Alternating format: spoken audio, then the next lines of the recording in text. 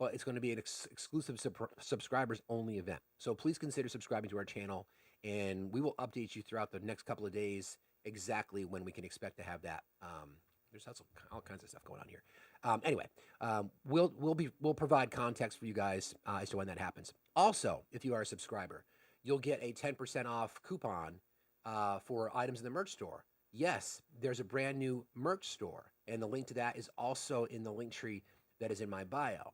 If you are a subscriber, 10% off anything in the store. Items similar to this, and there's a whole bunch of other things. And I would encourage you to check out the petting zoo, because there is a very special item in the petting zoo. All right, so all that being said, we've got a lot to take care of today. There is all kinds of breaking news, but first I want to remind people, our friends that are in Florida, or if you know family or friends or loved ones, especially in the Tampa area, I would encourage them strongly to evacuate. They have been basically ordered to evacuate. Of course, that's an interesting thing to do, but I hope that people can just heed the warnings of their officials and just get out of there, because Milton is a massive storm and it's barreling down on the state of Florida. And I want people to get out and get safety. And please, please, please, please protect yourselves, your families, grab your pets, grab your medications, do whatever you need to do. All right. Let's take a look at the polls, since this has been our daily kind of thing. So it's maintained a pretty steady percentage as of yesterday. Kamala Harris maintains that 2.6% lead nationally. I keep looking at Pennsylvania, because and by the way, my prediction for the election will be tomorrow. I'll display my thoughts on the electoral count, on the electoral votes. The lead in Pennsylvania is 0.4%. It's hovered between 4 and 6% for the last month or so. Pennsylvania is the game. It's the whole ball game. She wins Pennsylvania, she'll win the election. It's pretty much that simple. All right. So, in case you hadn't heard, there is a new book that's scheduled to come out. I think that poll is a little bit slight too. In case you hadn't heard, there's a story that's coming out, or a new book from Bob Woodward. Bob Woodward, famous for many people, All the President's Men. He's the guy, Woodward and Bernstein. They broke the Watergate story. He's also infamous for having interviewed Trump regarding the Woodward tapes, it was called, and that's when he revealed that he knew COVID was more serious than he was telling the American public. All kinds of things. So everybody tap and share. Let's get out to the FYP and join our team. Everybody please engage quickly. All right. So in this book that's due to be, it's called War, and it's due to be released next week. And I'm going to try to paint an entire web for you, because there's so many things, and I've spent a lot of time over the last 24 hours trying to, piece all these things together, and a lot of it has made sense. I mean, long story short, Donald Trump's a traitor, and we have more and more evidence. Bob Woodward cited an unnamed aide saying that Trump had spoken to Vladimir Putin as many as 7 times since leaving the office. Multiple sources say that they cannot confirm that report. So this is reporting, right? And I'm sure that the more and more information that comes out about this, the more and more details we'll learn. I'm just going to read you some elements of the story, because I think it's the easiest way to tell it is to kind of make sure that we don't miss anything. So just weeks ahead of the election, Americans are once again being confronted with a familiar, if vexing, question that has been definitively resolved, that has never been definitively resolved. What is up with former President Trump and Vladimir Putin when they're not out horseback riding together? 8 years, almost to the day, after American intelligence agencies publicly warned voters that Russia was trying to interfere in the 2016 campaign. I've got some audio that I'll play for you in a little bit. A new attention-grabbing book on Tuesday revived the mystery of the relationship between the two by reporting that they secretly have been in touch over the last few years. The book, by journalist Bob Woodward, cited an unnamed aide saying that the former president and current nominee had spoken with Mr. Putin as many as 7 times since leaving office in 2021, even as Mr. Trump was pressuring Republicans to block military aid to fight Russian invaders. So here's our first little detour. We know the amount of pressure that Trump has been putting on Republicans. We know the rhetoric that he's been sharing on the stage, right? So he's been having conversations with Vladimir Putin, allegedly. These will be confirmed, I'm sure. Meanwhile, telling congressional Republicans to block any future aid for Ukraine. I have some audio that I think speaks to that, and there's an interesting sort of parallel here. So just listen to this. So this was at a rally he did a few months back.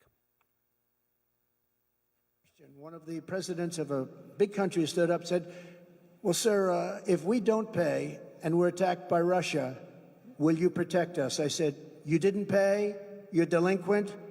He said, yes, let's say that happened. No, I would not protect you. In fact, I would encourage them to do whatever the hell they want. You got to pay. Okay. So, again, part of the story here, we'll get back to the New York Times report. Part of the story is that he was having these secret meetings, allegedly, with Putin. Meanwhile, telling congressional Republicans to stop supporting Ukraine. Meanwhile, he's going on stage publicly in this conversation about NATO, saying that if NATO doesn't pay up, right? Again, this whole bullshit. If NATO doesn't pay up, he would tell Vlad to do whatever he wanted to do. So, are these things a coincidence? I mean, are they a coincidence? First of all, the lies that have been told about NATO that he continues to tell. This is exactly what we've been warning people about for decades, about Russian influence, Donald Trump's being leveraged by the Russian government for whatever way. It's obvious the more and more we see it. These are the kinds of things that we're talking about. So let's go back to the story. Again, this is from a forthcoming book. Where is it? Hold on a second. Forthcoming book by Bob Woodward, entitled War. It's due out, I think it's next week. So, get it wherever you get your books. The book by, here we go. Okay, so the book by journalist Bob Woodward cited an unnamed aide saying that the former president and current Republican nominee had spoken with Mr. Putin as many as 7 times since leaving office in 2021, even as Mr. Trump was pressuring Republicans to block military aid. The book also said that Mr. Trump, while still in office in 2020, sent COVID-19 testing equipment to Mr. Putin early in the pandemic for his personal use. Think about that for a second. And then we have reporting from Vox, from Politico, from Reuters. I pulled all this information together because the Trump administration, during the early stages of COVID, when there was limited supplies of testing equipment and ventilators, were literally refusing to accept orders, in particular from blue states. So we've got a story from, let's see if I can find that. This is from Vanity Fair. Jared Kushner let the markets decide America's COVID-19 fate. First-person accounts of a tense meeting at the White House in late March suggested that President Trump's son-in-law resisted taking federal action to alleviate shortages of equipment and help Democratic-led New York and other blue states. Instead, he enlisted a former roommate to lead a consultant state to take on the deep state, with results ranging from the Eastman Kodak fiasco to a mysterious deal to send ventilators to, wait for it, Russia. So, you follow the web with me so far? Everybody get that? Trump telling Putin, or alleged, having conversations, covert, secret conversations, out on the trail saying, I'll let Vladimir Putin do whatever the hell he wants if you're not paying up with NATO, which means, again, take over Ukraine. He has said publicly that he would end the war in Ukraine in 24 hours, and that would be literally handing over the territory that Vladimir captured because he would no longer support funding. We've got him handing over ventilators and testing equipment. It gets a little bit worse than that. Ventilators and testing equipment.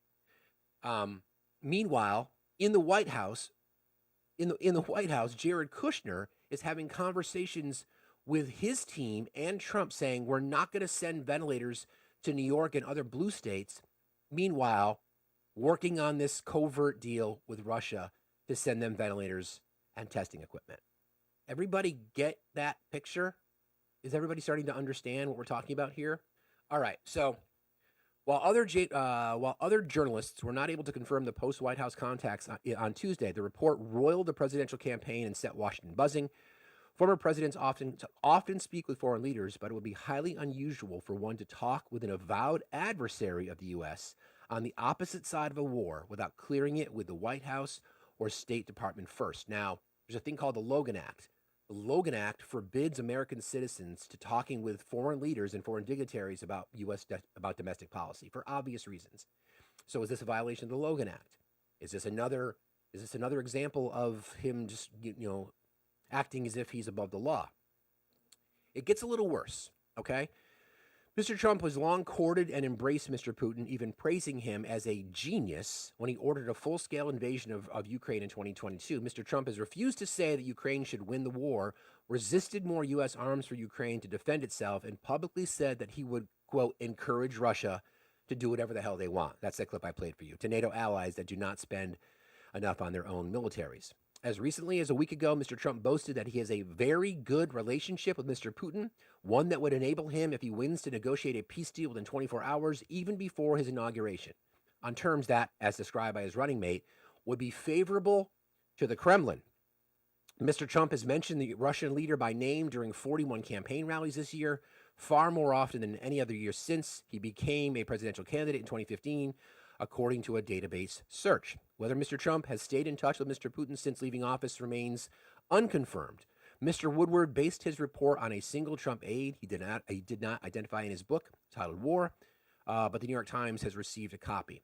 The aide described being ordered out of Mr. Trump's office at his Mar-a-Lago estate in Florida in early 2024 so that the former president could take a call with Mr. Putin. The aide told Mr. Woodward that Mr. Trump had spoken with Mr. Putin multiple times since leaving office, perhaps as many as 7, according to the book. The aide offered no further details, and Mr. Woodward acknowledged in his book that he could not verify it with other sources. 20 current and former Trump and Biden administration officials and career intelligence officials reached by the Times on Tuesday said they had no knowledge of any contacts between Mr. Trump and Mr. Putin in the years since, although several said it was not inconceivable. The part that really kind of gets me, see if I can find that. Where is it? It has to do with the COVID specifics. Where is that? Everybody, please keep tapping and sharing the live. I would really appreciate you guys. Let's get this out to as many agencies as possible. I'm sorry, many agencies. Yeah, many people as possible. There's comments in there about how Mr. Putin, who is always afraid of getting sick, where is it? After reports about Mr. Woodward's book on Tuesday, Vice President Kamala Harris criticized Mr. Trump for being too close to Mr. Putin, citing the provision of COVID testing equipment. Everybody was scrambling to get these kits. This guy, who was a president of the United States at the time, is sending them to Russia, to a murderous dictator for his personal use. By the end of the day, her campaign had put out social media ads. They're all over it. Mr. Putin, here you go. Much attention focused on the book's reports about Mr. Trump sending Mr. Putin what were then very rare Abbott point-of-care COVID test machines. Mr. Putin, who's been described as particularly anxious about being infected at the time, urged Mr. Trump to, quote, not publicly reveal the gesture because it could damage the American president politically, according to the book. Quote, I don't want you to tell anybody because people will get mad at you, not me, Mr. Putin reported. Again, friends, we talk about the October surprise. We talk about the levels of corruption. We talk about every single time there's a story that comes out where there's smoke, there's usually fire. One of the reasons that I think that there is a lot of legs to this story is because we know Trump responds to things as they come to him, right? We know that he uses Truth Social to address all kinds of nonsense. Whatever it is, he's going to be out ahead of it. So I went to Truth Social today. I go there so you don't have to. You're welcome. By the way, I'll remember to do that in a second. Hang on. So on Truth Social, there is no posts about this at all. Not one reference to it. Not referencing the story. The Trump campaign basically came out and called Bob Woodward a hack. That's their response. No criticism, no saying the story is bullshit, just calling him a hack. Meanwhile, Donald Trump has praised Bob Woodward. He's given him access like he's given no other journalist. So the only thing that we see, and I think it's really funny, is this. And of course, we now have a new effect that we will use every time we talk about Donald Trump. Let's see, where is it? Well, there's this. Hold on. The worst response to a storm or hurricane disaster in U.S. history. With another one coming, our country cannot withstand 4 more years of these incompetent fools. The whole world is laughing at us. And then this one, anybody that cheats on the election is going to jail. Interesting, right? Telling on themselves. Okay, love to talk to anybody about this. Everybody, please continue to like and share the live. Just updated the link to our Discord. I know it wasn't working earlier, but please consider doing that. Everybody, keep tapping and sharing. Let's get this. Thanks, Blank. Everybody, let's keep this get this live out to as many people as possible because this is an important conversation that we need to have. So I also pulled some audio. I think this is interesting because I'll go back to the whole documents case piece because it's also related. Because if Donald Trump is having covert conversations with Vladimir Putin, and we know that he was in possession of classified materials at Mar-a-Lago. We know that he shared some of these classified materials with a reporter, with somebody who was doing a book on Mark Meadows. Can we draw some conclusions? Perhaps. Perhaps we can. But I think this part is the thing that is really, really interesting to me. Where is that audio? All right. So this was, remember that famous Helsinki meeting, right? So there was all these kinds of reports about election interference and responses to the fact that Vladimir Putin put out bounties on the heads of U.S. soldiers in Afghanistan. So this is some of the sound from that particular interview or that press conference. It was one of the most extraordinary moments between an American president and a Russian leader. Their meeting framed by Friday's Justice Department indictment of 12 Russian agents for election meddling and the judgment of U.S. intelligence agencies, including Director of National Intelligence Dan Coats, that Russia interfered. President Trump asked, who do you believe, President Putin or the U.S. intelligence community? His answer? People came to me, Dan Coates came to me, and some others. They said they think it's Russia. I have President Putin. He just said it's not Russia. I will say this. I don't see any reason why it would be. And the president complimenting an offer from Putin. Instead of turning over the indicted Russian agents, Russian officials would question the agents themselves, with special counsel Bob Mueller present. I have great confidence in my intelligence people, but I will tell you that President Putin was extremely strong and powerful in his denial today. And what he did is an incredible offer. He offered to have the people working on the case come and work with their investigators with respect to the 12 people. I think that's an incredible offer. Tonight, the president's own intelligence chief, Dan Coats, shot back with a rare rebuke. We have been clear in our assessment of Russian meddling in the 2016 election, and we will continue to provide unvarnished and objective intelligence in support of our national security. Critics like former Obama CIA Director John Brennan unleashing. It's something that is a disgrace, and that all Americans should be ashamed of that performance of somebody who holds the title of President of the United States. Election. So, big picture, right? Every single opportunity Trump has to defend Putin, he's done it.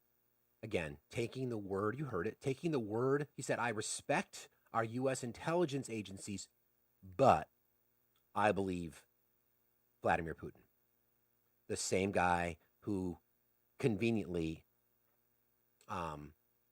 Alexei Navalny went missing, right? And then we ended up being unalived. Every single opportunity there is, he has bent the knee or kissed the ring or whatever else to Vladimir Putin. Now, MAGA, serious question. You're the ones that constantly say, America first. You're the ones that constantly say that Donald Trump puts our country ahead of everyone else.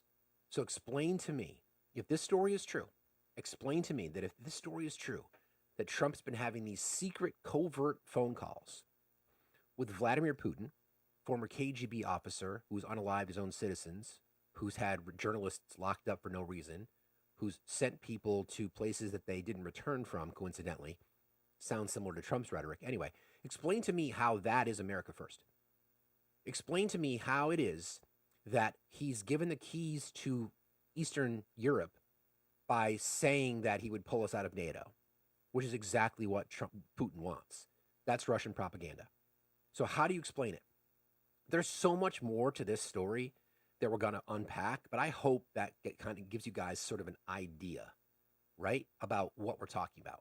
And I just want to go back to one thing because I think it's critical that we don't forget this because of the fact that, again, I'm not a conspiracy theorist, but when you start to pull on little threads, now, Aileen Cannon, the judge in Florida, of all the cases against him, that one is an absolute slam dunk. And Trump knows it too. And the fact that she was a Trump appointed judge, she dismissed the case. That case will go back up. Jack Smith will win the appeal at the appellate. That case will be back on the docket. And when he loses in 26 days, you will see how quickly that case will run. Now, who knows? Is Aileen Cannon compromised? I don't know. But he sure is. There's no question that he's compromised. There is no question about it. So let's remind people of a few things. If he can share classified information with strangers, then don't we think can't we draw some conclusions that perhaps there's a little bit of, nefarious hand holding or whatever else holding? Don't forget, there's that story about the pee-pee tape, right? That he didn't want released. There was a business deal for Trump Hotel in Moscow. All these things that came out. The Mueller report had numerous connections to Russia. And we know that right-wing Russian television has supported by paying right-wing social media influencers in the U.S. to spread Russian propaganda. They got busted. Are you guys starting to see the picture here? We've been saying this for a very, very, very long time. Extremely long time. And all of this information has come down to a few simple truths, in my opinion. That Donald Trump is leveraged, that Donald Trump is a traitor to this country, that Donald Trump would sell us out in a second if he hasn't already. So I want to play this audio as a reminder. These are bad, sick people. That was your coup, against you. Well, it started right at the like beginning. when Millie's talking about, you were going to try to do a coup. No, they were trying to do that before you even were sworn in. That's right. Trying to overthrow your election. Well, with Millie, let me see that. I'll show you an example. He said that I wanted to attack Iran. Isn't it amazing? I have a big pile of papers. This thing just came up. Look. This was him. They presented me this. This is off the record, but they presented me this. This was him. This was the Defense Department and him. Wow. We looked at some. This was him. This wasn't done by me. This was him. All sorts of stuff. It's pages long. Look. Wait a minute. Let's see here. Look at that. Yeah. I just found, isn't that amazing? This totally wins my case, Except it is like highly confidential, secret. This is secret information. But look at this. You attack, and Hillary would print that out all the time, she'd send Private it. No, email. she'd send it to Anthony Weiner, Laughing about it. the pervert. Please print. By the way, isn't that incredible? Yeah. I was just saying because we were talking about it, and he said he wanted to attack Iran and what. These are the You did. papers. It's pretty This was done by the military, given to me. I think we can probably, right? I don't know, we'll have to see. Yeah, we'll have to try to Declassify. figure out it. See, as president, I could have declassified Yeah. it. Now I can't. Truth hurts, right? And here's the weird part about it. I just sort of thought about this. The right and MAGA in particular have gone full on psycho in trying to connect Joe Biden to crimes, right? All the investigations and the millions of dollars the taxpayers have spent, all to have it point to nothing. Claims that he's taken money from China and all this other kind of shit. And you guys get all up in your feelings about Hunter's laptop and the whole 9 yards. And yet, here we are,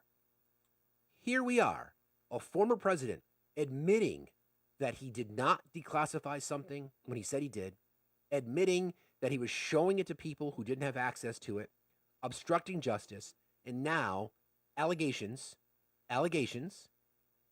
of covert conversations with Vladimir Putin, giving him very scarce testing equipment because Putin, his friend, was concerned about getting sick.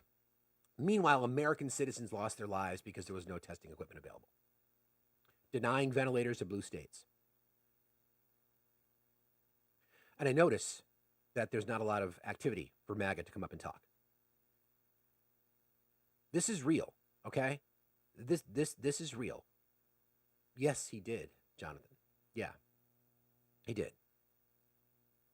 He did. You probably don't know that, but we have reporting on that. So you can come up and talk to me about it. That's the irony, right? That's the irony. These things that don't get reported in their safe spaces.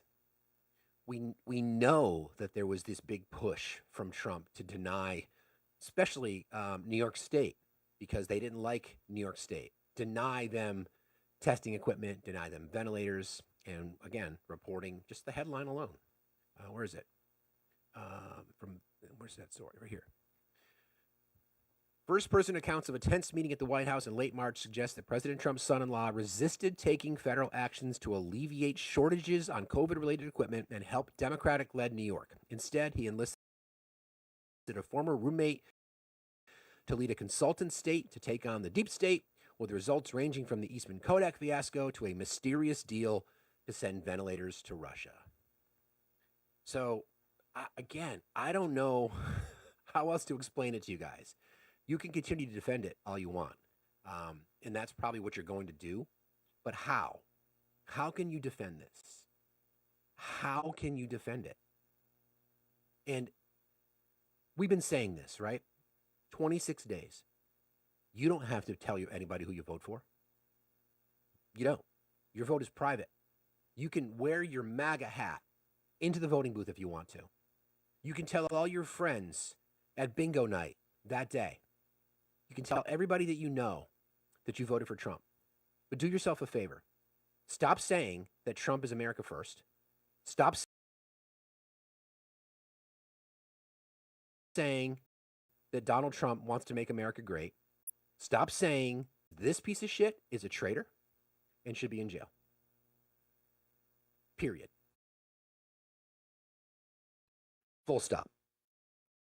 Everybody keep tapping and sharing. Let's get up to 100K as soon as we can. Hey Lola, how are you today? I'm amazing. It's only like 5:30 where I am at. I'm on Washington State. I am voting Kamala, and I'm a recent switch. Like Really? last month. Really? Yes, sir. What was it? What was the final piece? The final piece. Oh well, I don't want to get too deep into my stuff, but Okay. Abuse, and like I was raised in just that culture. I was indoctrinated. I was everything.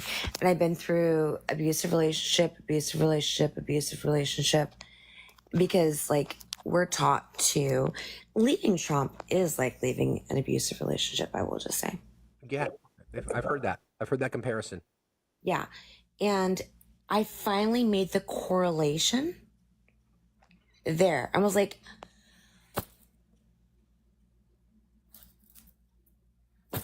yeah. So Yeah, well, I'm glad you're here. Thank you for making that switch. I appreciate you. being here and talking and like being a voice that other people can hear and having positive conversations, because this is another part of it. Because I started coming on, because like I've been on TikTok for like a couple of years, but like just hearing these kind of conversations really kind of like breaks it. And it's something tough to break. I love y'all. I love. Thank you, Lola. I appreciate that. Thank you for getting up so early and talking about this, talking with us about this. I think these conversations are really important. I appreciate you very much. And welcome to the correct side of history. Appreciate you. Facts, right? Have a good day. You too, sir. Thank you. Bye. So that's a really good point. I found this little clip, this little statement that I think is real. A smart person will change their view if new information contradicts their belief. An indoctrinated person lacks this ability. They are conditioned to dismiss facts. So yeah. So we're going to bring up Nikki. She's going to do some mod announcements, and then we'll get back into our conversation this morning. Hi. Hello, how are you? I'm good. How are you? You want to go on a horseback ride? No, I'd rather get walked on by the horse. Thanks. Nikki sandwich right in here. I just ate. God. Ugh. I'd rather play baseball for the Red Sox. Wow. Yeah. Wow. Okay. Yeah. Anyway, Everybody moving knows on. I'm a Yankees fan. He's a Red Sox fan, so we do this all day long. Especially now that, Moving on. It's matter. We're in the playoffs, but Nothing. I have the disconnect button. So guys, we have 634 people in here, which is actually pretty low for us usually in the morning. So if you guys can actually put your hand on the middle of the screen and you'll see a menu come up. If you can share all the way down the menu, that's about 50 people that will go down to, look, Headhunter says go Yankees. You can share about down 50 down the people. Or if you don't have anybody that you'd like to share it with, or you already did share it, if you guys could click the copy link, that also counts as a share. It just shows engagement in the FYP, so it keeps us out onto the FYP and in engagement. There's a heart me right up at the top. If you can click the heart me, it sends one. It's a cost of 1 coin. What it does is also boosts the live. It keeps you, and it says that you join the team, and you get like a special, I think, emoji or something like that. Talking about emojis, we have updated and we are getting new ones this week. We have some really cool ones coming. So if you want to join the FactsStillMatter crew, you should subscribe. We have awesome ones. And on Friday, we will be streaming in the Discord, excuse me, in the Discord, in our subscribers only thing, we will be watching The Apprentice. And I cannot wait because the oh my god, the trailers are insane for this movie. Yeah, so what we're talking about, so again, we because I joined the Kickstarter, so people who were part of the Kickstarter campaign get to stream the movie, but I think intentionally, because I think they're trying to make sure that they've got the release taken care of. So we will get the stream on Friday. It's like the stream is available for 1 day. So I don't know yet when we get it, but we will update our subscribers as soon as I know. Hopefully they'll tell us tomorrow. The only way that we can do it is through this stream. And if you want to participate, it's a subscriber only event. So please subscribe. You'll find the information in the subscriber section of our Discord. And also while you're there, you can get 10% off any items in our brand new merch store. The link to that is also in the link tree. So there you go. Okay. Have a wonderful day. And guys, keep tapping because I'd really like to see it. We should be like way over 100 by now. And the shares are not moving. There's 622 people in here. I need everybody right now to just click copy link. So that goes to up 622 people. So it goes over 1,000 just like right now. Thank you so much. Thank you, Bye. Nikki. And Bye. Whoever just gave me 100 coins oh my God, that's a hippo. That's cute. Thank you so much. Thanks, Nikki. Bye. Yeah.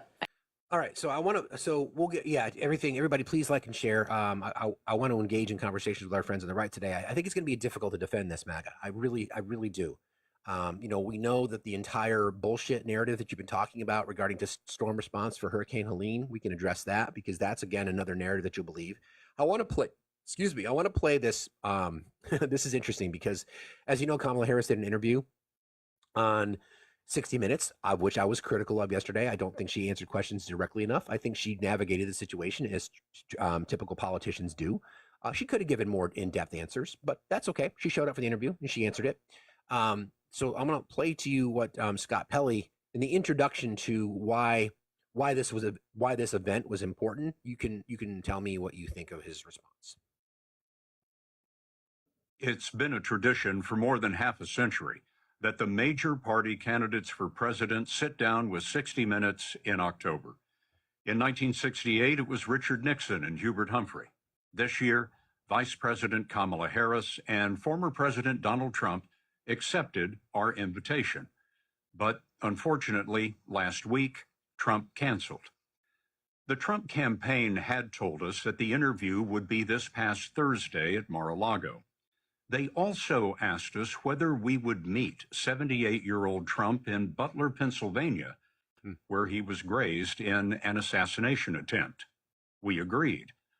On September 9th, Trump's communications director, Stephen Chung, sent a text that read, quote, "I'm working with our advance team to see logistically if Butler would work in addition to the sit-down." Sit-down meaning the interview in Florida.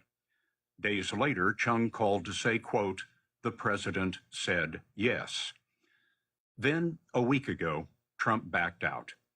The campaign offered shifting explanations. First, it complained that we would fact-check the interview. We fact-check every story. Later, Trump said he needed an apology for his interview in 2020. Trump claims correspondent Leslie Stahl said in that interview that Hunter Biden's controversial laptop came from Russia. She never said that. Trump has said his opponent doesn't do interviews because she can't handle them. He had previously declined another debate with Harris, so tonight may have been the largest audience for the candidates between now and Election Day. Our questions addressed the economy, immigration, reproductive rights, and the wars in the Middle East and Europe. Both campaigns understood this special would go ahead if either candidate backed out. What's he hiding? Right? He, first of all, complained that they were going to be fact checked. J.D. Vance did the same thing during the vice presidential debate. You'll recall? Wait, I didn't know you were going to fact check me. You mean I can't just sit up here and lie with my mascara on? I had no idea. Donald Trump said the same thing. Didn't want to be fact checked. So, MAGA, did you hear that? Right? Did you hear that? The person that you want to vote for president is afraid to be fact checked because he just wants to lie to you and he wants you to continue to believe it. That's embarrassing. That's embarrassing. How gullible are you? So this is my conclusion with all this stuff. You are either willfully misinformed of who this guy is because your willful ignorance connected to Trump because you just live in your little bubble. It's either that or you don't care. So which is it? Let's stop claiming you're a patriot. Stop claiming you care about your country. Stop claiming that you care about rights, liberties, and freedoms for all. You don't if you vote for him. If you vote for him, it's a vote for him. If you vote for him, it's a vote for other autocrats around the world. If you vote for him, it's a vote for the destruction of our democracy. You think it's hyperbolic? Jump in the box. We can talk about it because that is the reality. Exactly. If you thought giving our COVID tests to Russian President Vladimir Putin because Vlad was afraid to get sick, he's a known germaphobe, literally giving our testing equipment away to Vlad. Nice, right? Really nice. Crazy. Good morning. Is it Valar? Yes, good morning. How are you? I'm fine, thank you. How you doing? I'm good. Yes, I'm just touching base off what you were saying, and it's just crazy how you were saying that they didn't want to get fact checked because, that's exactly what they want to do. Create stories, so people can just believe it. Yeah. And it's just crazy because I don't know why they keep defending Trump. No one is perfect in this world. That's one thing I would say. But, if Trump really wants to change, then he should be doing things, to try and bring people together instead of always trying to constantly divide people. That's his issue. No one is perfect. He has his own issues. He's a felony. He did what he did. He has to own up to it. You would think he would take a different path, but he's still doing the same things. And people are still constantly, defending him. I'm like, this guy is a stranger to you. He doesn't even know you. He doesn't care about you. Doesn't care. And for you to defend him for every single thing he does, would you stand up for your own family member like that? He lies to you and you believe it. It's just insanity. They keep doing the same thing over and over again and expecting different results. Right. With this hurricane going on, Republicans in Congress, instead of getting together, this is when people need to come together, when people are down, but they're on vacation instead of helping the people. But people constantly go around blaming Kamala. Oh, well, you're only giving $750 to the people. No, these Republicans can help, but they choose not to help. That's correct. You know, so it's That's just correct. crazy to me that these people constantly defend Trump. You know, they just need to wake up because, you know, and then I hear people complaining about Kamala's policies. Oh, well, you know, why is she going to give $25,000 to people? No, no, no, no, no.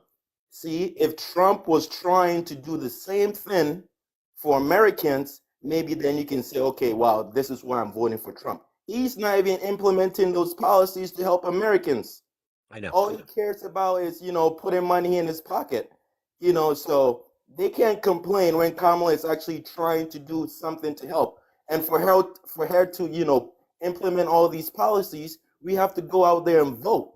Vote all these people out that currently don't want to help. Vote them out if you That's need right, help. Villar. I appreciate you jumping in, friend. I do. You're right. I feel your energy, brother. I mean, please be sure you have your plan on election day, or if you're going to mail in your ballot, please do that and bring a friend. Thanks for being here, friend. I appreciate you very much. You have a good day. Just a couple of other little things. I wanted to pick up on something that he said. We still see the continued lies coming from the right, specifically as a response to the disaster, because they want to use natural disasters to kind of point blame, to finger blame.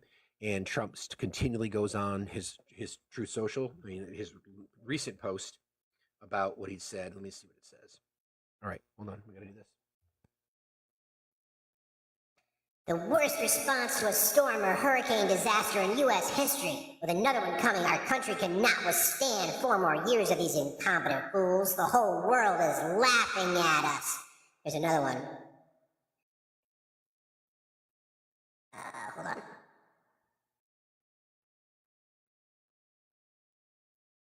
I guess that's it. Anyway.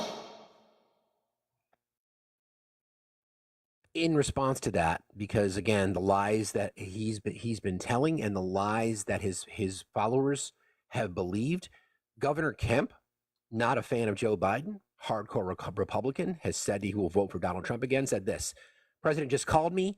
He just said, hey, what do you need? I told him we've got what we need. We'll work through the federal process. He offered that if there's other things that we needed, just to call him directly, and I appreciate that. Governor Glenn Youngkin, again, a future Republican nominee for the presidency, most likely. I'm incredibly appreciative of the rapid response and the cooperation from the federal team.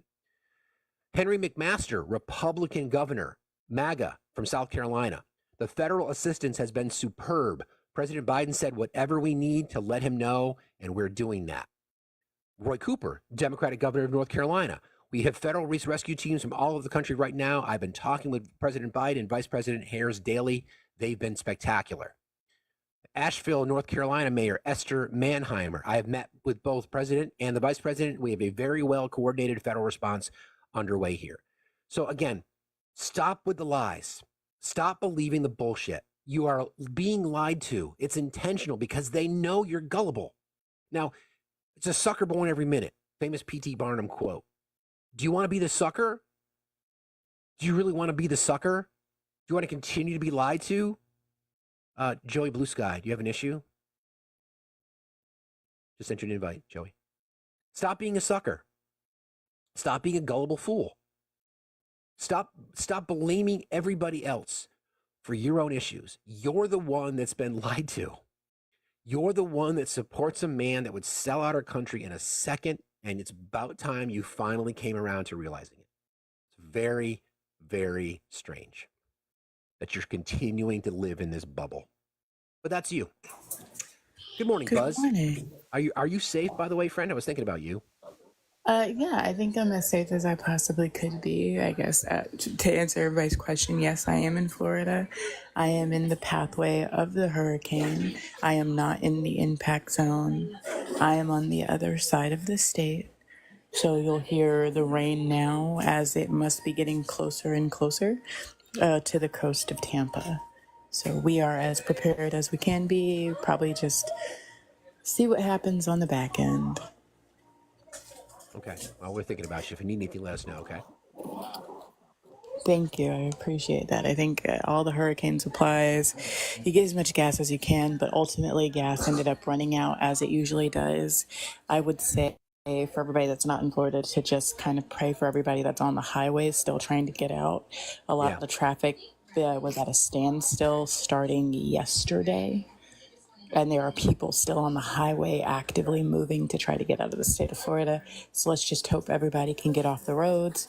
But as we know, being in Florida forever, all the people that have moved here that are not native to Florida, have never experienced this before, oftentimes panic last minute and they get on the highways and go. So if you are in a panic and you're planning on leaving today, I would say at this point, it's probably too late. Find a shelter. That would be the safest way to go. Good advice. And heed the warnings of your local officials. Don't be a hero. For sure. So you were having this conversation earlier, and someone hit the nail on the head. And I can say this as someone who is sitting in Florida actively under hurricane watch now. Governor DeSantis refused the extra funding for hurricane relief aid. And as a matter of fact, at the press conference, because we have them all throughout the hurricane, he stated that everything they asked for, they got. That's how he obfuscated answering the actual question. He said that everything we asked for, we got. For people that don't understand how detrimental this is to the west coast of Florida, there were still streets lined with debris. There are still neighborhoods that are underwater. There are still people that have not been accounted for. There is so much property damage on the West Coast, and none of this has been picked up and collected. Yesterday, people were praising him for having a brigade of dump trucks driving down the road in Tampa. And again, this was yesterday.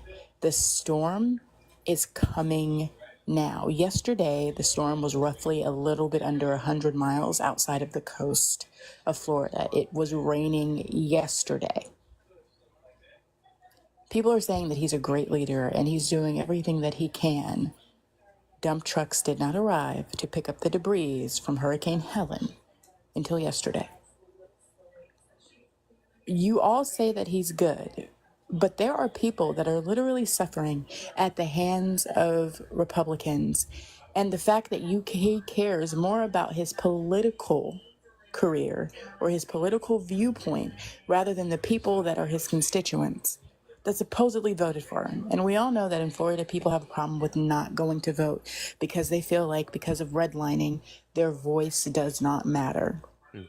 What I would hope for, looking at the instances of natural disasters, is that people look at what happened in Georgia when people just went out and exercised their right to vote, regardless of the redlining, regardless of the doubts and everything that they've been taught by generations that their vote doesn't matter. Georgia showed up and showed out and contributed to the 82 million people that voted for Robinette in our last election year. Robinette, I love that. People in Florida, please heed this warning. Jimothy is not going to save you. Jimothy's ideology, Jimothy's corruption of the Republican Party, Jimothy's refusal to tell the truth or to be told the truth, even if he genuinely believes the things that he's saying, because clearly he doesn't, evidence-based by what happened with 60 Minutes. Right. Because even with Kamala being on 60 Minutes, the interview was hard but fair. And that is what I expect from 60 Minutes. I expect them to ask you hard questions. I expect them to fact check in real time so misinformation is not spread. That is the kind of journalism that I expect from 60 Minutes.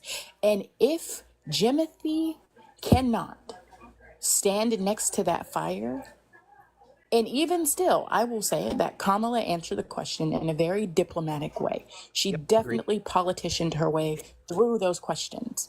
She wasn't as open, but she was direct. If Jimothy doesn't have the capability, if Jimothy doesn't have the capability of at least being a quality politician, a capability to answer questions directly, even if it is a political stance, then maybe you should ask yourself why you believe anything that comes out of his mouth on a regular basis. Preach. And it's probably why you're not finding them today, They're hiding from themselves because, once again, Timothy Trump has embarrassed them. Yep. Again, asking his And that is all followers, that. the expectation that his followers will constantly defend him, constantly, no matter what he does, no matter, we know we'll have a new emo in our subscriber section, the decoder ring, because so often people come up here, well, that's not what he meant. He didn't mean that. Well, okay, maybe you should stop expecting him to mean things differently and listen to the words that he's actually saying. That's the whole. Yeah, there you go. There's the Trump decoder ring. We have it. There you go. So people need to.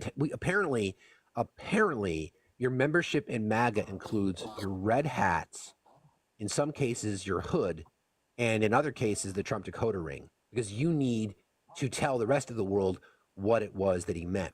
When he says he wants to terminate the Constitution, oh, but that's not what he meant. When he says he wants to lock people up for expressing their First Amendment right by burning the American flag, well, that's not what he meant. When he says that Like, how Vladimir many Putin, times? when he idolizes Vladimir Putin and calls him smart and a genius for the invasion of Ukraine, that's not what he meant, right? How many times can you read between the lines? If you are expected to read between the lines of someone that's supposed to sit in one of the most powerful positions in the world at the head of the United States of America, and you have mixed reviews on what he's actually saying, because even people a part of the MAGA party can't agree with what's being said, therein lies a problem. If And you have to just just as a reminder, this is from the Brainiac MTG. Yes, they can control the weather. It's ridiculous for anyone to lie and say it can't be done. the follow-up tweet about drinking raw milk Yeah, is really what exactly. sent me over the edge. I will be the first. I admitted this yesterday. Every year, I give myself one annual disparaging tweet. And I gotta say, she almost got me twice. I almost disparaged her for the comment about the weather, and I almost disparaged her for the comment about the raw milk coming out of a mason jar. And then I thought, you know what? Natural selection will do its job. I'm not using my annual disparaging tweet before Christmas time. I refuse to let them get me. Well said. Thanks, Buzz. Be safe, okay, friend? Keep us posted so we know you're all right down there. Thank you for having me. I appreciate it. Enjoy the rest Always. of your morning. Bye-bye. Thank you too. See you later. Everybody, please keep liking and sharing. We need a little bit more activity up here. Please consider joining the team. And again, as a special notification to potential subscribers, if you'd like to subscribe to our channel, not only do you get access to the cool emotes, you'll get permission, or your permission will be granted to join the subscriber only channel in Discord. Otherwise, our Discord's open, but this section is for subscribers only. You'll get access to the Apprentice stream when we do it, likely this Friday. The new Apprentice movie that won numerous awards at the Cannes Film Festival. The Trump team has been desperately trying to keep this movie from going out, because this goes back in time to the 80s when Trump was trying to make his mark in the New York real estate world, when he brought in Roy Cohn, who was a Mr. Fixer, who was corrupt, who was connected to his dad. That's around the same time that there was a heavy amount of Russian influence. And if you read the book American Compromise, they talk about the reason that the KGB, the Russian government, targeted Trump was because of his narcissism, his gullibility, and the fact that he's not too bright. So we have a subwave, friends. Please participate. Appreciate you guys very much. All right, let's bring up a few people. I see Olive will bring you up in just a few minutes. Keep tapping, friends. Liking and sharing is key. Let's do that. Let's get her done. Shab, how are you today? Shab, are you there? Shab 44, are you there? Hey, Shab 44, are you there? I guess not. So here's the call to you, MAGA, because I know a lot of you are in the chat and you're scrolling through. Defend it. You guys say that Trump is the guy, Trump is the man, Trump is the one to put America first. Defend it. That's what I'm asking you to do. And I don't think you want to, because I don't think you can. I really think you may have reached the point where in your quiet time, when you're curled up with your Mad magazine and your Pop-Tarts, you are disgusted by what Trump says, and you feel burned, and you feel jilted, and you feel taken advantage of, and you don't want to admit it. You just You don't want to admit it publicly because the second you do, the entire world, your entire belief set shatters around you. When we talk about cult behavior, this is the kind of stuff that we talk about, right? This is the stuff that we talk about. When you're in it, the cult can do no wrong. The cult leader can do no wrong. The people in the cult can do no wrong. It's everybody else on the outside. So when you start to question it, when you start to truly question it, then all of a sudden that belief set goes away. Our first guest of the day, I think her name was Lola, talks about it's the same thing when you're leaving religion. When you decide to leave religion, that becomes an entire, your world blows up around you. And I want to read that quote again because I think it's really, really relevant and I think it really hits home. Where is it? Hold on. I saw it somewhere. A smart person will change their view if new information contradicts their belief. An indoctrinated person lacks this ability. They are conditioned to dismiss the facts. I don't know what else we can do to try to help you, but it may be too late. So history's going to move forward. Kamala Harris will be the next president, and you guys will be left in the dustbin of history. Hi, Bonnie. How are you? Hi. I'm good, thanks. How are you? Doing fine, thank you. Love What's the on your nails, mind? by the way. They're very Thank you. nice. Appreciate that. Thanks very much. I am a social worker and I work in the ER a lot and get a lot of people who are mentally ill. And I fear for Trump's mental health. He only knows his spiel. He can't answer questions, as we saw on the debate. He goes onto his MAGA rants and he doesn't answer questions. And even when they were saying the same thing about Biden answered questions. Yeah, he had some difficulty speaking sometimes, but he is older. But he doesn't answer questions. And I do this when I interview people in the ER. You ask them a question and they go off on a tangent on something else. That's a clear sign of some type of mental health issue. And I worry about that, especially if he gets into the White House again.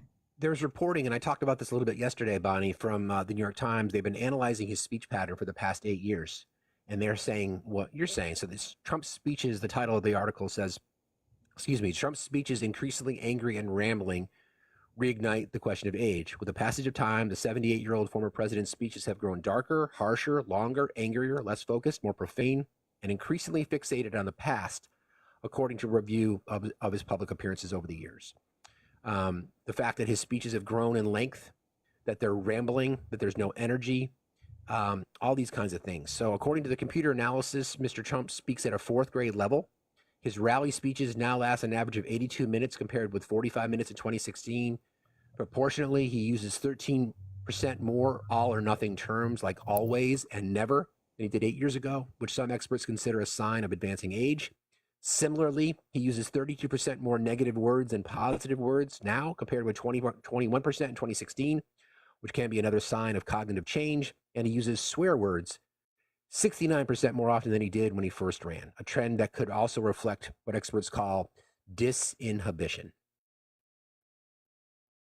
Are you familiar with that term? He's got some mental issues. And seems like it. I wish that the people on the right could see that and understand that this is not good for us. No, it's not.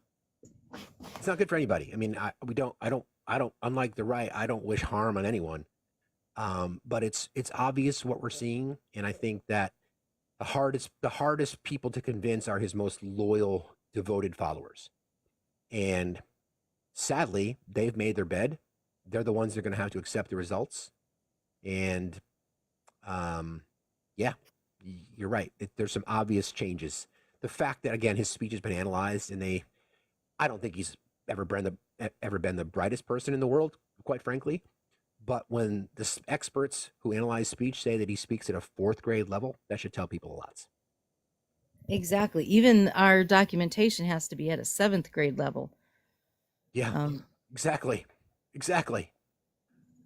But that's what we see. But thanks for jumping in, Bonnie. I appreciate you very much. Thank you have a good day. You too. All right, Bye. Bye. All right. All right, friends, let's see if we can get to 1,000 followers or 1,000 people in the live. So let's keep pumping this out to the FYP. You know the drill. Hi, Olive. How you doing? Good morning. Wow. I'm here. I'm waking up. It's funny you talk about Youngkin, right? Being in the lovely state of Virginia, we're not going to be affected much by Milton that much. It's more hitting us very south. But usually what happens is we get a lot of rain. And specifically where I live in Virginia, we are prone for flooding. And I'm going to give you the actually, keys to the. I'm going to give you the keys for a second. I've got to run and use the bathroom. oh, I'll be right back. okay. So I'm in You charge. drive. Cool. I'm driving. This is great. So yeah, I live in the state of Virginia. And when it rains, like in aftermath of a hurricane, we get a lot of the rain. And Youngkin doesn't care. We're going to be dealing with a lot of flooding here shortly. So, but if you are in Florida and you're staying, make sure you stay safe. I saw Buzzy was up in here. Buzzy, stay safe. There's a lot of other creators on here that need to stay safe. So stay safe as much as you can. Um, I don't know what else, guys. Young driver who has the insurance. I have Geico. I have a little gecko, so I'm driving. But keep tapping the screen, share the live, be kind, be nice. Yeah, it's really ironic how a lot of these right-winged individuals are talking so highly of Trump, and he really doesn't have the authority to do anything like this. He's not the president, guys, just so everyone is aware. Thank you, Rip Liddy. My day as well. But no, that's where in VA. I live in Norfolk. I'm about 15 minutes outside of Virginia Beach.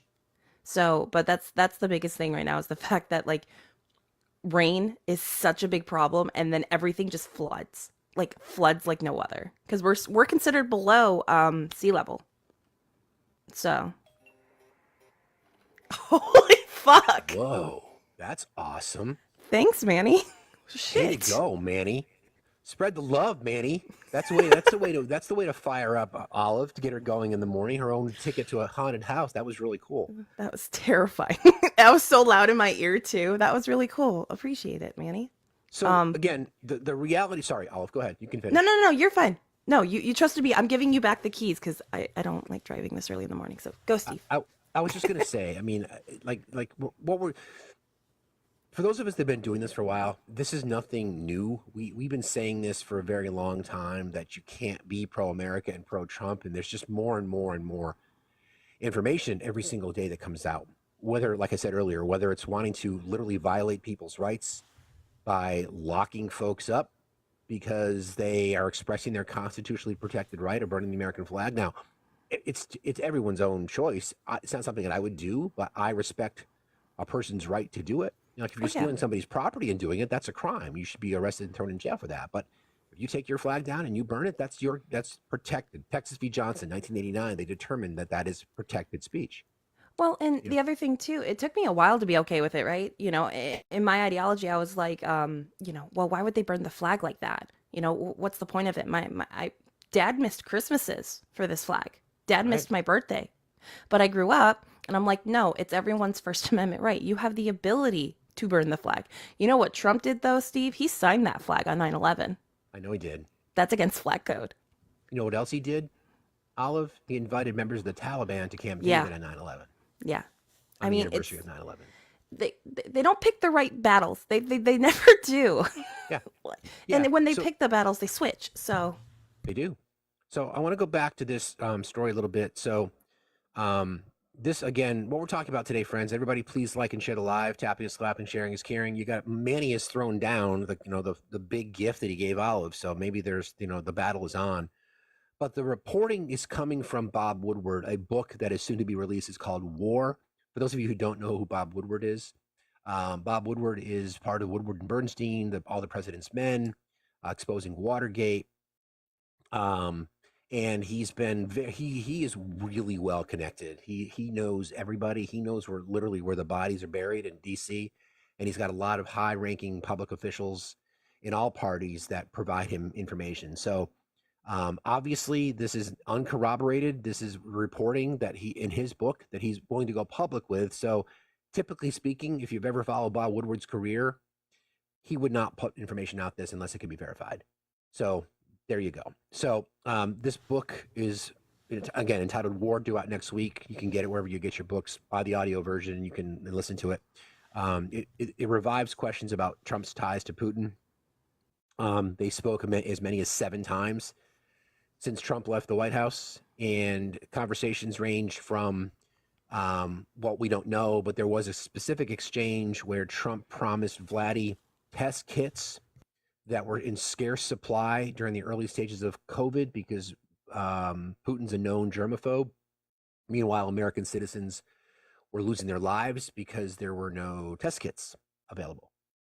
So that plus all the rhetoric regarding Ukraine, where Trump has stated that he would allow Russia to do whatever the hell they want, his words, not mine. You have to ask yourself, MAGA, ask yourself this question. You've got 26 days. Are you going to walk into a voting booth and vote for someone who is a traitor to this country? Because you cannot be pro-American and pro-Trump. You can't be. You can't be. So like I said earlier, it's either the willful ignorance or you don't care. So which is it? You know, when we're actually thinking about this, and especially since we're getting so close, like it's right there, guys. Like if you are not registered, you need to. I think there's still time for you to register. Vote.org or vote.org. You know, keep up on it. I registered early. I also voted early. I did an absentee ballot, so I already voted. I did my due diligence. I just didn't get my sticker, which makes me upset still. But having conversations with these people, especially those who are on the fence. Why are you still on the fence? Why? Genuinely, why are you still on the fence? There are so many things in front of you right now. You can look at Kamala's website for her policies. You can look at Trump's website for his policies. But again, you can't be on the fence. And we're under 30 days until the election. I think it's absolutely crazy to me how you can be like, I'm still kind of iffy. Why? Why are you still iffy? Why are you always still iffy? That doesn't make any sense to me whatsoever. Yeah, it's the fatriot thing. It's the people genuinely thinking that they are on the correct side of history, and this is what cult-like behavior does. Like I said earlier, it's the belief in the cult is all that matters. Any attacks on the cult are an attack on the individual. The cult could do no wrong. The cult leader can do no wrong. Now I know people in MAGA does not want to be considered to be part of a cult, but how else would you describe it? What more information do you need to have? So is the entire world in on a conspiracy? Is the entire world on these? Is everybody else denying the reality of what you see? I mean, where's the line for you? It's got at some point it's got to get old because every day you have to defend something that he does. Every day it's Jack Smith's not he's the one. He's the corrupt one. Never mind, it's Trump who's took the documents. It's Jack's. It's the judge in New York and D.C. They're the corrupt ones. Meanwhile, a Trump-appointed judge in Florida dismisses the case, and there's no corruption there. It's the justice system, the weaponized justice system. Meanwhile, he says when he gets back in office, he wants to use the justice system to go after his political rivals. Make it make sense. I don't even think they can at this point, or even when we try to make sense of it, it doesn't click. It doesn't stick because then you completely switch over to a different topic. They're walking hypocrisies. Facts hurt the Trumpers. They do indeed. Good morning, my friend. How are you? Good morning. How are you, Steve? I'm good, buddy. What's going on? Well, it's funny because you just hit the nail on the head with the cognitive dissonance that they have, that they don't trust what they hear or see unless the McDonald's Messiah says it. And so they are literally focusing on AI memes saying that he's down there waddling in the water, but don't understand when he's caught on camera giving out secrets. Right. It's amazing. And, and then they have this whole big thing. You've talked about it before, the 750. They just don't investigate. For 30 seconds, you can see it. It's been like that for years. It's a stopgap. Correct. Until they get the right stuff. It's not hard. It's not hard, and they're making this harder than it needs to be. Correct. It's like I have a 12-year-old son who digs in whenever one of his friends tells him something. We just had a conversation last week about, hey, my friend. Did you know my friend was shot? I'm like, what? Yeah, he was shot. No, he's 12. He was shot while he was in the city, and now his parents let him walk around with a gun. I'm like, buddy, that didn't happen. Be careful with some of our words, friends. Sorry. Yes, sorry about that. I'm like, buddy, that didn't happen. He's lying to you. And then he came home one day and said, my friend told me that there were lasers going into the sky. I'm like, okay, dude, you're not. There's nothing real about any of this he's telling you. And that's what Trumpers are like. They listen to something and then they just roll without any investigation. My 12-year-old is allowed to act that way. He's not voting. A 55-year-old man should investigate a little bit. Yeah, you bring up a good point, right? And we talked about this yesterday or the night before. I was on with my friend Cece for her panel, and I talk about overfunding public education. That would be one of on my wish list is going forward, to like overfund public education, because critical thinking is something that can be taught, and it requires the ability. I mean, there's examples. I've seen this. There's a Finnish school. I think it's in Finland. Their schools are great. They give people blatant lies, but they're believable, but they're obvious lies, and then the truth. And they ask them to do this critical analysis as to which one makes the most sense. And 9 out of 10 times, they navigated to the truth. So it can be taught. So the example that you're giving with your 12-year-old, I don't think it's too early to start teaching that kind of stuff at all, because this is what we see when we see people that are faced with the evidence. So much so, their only response is to say fake news. That's their only response. That's true. And it's funny because somebody just said in the comments, you should show them how to learn, how to investigate. And I do. I do it with all my kids, Mike. All three, my 12, 13, and 16-year-old, all get taught real life experience and how to investigate things before they make decisions. Yep. You know, my 16-year-old comes over home and says something about politics because he hears I'm in a very red area. And I'm like, hey, why don't we investigate that and see if that's real or not? And then we find out it's fake. So yeah, we do this all the time. I was just watching a report, I think it was on Sunday morning last week or this week, that there's a country, might be Finland, that they actually teach the kids in school how to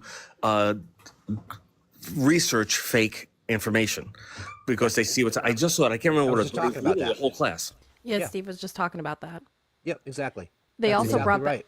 They also brought back physical books in schools in Finland as well, because they saw that physical books actually helps a little bit more and it also minimizes blue light, screen time, et cetera, et cetera. But they're also, it's really cool how Finland does it.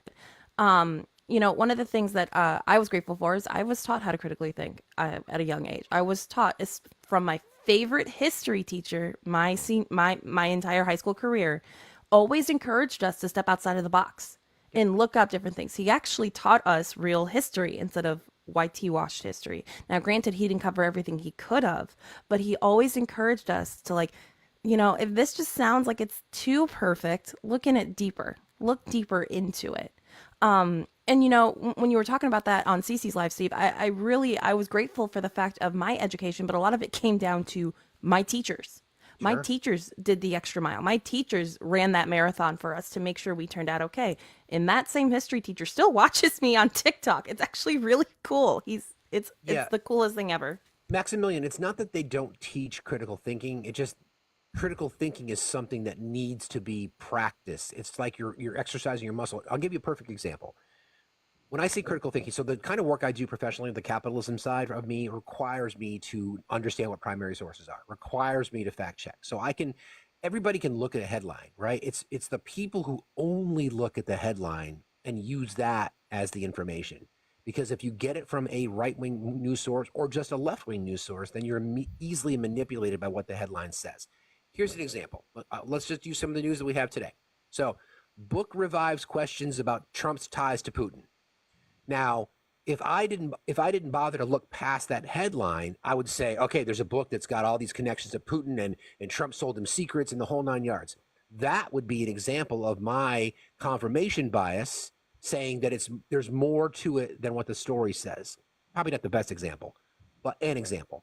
So the more you're willing to dig in, it's curiosity, and it can be taught, but it requires a natural level of curiosity. Well, it's sort of like that's the danger. It's That's sort of the like danger when we have now with so much misinformation, disinformation. That's the problem, because people are not curious. It's sort of like when they lost their minds on Easter that it was Trans Day, because there was a headline that said it was Trans Day. They're like, hey, if you just Googled it real quick, or any other source, because now Google is a bad thing, I guess. Same date. It's the same date for the year. Exactly. Like exactly. It took 30 seconds to do that. Same thing with the $750. It's another great example. It's been the same thing. It's always been the same amount of money that was given out during the Trump administration. It's the emergency response. It's the exact same thing. And this is why it's dangerous. And this is one of the reasons that I when I first got on TikTok, I wanted to do it because I wanted to practice stand-up comedy. And then I'm like, man, there is so much misinformation that's out there. Holy shit. So we see it every single day. And this is what we're talking about now. Because people on the right they're gonna be hunkered down in their spaces. I spend time in right wing lives, so you don't have to. You're welcome. And that's already what we're Thank seeing. you, Steve. Thank you, You're welcome. And that's what we see. They're already circling the wagons. They're already going nuts, thinking that this is more bullshit. It's nonsense. Russia, Russia, Russia. There's no way Trump would do that. Blah blah blah. That's exactly the problem. And there's some people that we can't save, quite frankly. And that's the problem. The divide in this country is based on misinformation and just not being learned. It's really what it is. Half the hate that is out there is on nothing. It's literally nothing. And if once Trump is gone, then hopefully people could start unlearning this hate. I don't know if it's going to take a generation to get back to where we were. I want to go back to when I didn't care about politics. I want to go back to when I didn't know who a congressperson was from a different state. I want to go back to not turning my phone on or watching the news and going, oh my God, what the hell's going on? When people are like, well, where's Biden? I like not seeing him. That's the way it should be. Agreed. We don't have to have headlines every day about what the president's doing or not doing. What you're saying is you want politics to be boring. That's the way it's supposed to be. I had no idea before January 6th even was January 6th. I didn't even know that they existed for that specific duty because I didn't know they certified the election on January 6th. Duty. But I don't. Maybe I'm the weirdo. I don't want politics to go back to being boring. I want politics to. I want to continue these conversations. I want to continue to educate individuals, and I want people to understand how important it is, especially within your local elections. I mean, granted, I started getting involved in politics when I was 17 years old after Parkland. That's when I started getting involved. And granted, I didn't know about other governors and stuff like that, but I don't want politics to become boring because once it becomes boring, you lose sight of what you were fighting for prior to. I mean, I can understand maybe not the extreme of seeing Trump's name on every single article or seeing something going on like this. But let's say engaging as opposed to boring. It should be engaging, but not over sensationalized. For example. Yeah. And that's the problem with the good and bad of social media. Like, listen, I think I've had so many people tell me that they get their news from me in the morning, and I appreciate that, and I think that's more and more common that people are getting their news from their social circles, and that's good and bad. I think it's good for the creators that are committed to trying to providing context for our information and willing to dig down deep. But if there's a particular creator on the right. I will not give them credit by mentioning their name, but they have developed a following, and that person is intentionally spreading misinformation. Mm-hmm. And the danger of people who will follow a creator that's got over 1 million followers or more is that this is what we see, because you can then follow the script, right? Like they'll regurgitate Russian propaganda. You can follow the Russian propaganda back on this train, right? Goes back to Russia, to China, and then infiltrates the American electorate by going to the House floor when Marjorie Taylor Greene and others are literally repeating Russian propaganda as it relates to Ukraine. And then that confirmation gets verified. See, they're talking about it in Congress, so it has to be true. But anyway, I'm going to move on to another guest fact, but thanks for jumping in, bro. I appreciate you very much. Thanks. You got it. See you later. Yeah. Speaking of news, did you see what the FBI did earlier? What'd they do? So there was a 27-year-old Afghan national that was arrested for plotting a U.S. election. Yes. That one. So crazy. Crazy. Liquid Thoughts. Good morning. How are you today? Good morning. Thanks for bringing me up again. You got it. I want to speak directly to what you were just talking about. Like, you go into other lives, so that others don't have to and stuff like that. I spend, a lot of time at work doing what I'm doing right now, sitting here staring out a window. My job is just for me to wait for customers. So I get a lot of downtime. So I go back and forth between lives all the time. Mm-hmm. One of the lives I found yesterday, actually, you know who the person is, but I don't want to call out their name or make it look like I'm trying to badmouth anybody. But the panel, including the host, sincerely focused on this one aspect, and I was like, something about this doesn't sound right. And what they were focusing on was the breaking news of Trump and Putin conversation that had happened Yeah. when he received ventilators during C-19. Yeah. And I was like, something about this doesn't seem right, because they kept focusing and kept pushing people to look at the fact that we sent them aid, and that was wrong. That was treasonous for us to do that. And they kept saying, and they kept the focus right there on that. But then when I started digging myself, because something doesn't sound right, what they fail to mention is 43 other countries we sent ventilators to, and in varying amounts. We spent about 200 million on the world, basically giving aid to other countries. In total, it was like 8,722 ventilators. I mean, some of the other countries like Peru, El Salvador, Brazil, Indonesia, South Africa, all these other countries received so much more. Russia was just mid-grade as far as what they received. And some countries received very little, but it was according to need. That's not the whole story, though. It was No, but what I'm saying is that's the whole half that wasn't even mentioned. Like, people are only hearing, like, if it gets into a group, it's like, see, treasonous. He only gave it to these guys, and here's the conversation to prove it. And they keep the focus there.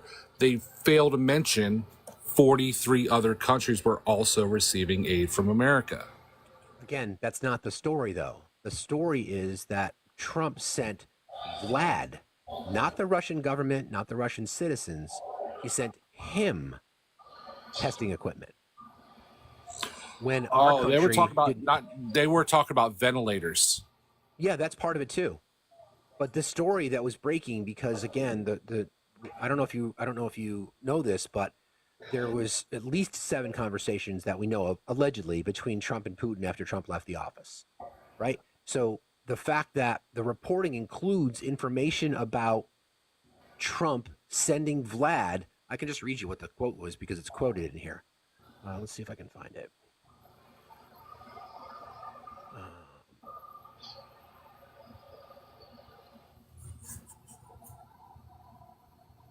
I have it here someplace. Stand by.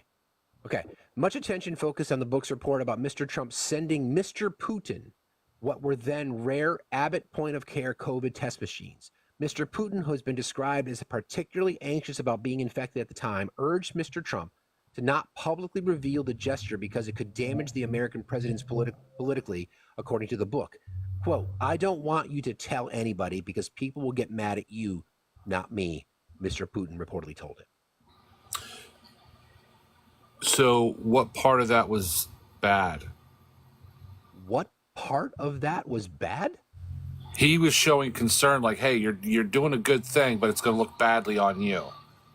So American citizens were struggling to get testing equipment during the early days of COVID, and the Russian president, because he's on a phone call with Trump, gets it over American citizens. So you're asking yourself,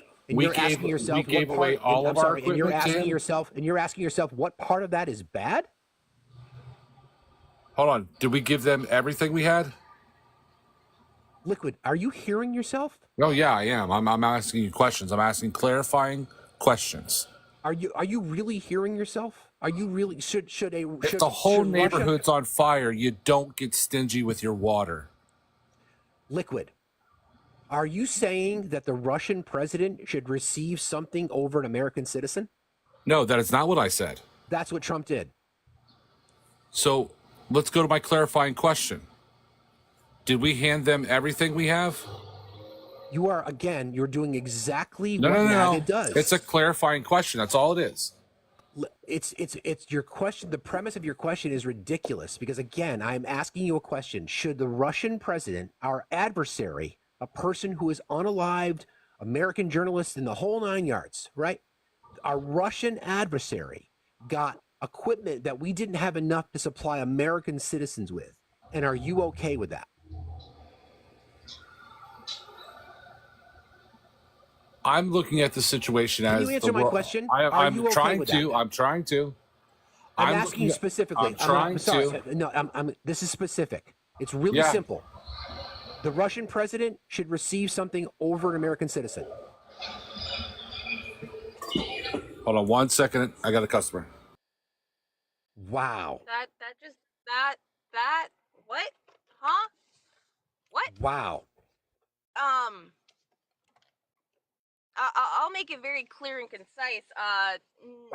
What Trump did was wrong. Point. Period. Blank. Criminal. Especially in Traitorous. that kind of time. Criminal. Yeah. I don't think a foreign leader is more important than your own citizens. But I'll leave it at that because I'm trying to figure out where either miscommunication happened or maybe someone's not listening. I don't know. I don't know. Liquid, please come back. I'm just going to kick you because I'm not going to have you just be on mute. If you're going to be part of the conversation, be part. Or if you don't have customers, come back. Count of 5. 5, 4, 3, 2, 1. Request again, Liquid. Something it just didn't sit right for me. I don't know, Steve. I felt like I walked into a twilight. The story continues. Again, this is the quote from Mr. Putin. I don't want you to tell anybody because people will get mad at you, not me, Mr. Putin reportedly told him. U.S. and Russian officials did publicly announce in 2020 that COVID supplies had been sent to Russia shortly after a May 7 telephone call between Mr. Trump and Mr. Putin. Secretary of State Mike Pompeo said at the time that some testing equipment as well as ventilators had been sent, but officials did not say that any of the equipment was for Mr. Putin's personal use or disclose that the Russian president had advised Mr. Trump to keep their conversation secret. That's the whole ball game. I mean, we literally have been talking about this, and I gave the example of the defense that the people in the cult will use. And thank you, Liquid, for proving our point. Good morning, Sean. How are you? I'm good. How are you? Doing fine, thank you. You know, yesterday when I came up to speak, I forgot to mention that. So I got out of the U.S. Navy last year after serving 8 years, and something that I thought was really interesting is, so I was stationed in D.C., actually moved to D.C. the month of the 2016 election, and it was such a polarizing time to be in that area because you had so many people that, you know, were joining, at least what I was stationed with, they were 18, this was their first election, and they didn't have a really a thought about politics. I mean, most people had just gotten out of high school, and they had never really had to think about something like that, and here they are in the military, and now they're having to choose between who could be their next leader. And I think there is a large perception nationally that, you know, the majority of the military is conservative, but I can only speak from my time, and obviously it's very anecdotal, but the military is not as conservative as people choose to believe from a national perspective. And you know, I was deployed in 2018 in the spring, right when JPOA was ended, and you know, the national, or the perspective, at least from when I was deployed, from the leadership standpoint, from, you know, officers, was, holy shit, this means we're going to war. I mean, why would you want a leader who makes you feel at all times like you have to prepare for World War III? Why would you want somebody that makes you feel as though they don't have your best interest at heart, not only as a citizen, but as a soldier? Like, hey, yes, absolutely, when you sign on the dotted line and you swear, you know, your oath to the Constitution and the nation that you're going to defend our country, you prepare for those things. That is absolutely the job that you sign up for. But you shouldn't feel like this guy is just looking for reasons to engage in war. And, you know, you constantly hear people say that we didn't get any new wars during a time period, but that's just not the case. And you don't even have to say, oh, well, they're proxy wars. Even if you disregard those, how many times did we assassinate foreign leaders of either terrorist groups or just different proxy groups? And he just openly was like, yeah, I did it. I mean, Baghdadi, he's like, you know, I killed him like a dog. Yeah, let's be careful with our words. But you're right. So, Sean, did you watch the original Wizard of Oz? Yes. Okay. So you remember the scene when they come back after they've got the witch's broom and pay no attention to the man behind the curtain? Oh, yeah. Yeah. That's what this is. right? That's what this Yeah, is. absolutely. Because Absolutely. so you throw out all this chum in the water, you throw out all these things about the bullshit lies, and listen, the Trump team knows that they're lying about the hurricane response. They know that they are. They know because it's the exact same thing that they did, except actually it was Trump that took money from FEMA, not Biden. There's reporting on that as well. So the reason that they want to do that is because they need cover for all these kinds of things. They need cover for the Jack Smith brief. They now need cover for this. So it's all part of the game to keep their base engaged, thinking that it's the deep state that's out to get them. And this is just another example. I mean, and Liquid, our previous guest, it's a pitiful answer. Notice that he wouldn't answer the question when asked. And that's part of it. You can't criticize the cult leader. Hillary's emails, no evidence. Hunter's laptop, no evidence connecting Joe Biden to any crime. The whole 9 yards. Benghazi, the whole situation, everything, all those kinds of things are like, let's put them in the, let's execute them publicly. Meanwhile, without evidence, Trump is literally doing all these things. And we have allegations in the Bob Mueller book, yes, but evidence everywhere else. And it's the deep state. That's the power of misinformation. That's the power of his message to his base. That's what they've done. You're right, Blue Skies. They're all distractions. No, absolutely. Pay no attention to the man behind the curtain. Absolutely. And, being in what I did, I can't go into too much detail, but there were people that I served with who spent time during the Bush administration. And for whatever flaws, people want to say about George W. Bush, I mean, everybody has their criticisms and many of them are warranted. The one thing that was consistent from my senior leadership, from an officer level, is that he was a tireless reader. The guy always was reading. He asked for every bit of information possible. He wanted to read as much as he could on whatever the subject was, staying up into the wee hours of the night reading on every briefing. But yet the consistent thing that we were hearing regarding Trump is that they were having to dumb down his briefings. I mean, it was widely reported, and pictures, less words, and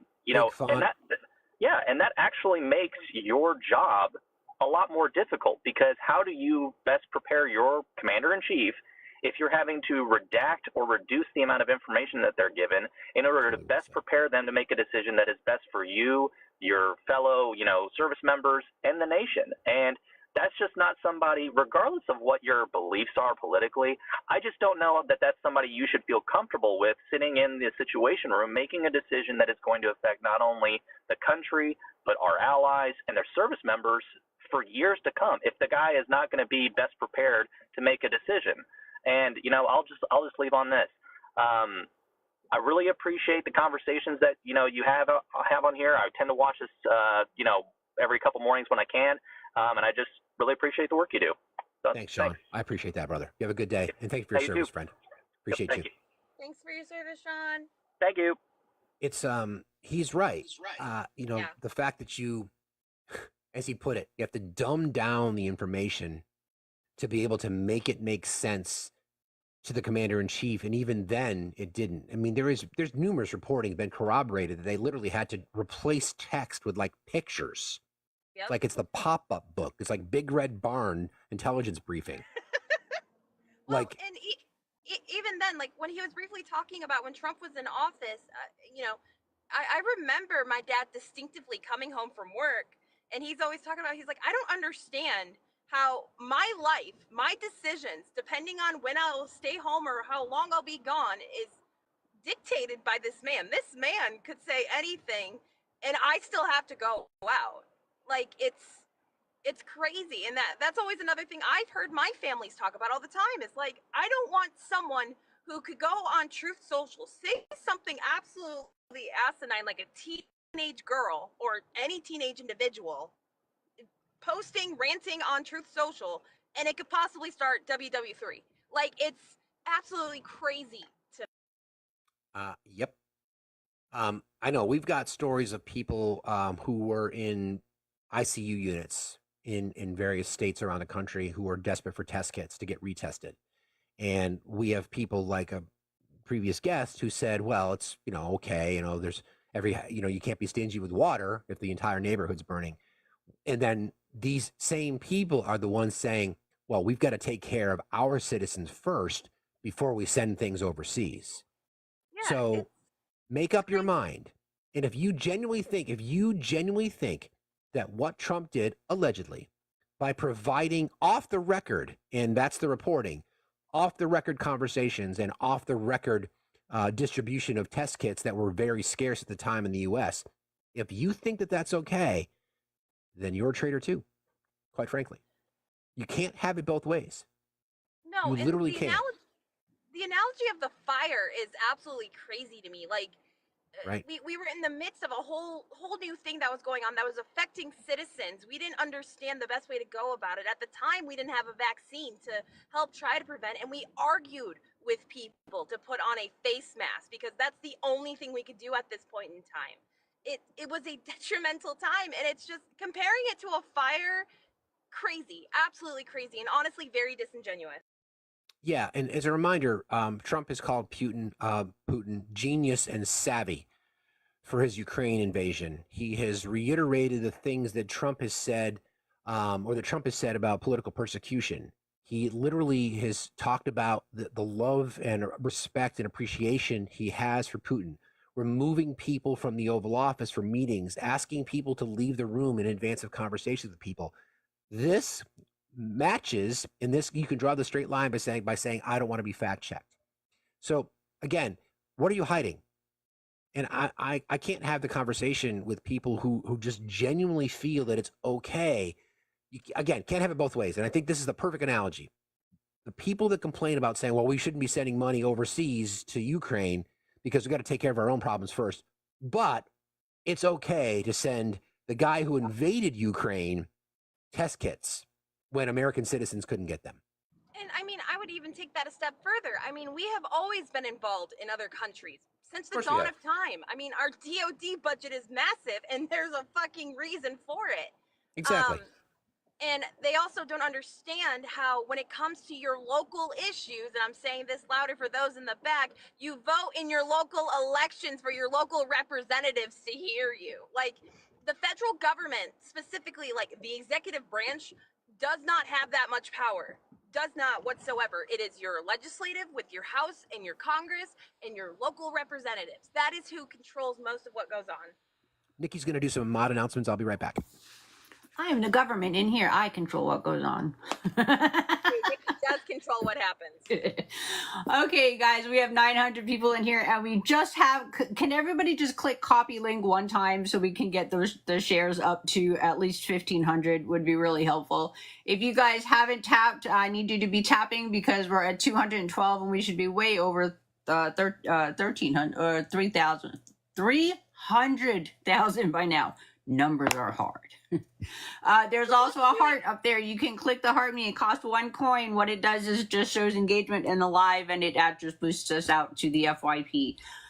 If you guys want to join our Discord, the link is in his bio and it's also in Gregory's bio. We have an amazing time in Discord. And if you subscribe here on TikTok, what's going to happen is you will be give us proof in Discord that you're a subscriber. And this Friday, we will be watching The Apprentice, the movie that he tried to stop coming out. It was funded within 12 hours of putting the Kickstarter up.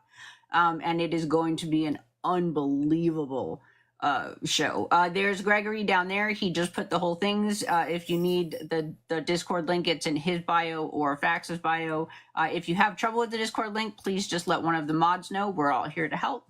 And in his bio is also the pay apps. We help people in our community that need help. We have a channel in our Discord. If you do need help, you can go in and ask. And there's also an email that goes directly to him, and we try to help as many as we can.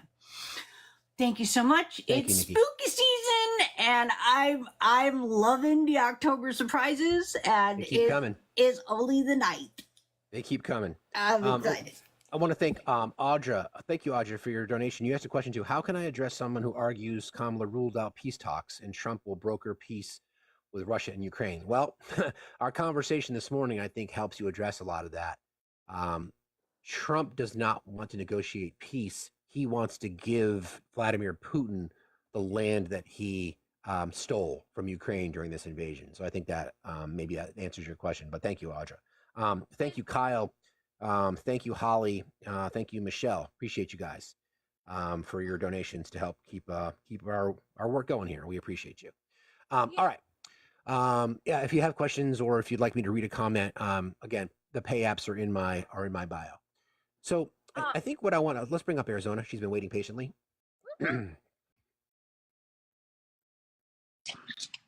Good morning, Arizona Sunset. How are you? Oh, that was an accident. I'm sorry. That's okay. Did you have something you wanted to talk about?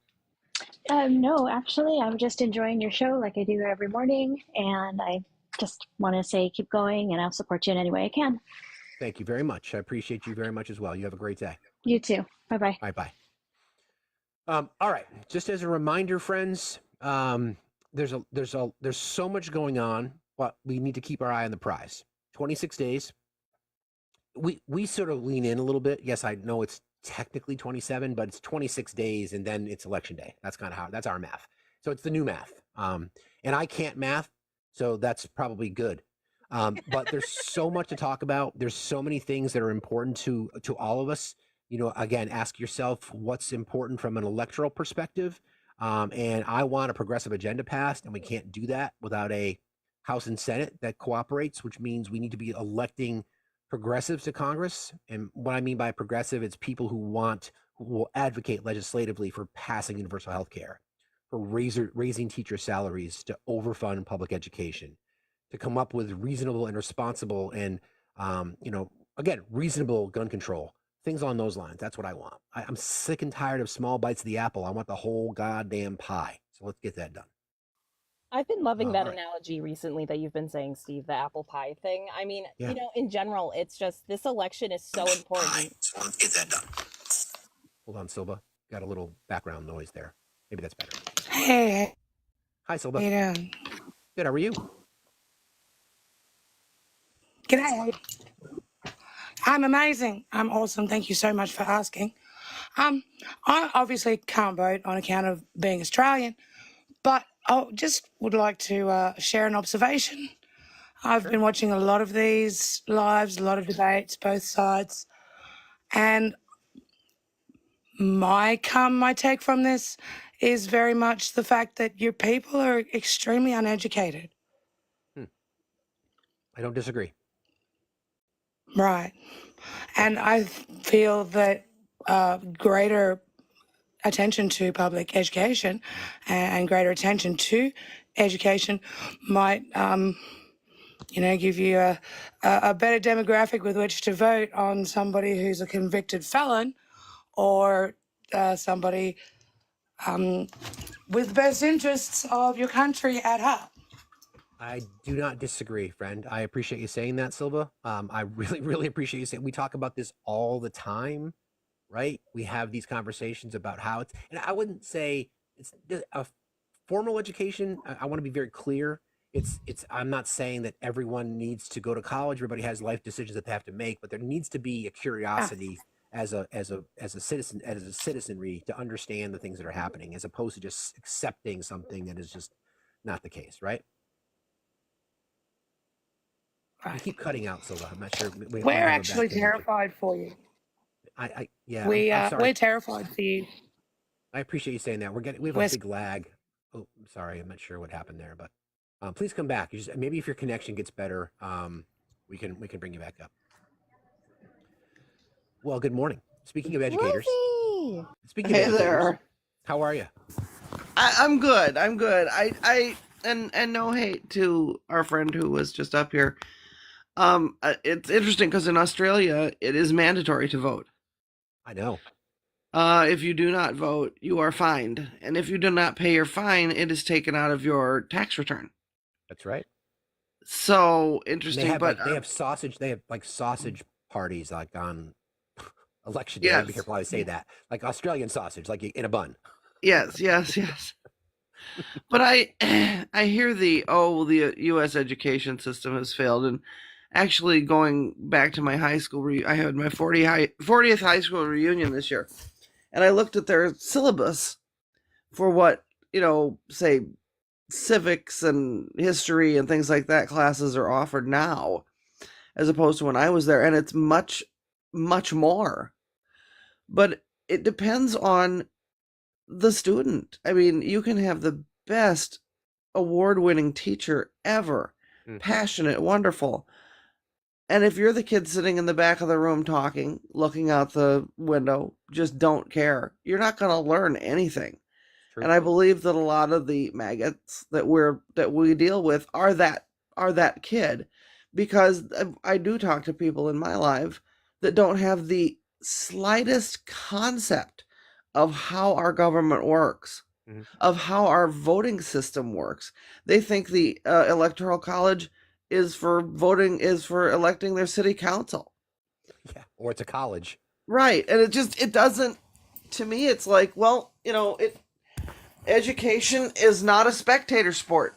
You have to participate in it, and if you don't, doesn't matter who you have as a teacher or what great education system, you're not going to learn anything. That's so well said, Rosie. And I think part of what you just said is really important, because the exhaustion that teachers must feel when they have what you're describing, kids that are not interested, or comments from parents at home thinking that they know better than the teacher, or my kid doesn't have to learn that because that's not what we teach at home. That's why I'm an advocate for overfunding public education, to give teachers so many more resources than they currently have.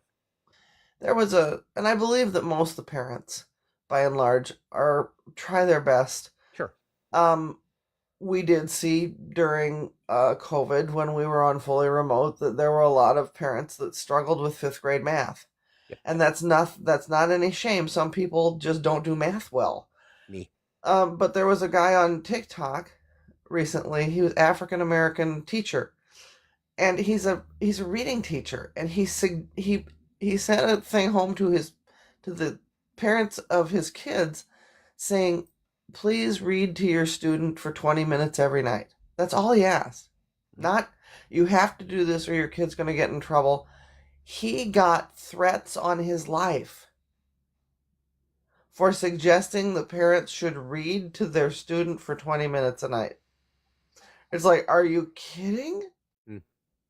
I don't know. That's just sad. I work in a grade school, and I do hear what happens in some junior highs and high schools, and it's like, oh, come on.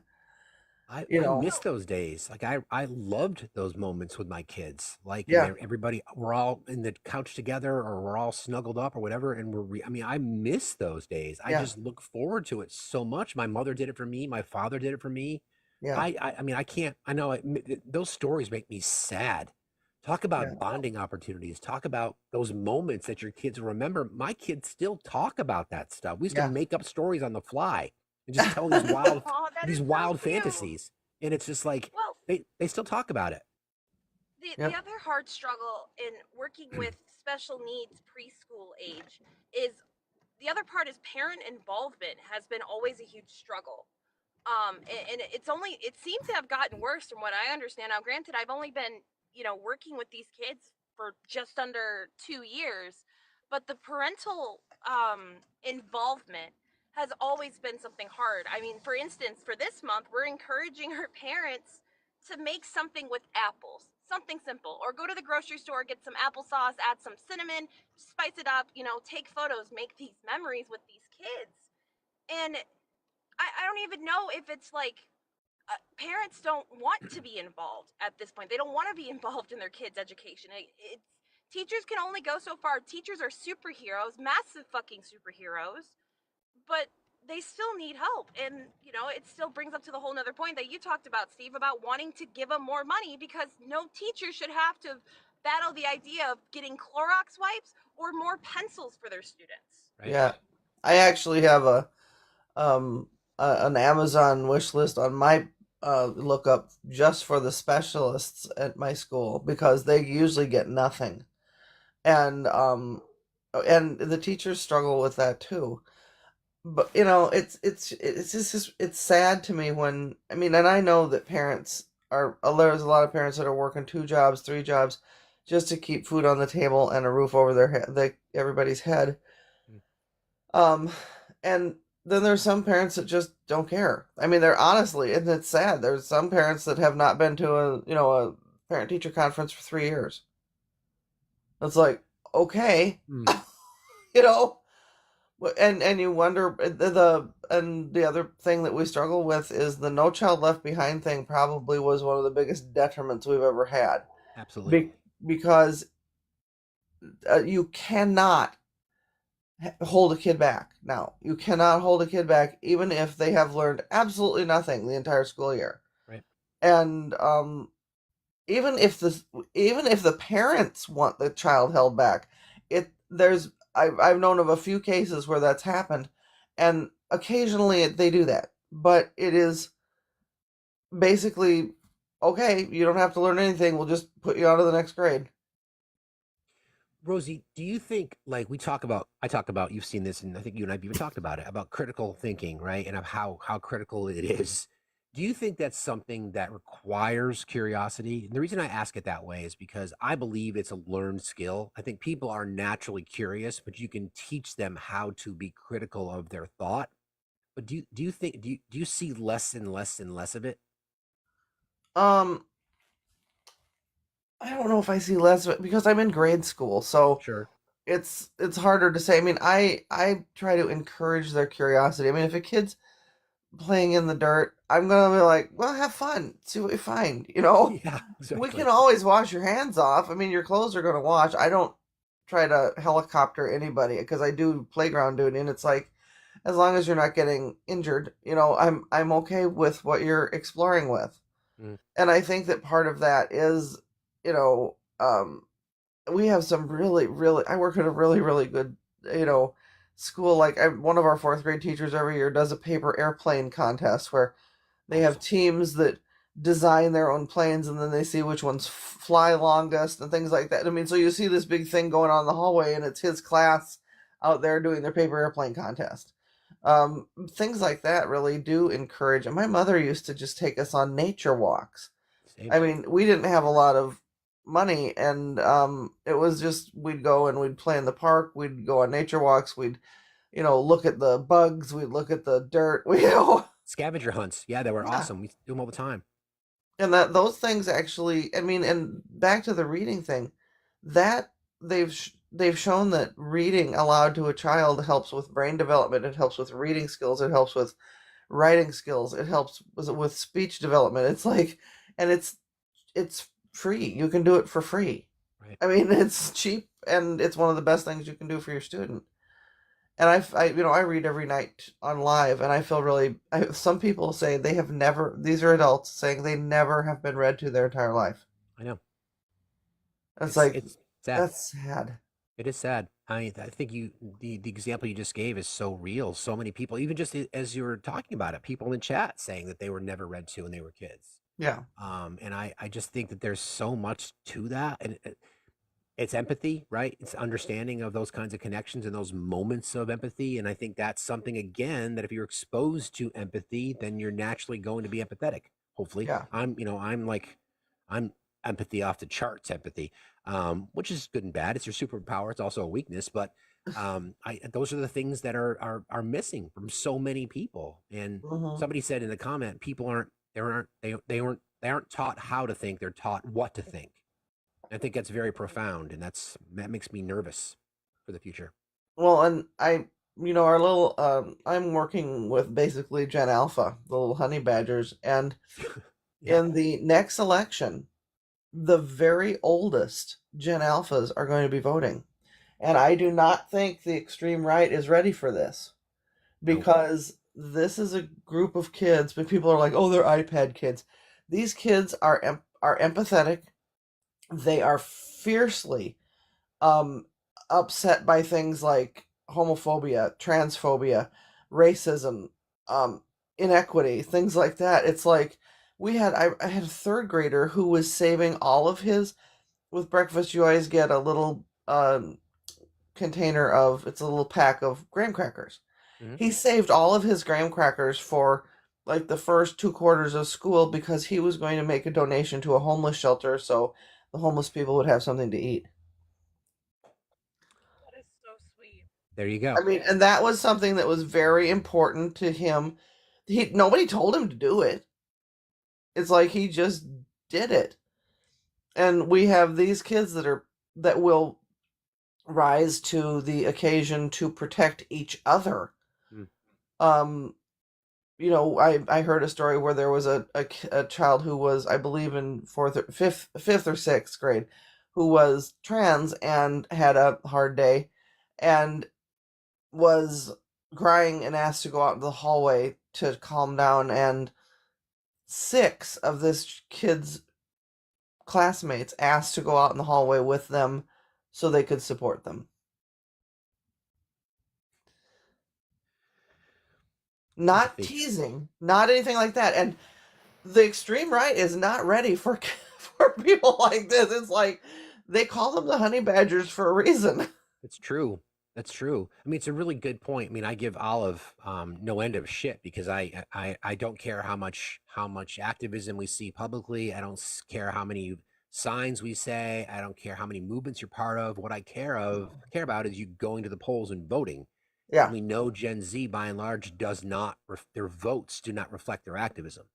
And I'm hoping that changes because I think Gen Z influencers like Olive and others have so much power. And you're absolutely right about the honey badgers, and that's part of the reason why the right wants to suppress the vote so much, because they know that the more people who are involved in our electoral decisions, then they lose power.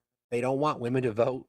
They don't want the members of the BIPOC community to vote. They certainly don't want members of LGBTQA to vote because representation means it's game over for Christian nationalism. And that's what Yes, they're it desperately does. scared about. It does. And I mean, it's much different than when I was in school. We have kids and we encourage diversity. I live in a red state, but there are children at my school that are members of the Church of Satan. There are Wiccans, there are Green Witches, there are Muslims, there are, Gnostics. There are Christians. It's like, and then nobody cares. I mean, I've heard spontaneous discussions in the third grade room about one kid who was Hindu and one child who was, it was one kid who was Hindu, one kid who was Jewish, and one kid who was Christian, all having a discussion about religious holidays and which ones were their favorites.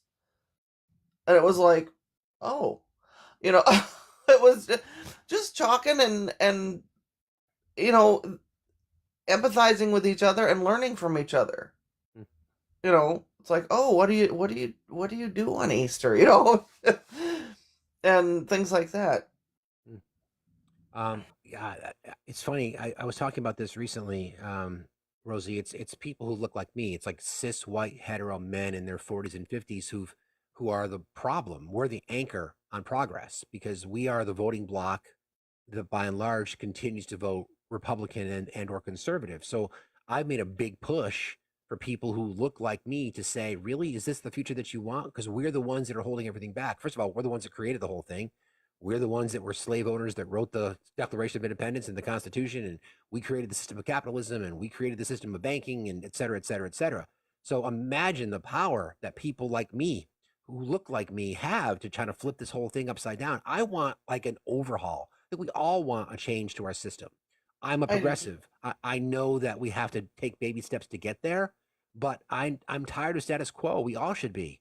We all should be. There's no reason we shouldn't have the best education system in the world. Teachers paid like what they deserve. The best healthcare system in the world. All these things. There's no reason. There's no reason. And the right doesn't want that because they, especially the right white guys who look like me, they know that they will lose their power, their position of power, and they're afraid. Right, and I agree that white men are the apex people in the United States right now. But I will also admit, a white woman raised you. Exactly. So white women need to do better. And I was talking to Mia the other night, and I said, my biggest frustration is talking to another white woman who is just so deep in the Kool-Aid of, Humpty Dumpty. That Come on, you gotta give us more than Humpty Dumpty. Come on, well, Humpty Dumpty McFuck stick the tangerine donkey vagina. Okay, appreciate that. Thank you. I just can't.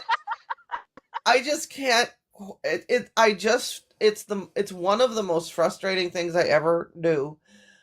To the point now where I'm at this point, I don't have the energy or the spoons to do it, and it's like because we've got this very important election, and it's like if you come around later, fine, we can talk. But I just feel like it to me, it's like an addiction.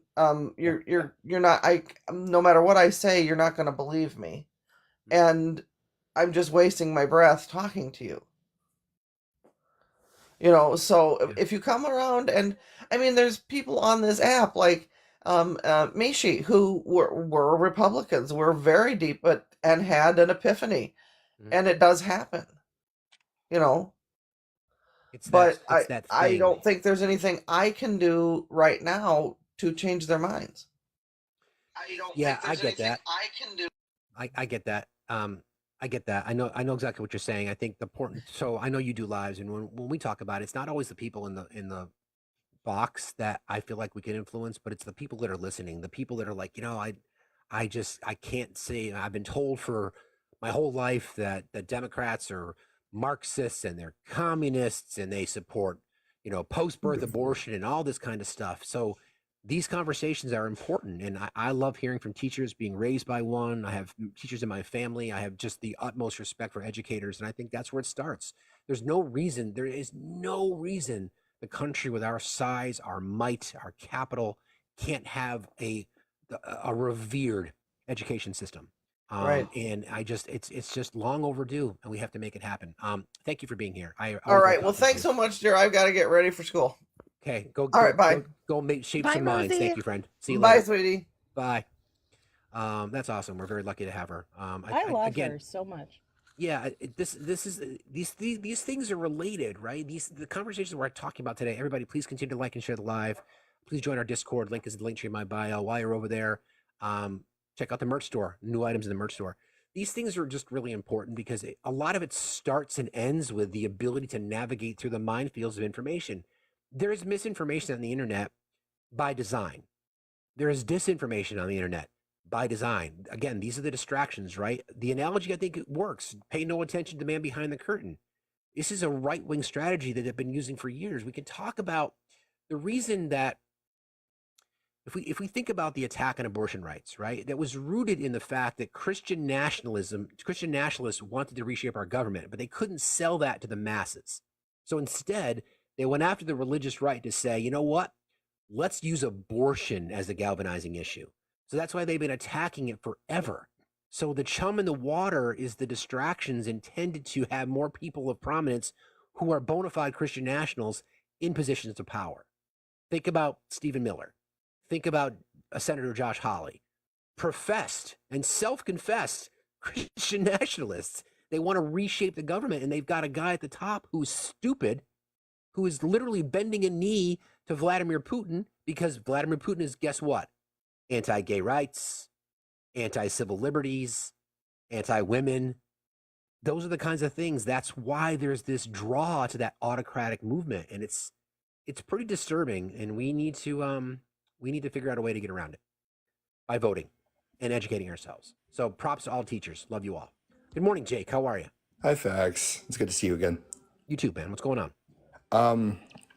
I just want to put this out in the stratosphere that in order to start rehabilitating ourselves from the massive Red Scare that we've been through for the last, 4 years, we have to kind of reevaluate everything that we see that he's touched, that we've felt like, okay, that's not supposed to happen. So we need to just wash this away just a little bit. The first thing that I would actually like to see happen is I'm okay with because I just got 2 months ago I got engaged to my fiance. Congratulations. That's awesome. And I still don't have my ring yet. He has his, but I haven't been able to pay for it. Sorry, bro. But it's fine. No worries. We're slowly chipping away at it. Anyway, I want to put that on the back burner for a second, and I just want to put the green flower at the forefront of my politics, because I would love, again, to see that kind of thing be federally legal in all 50 states. I would love for that to be legal in all 50 states. That's the first thing that I would love to see legal in these 50 states. And gay marriage is a close second. Not only because, I'm not saying that because I wish that, other things can be scheduled before this and blah, blah, blah, blah, blah. I'm hating on my own community and blah, blah, blah. Yeah, because it hits close to home to you. It's incredibly important to you. I get that. As well. It's okay to be selfish about it. It's okay. Yeah, it's definitely okay to be selfish about it. But yeah, that's definitely the first thing that I would like to see federally be legalized. And second to that is gay marriage, because I just feel like if we all sat down and we all puffed on this shit, we wouldn't be where we are right now in this country with a divide on both sides. And certainly it would get all of these pro Christian nationalists, pro life, pro birth. Actually, you're not even pro life, you're pro birth. Forced birth. Yeah, exactly. It would get all these people to calm the hell down.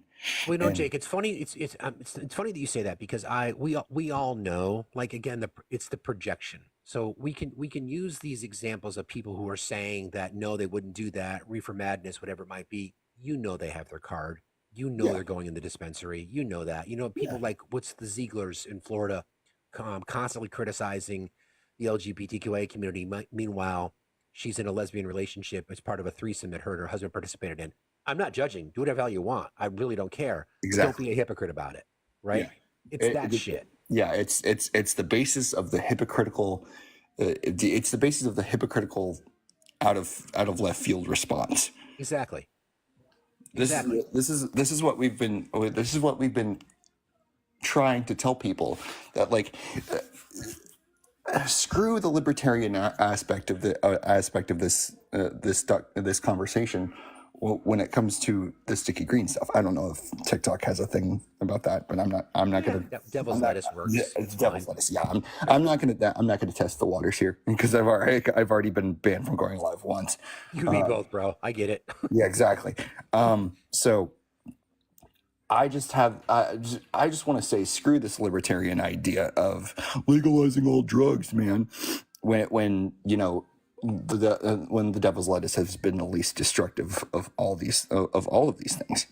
Yeah, I mean, I think what you're talking about is just reshaping society. I mean, again, so from my perspective, right, the pharmaceutical industry is directly responsible for some of the opioid addictions in our country. Exactly. So without question, no doubt about it. And the government is, the lobbies in Washington are making sure that Republican politicians, by and large, are the ones that are receiving these monies, so that they're the ones that are not making any effort to do anything about price control or whatever that might be. So instead, get past the myth of reefer madness, get past this bullshit, this Christian and or moral approach to these kinds of things, and help save people's fucking lives. Exactly. At the end of the day. I mean, that's it. I mean, as somebody, so I remember, I'll just tell a brief story. So I've talked about this publicly. My daughter's a two-time survivor of cancer. And I remember when she was going through that. She's healthy now. She's doing great. But I remember going through the treatment. So the process of chemo, in her case, we had to give her drugs in advance of chemo so she wouldn't have lingering effects of chemo. Give her drugs while she's taking chemo so there wouldn't be side effects of the chemo. And then give her drugs after the chemo so she wouldn't be nauseous. So it's this one big fucking cycle after another. So I remember talking to her oncologist saying, what about devil's lettuce? He's like, I'd love to, but we can't. I love this aspect. I'd love to be able to do that, but we can't. Yeah, exactly. I love this aspect of the Christian community, or just like the MAGA leaning people in general, of all that stuff is going to do is make you lazy and blah blah blah. We already have enough Natalie's people on right. welfare. It's like pills for pills.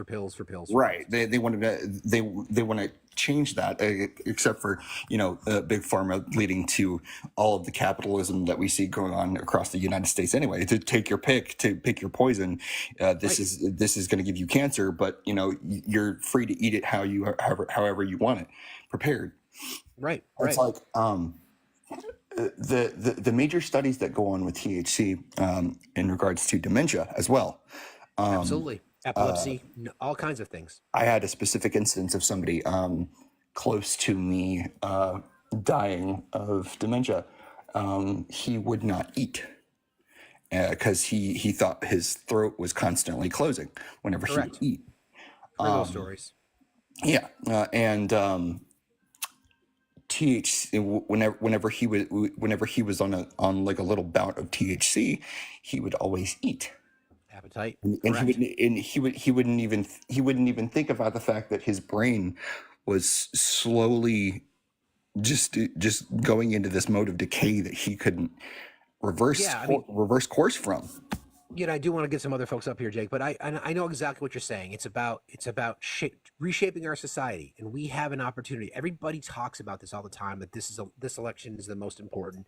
And let's be real, every election is important. Yeah, but exactly. This one in particular is just so crucial because of the threat that Trump and Christian nationalism and the rights rhetoric that we face, and the fact that we have an opportunity to flip the whole thing in a positive direction where everyone's rights are protected, the things that should be prioritized, like the middle class, like the poor, like public education, like universal health care. All these kinds of things are so crucial. But it's always good to talk to you, Jake. I appreciate you being here. It's good to talk to you as well. Good to see you too, Olive. All right, bye. I love those conversations. Again, representation matters, right? And we have a system in place that's slanted against the majority, because the majority of people in our country want these things. I mean, we know that. I was reading this yesterday, and I think I get this right. When Kamala Harris wins the popular vote and becomes the next president, it'll be the first time in our nation's history that one party has won 8 out of 9 popular votes. So that should tell the right that what they believe is just not popular, which is why they cheat, because they cannot hold power unless they do. Well, and the other thing that makes me giggle about them, they're like, well, I want to get rid of the Electoral College. The Electoral College is the only reason why we've ever had a Republican president. The only reason why. Most of the times, the popular vote doesn't go towards the right because the right doesn't have values that the people want. It's true. It's true. Albert Dismas, would you mind requesting, friend? You have a lot to say in the chat, but I don't know if you have enough courage to come up and talk to me. Purple Love, how are you today? Hi, I'm fine. How are you? Doing fine, thank you. Thanks for being here. What's on your mind? I heard you guys talking about being educated. I know about what's going on with government and everything. And I was talking to somebody the other day, and they thought that Joe Biden had stepped down from the presidency. And I was like, where did you hear that? And the person said, well, didn't you see that? You know, he announced it, was going on with it. And this is somebody that I know not to get into speaking about politics. And it's not necessarily because a person is a Trump person, you know, they're for Trump, but they want to be so out of it. And there's a few things that they have anger about, and I just know not to get into it. But, you know, to take what she saw of his speech from whatever she saw it from and think that he stepped down from the presidency. I know. Again, another example of misinformation and what happens, and people don't bother to question it. They'll just say, "Oh, this right-wing creator that I trust told me this, therefore it must be true." Right. Yeah. And it's dangerous for people on the left too. Let's be real. If you are only let's just say if you are only getting your news from one source, whether it be left-leaning, right-leaning, whatever it might be, that is for you won't look past it. So be curious. Be a kid who, as North Omaha put it, be a kid who wants to play in the dirt. See what you can find. Yep. Yeah. Dig in. Get your fingernails dirty. Right. And then go get a manicure. I need to get mine actually, and I love your color. I might try to get that color when I go. See if they got it. I appreciate that. I won't take any more of the time. That's really the only thing that I had to say. But I love your show. I'm just getting into TikTok, and I'm like addicted to this. Thank you, friend. Just this summer, I had my. It happens, but I appreciate you saying that, Purple. Thanks for joining. Okay, thank you for your time. I appreciate it. All right. Bye-bye. Okay. Bye. You need to post what color you put on your nails so we Mint can all green. match one time. Mint green? Mint green. Yep. Mint green. Oh, we have a celebrity sighting. Oh. Fellow New Englander. What's up, brother? How are you? How's it going? Good, man. Oh And you? shit, my service. Okay, I got connection. Okay, it's chilly up here, right? Yeah, man. We had frost last night. Yeah, we did too. It was down in the 30s. I just wanted to come up. So I had a very thank you for the green hearts, guys. I appreciate that. I love seeing it when I'm in other people's chats. So I have my parents. This is a just a good feeling story. I was talking to my mother last night. My parents, both of them actually, and they're in Florida in the wake of the storm. Whatever, that's going to be a problem in itself. But they are both registered diehard Republicans voting for Kamala. Interesting. We're starting to see more. We're starting to see a lot more of that, Fuzz. Right? We're really starting to see a lot more of that. It's interesting. Yeah. So that was. I mean, it's so encouraging just seeing this and what have you. You guys, thank you for the green hearts. I appreciate that. I love seeing it. Yeah, that's basically all I came up to say. It was such an encouraging thing. It is.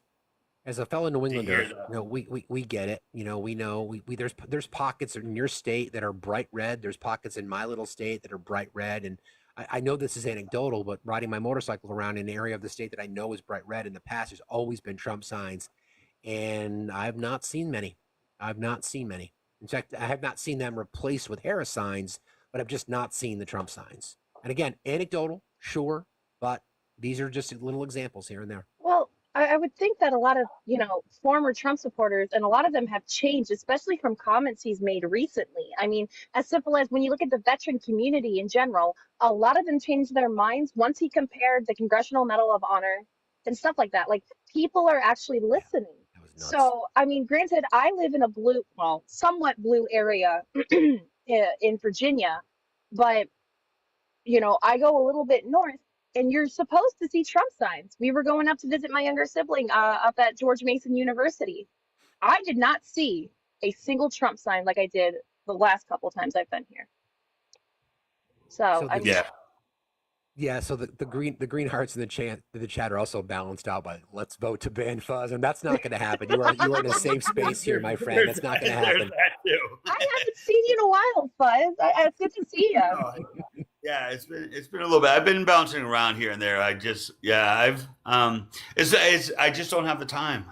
Unfortunately, I love doing this. I love coming on here and talking to people. But with what you were saying, Olive, there was a house down the road from me that from 2016 had two flags, and one of them was it went on later on after 2016, but it was two Trump flags. And then it was even Let's Go Brandon had all the flags up. Yep. And then right now in our local elections has all the Republican signs in their yard has taken down the Trump flags. So they have all the Republican signs in their yard, but took down the Trump signs. Well, and that's what's really funny. Well, our local elections out here, especially for like city council and stuff, and even for what was it? Was it governor? I think it was governor. Most of the people running in my local elections are independent. They're not even Republican or Democrat. So that's something that I'm really excited to see in general, is seeing people not, going third party, going nonpartisan. And then I think Tim Kaine, right? That was Hillary's running mate, correct? Tim Kaine? Yes. Yes. He's running in my state. Oh, really? I think it's governor. So I'm going to bring up Nikki real quick, because information is coming out of Florida like really, really quickly. And if there's anybody that's in the state that might be listening now, we can hopefully get some real time information. I know Governor DeSantis just had a press conference, so there's probably some information that real quick. Everyone, be safe in Florida. My parents are there. Be safe, you guys. Do what you need to do. Go ahead. And heed the warnings. Yeah, go ahead, Nikki. What you got? Okay, so he's still talking, but he's going into like different details now. So it was downgraded to a 4 right now. It is going to hit as a 4. It is going to cross the entire, I guess, body of Florida as a hurricane, and it is still going to end in the Atlantic Ocean as a hurricane, which means it will be bringing the water with it. Right now, they have 24-hour, 7-day-a-week debris removal that is going on until it hits tonight to try to get as much out as possible of the stuff that is from the past hurricane. They do have fuel reserves that are ready until after the hurricane, and almost 1 million gallons are right now coming from fuel escorts, which are lightning and thunder, which have lights and sirens. They are coming from different parts of the states and other states. Florida has 6,000 National Guard from the Florida National Guard and 3,000 from different state National Guards that are already there. Florida Fish and Wildlife Troops, Florida State Guard are also all deployed. Everybody is there and ready to go. These are not waiting to come in. They're already there. This is the largest prep staging in Florida's history, they said, of linemen, rescue workers, ambulances, healthcare workers, and they are all already there. They said they have an enormous amount of linemen that as soon as it's safe to go out, they will be out and putting up things. Starlink is up. I don't know. I saw issues with it. I know that some people said that they have to pay for the equipment. I don't know. There is a couple apps on here that are a couple videos on here where you can actually, it shows you if you have an iPhone how to connect to a satellite if you cannot get it. A couple of us have stitched that. You can see it. Florida nursing homes, the Florida state nursing homes like the VA, they are allowing immediate family members to go to the VAs and shelter with their family members. All of the Florida state nursing homes are out of the evacuation areas, so they will allow you to stay there with your family members and shelter there. The Florida Disaster Fund, which is a private fund, so I don't know how it works, but they are saying it is up. You can text disaster to 20222 to donate. If you are in an evacuation zone and you do not leave now, you will not get out and they will not come for you, they said. The best chance right now is to go to a local shelter. Right now, they have 149 shelters open. There is space in all of them. There are also 36 special needs shelters, also with space. They do accept, there's family shelters and they have pet shelters. The best thing that you can do if you cannot get out is to go to a local shelter. He said that there is not going to be a way that you are going to get out of Florida if you have not left already. Okay. The conditions are going to continue to deteriorate. I don't know what this means, but Alligator Alley sounded really bad, but I don't know. It connects the east and the west of the state. Okay, it's 150% normal, over normal capacity. So they're already dealing with issues with that. If you are trying to find a hotel, the best two places in Florida will be visitflorida.com and priceline.com. And they have something called distress rates, and they're working with the state of Florida. But they don't know if there are any available, but those are the two that you will be able to put those in. Also, Uber is working with them for free. You can get free rides back and forth from the shelters. The code is Milton Relief, one word, Milton Relief, to get the Ubers back and forth. I will put this all in the Discord. If anybody needs anything repeated or anything, I will put it.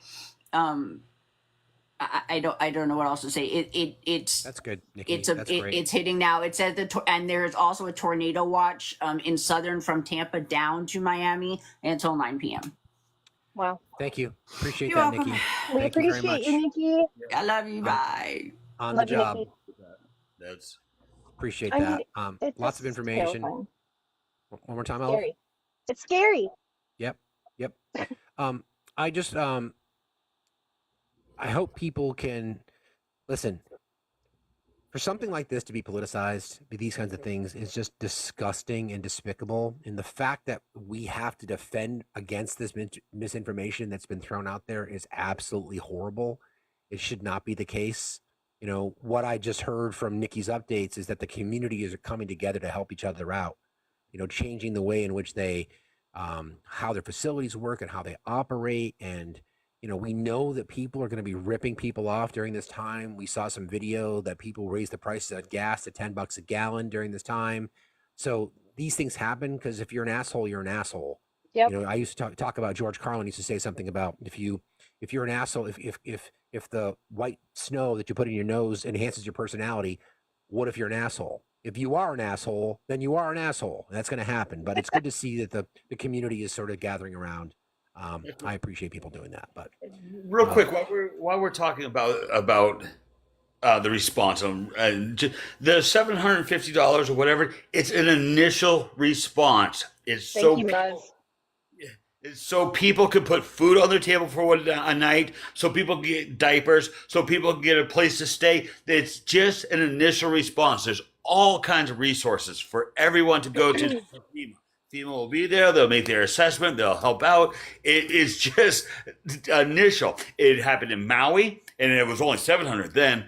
It happened in Maui, and they came and they gave relief there, and it's happening in North Carolina. So please, people, it's not just $750. That's not all we're doing, and FEMA is not out of money.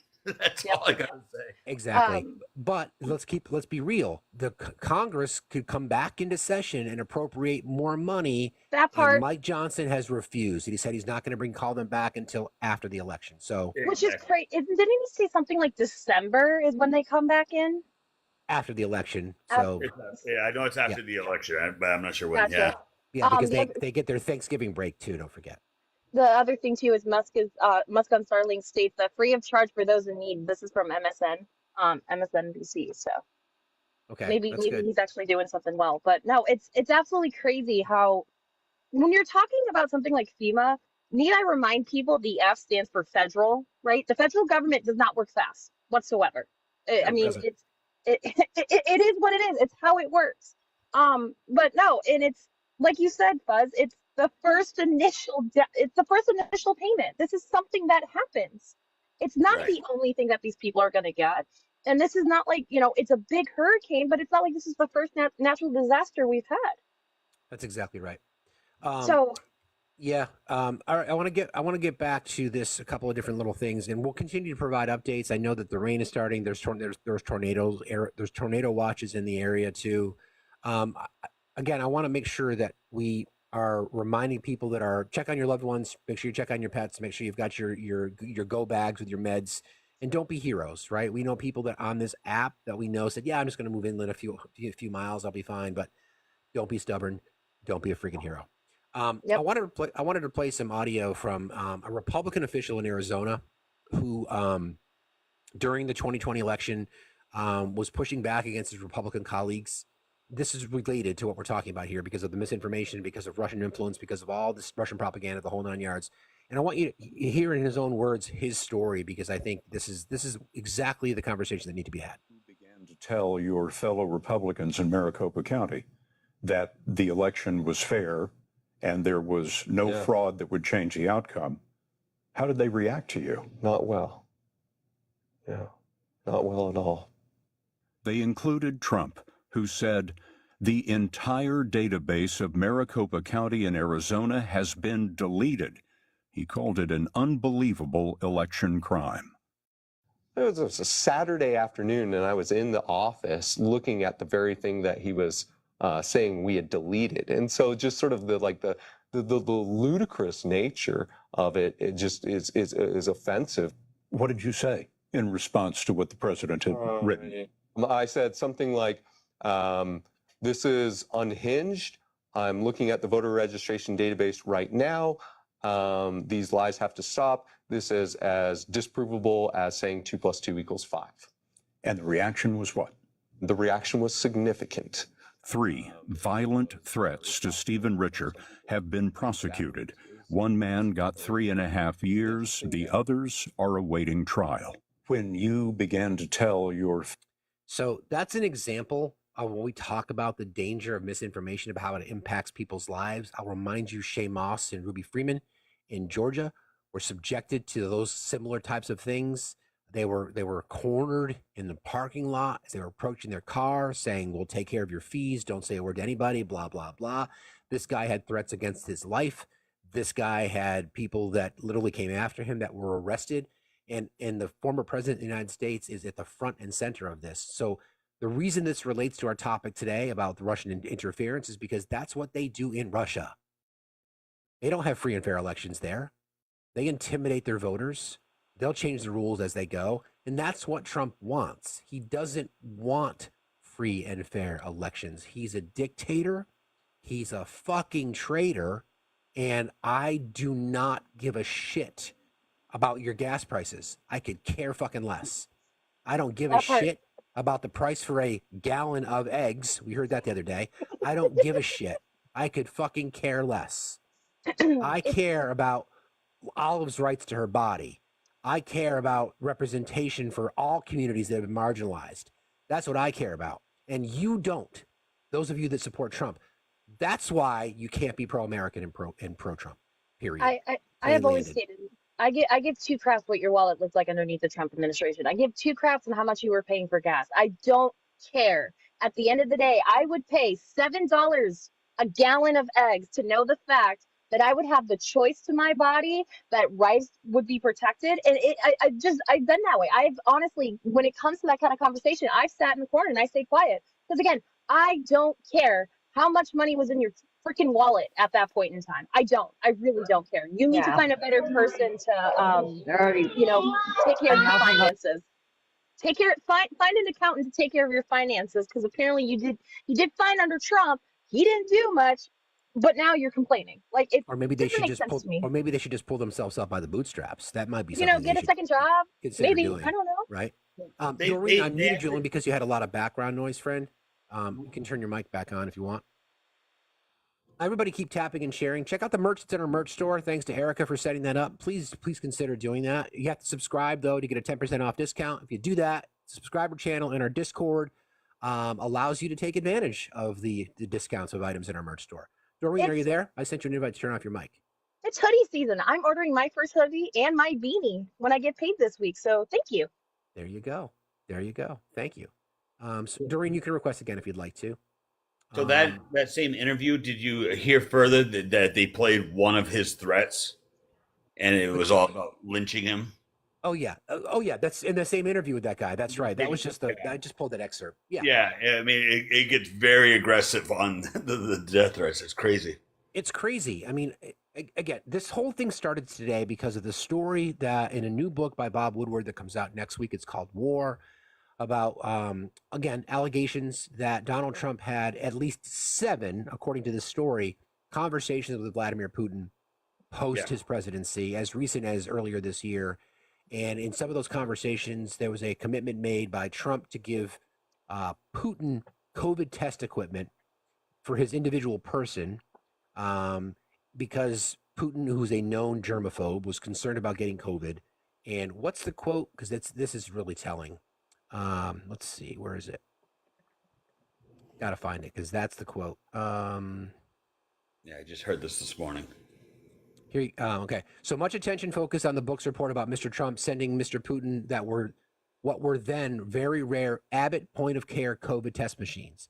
Mr. Putin, who has been described as particularly anxious about being infected at the time, urged Mr. Trump to not publicly reveal the gesture because it could damage the American president politically, according to the book. Quote, I don't want you to tell anybody because people will get mad at you, not me, Mr. Putin reportedly told him.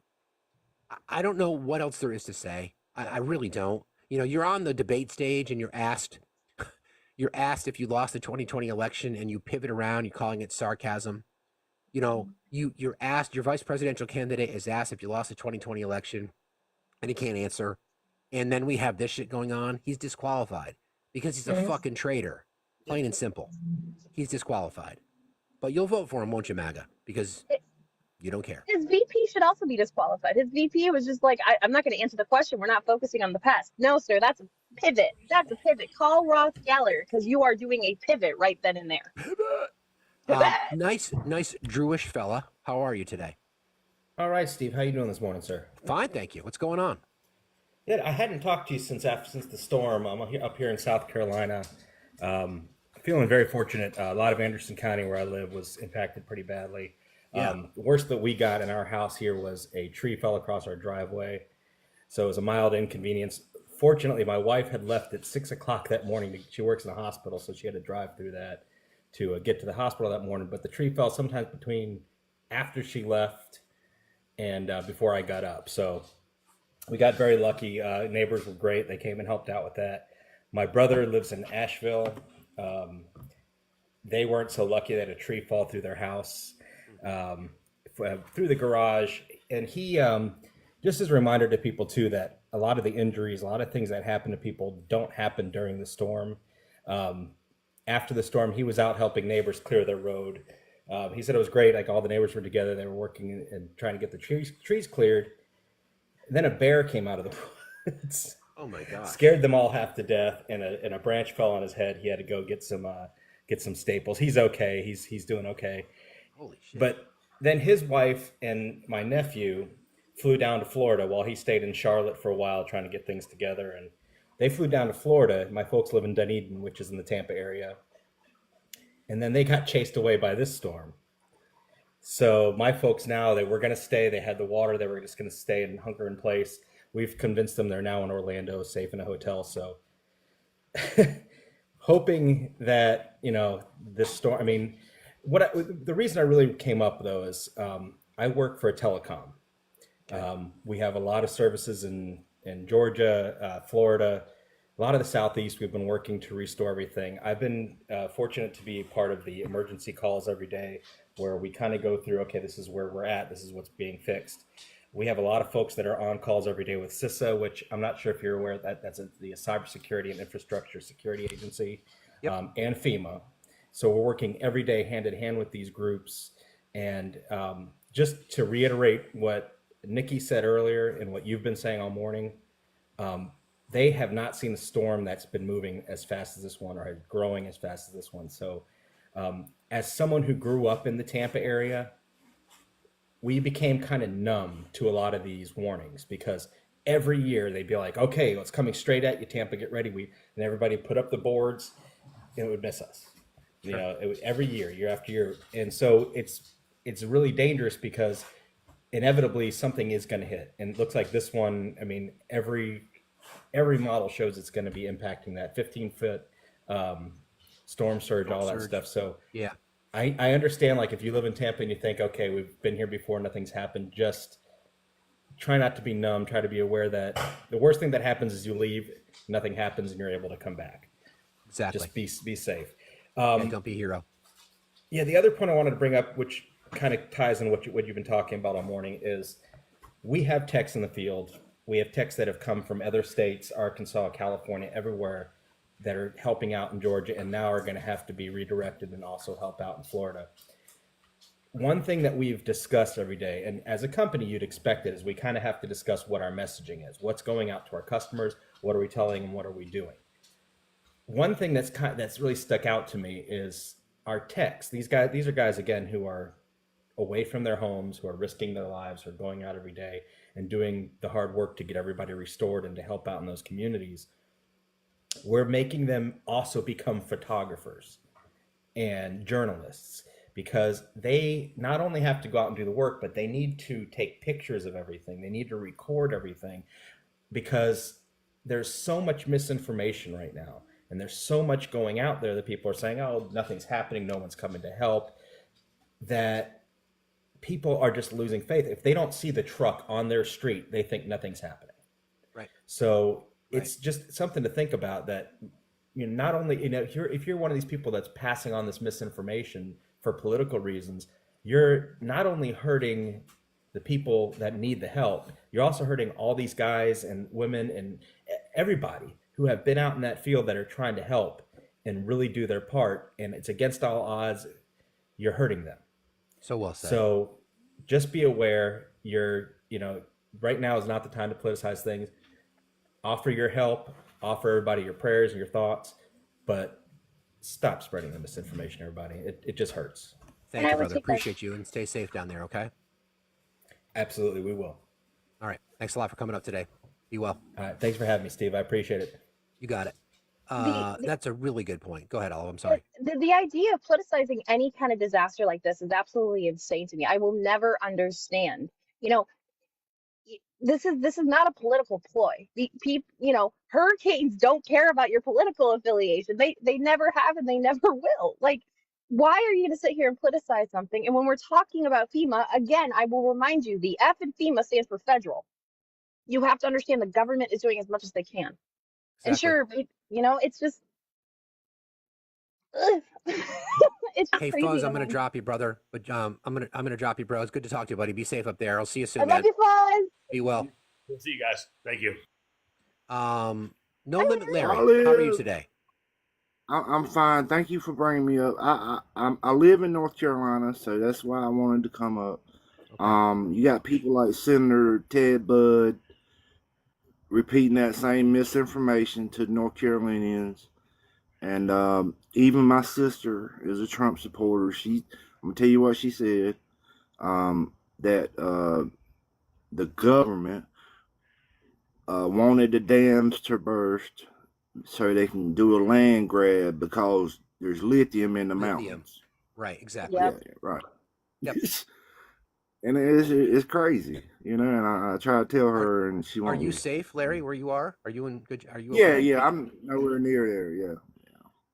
But yeah, I'm fine. Yeah, I mean, I again, Marjorie Taylor Greene making statements that yes, they can influence the weather. Donald Trump using a Sharpie to redraw the map of a hurricane that was going to go towards Alabama because he didn't want to admit that he was wrong about something.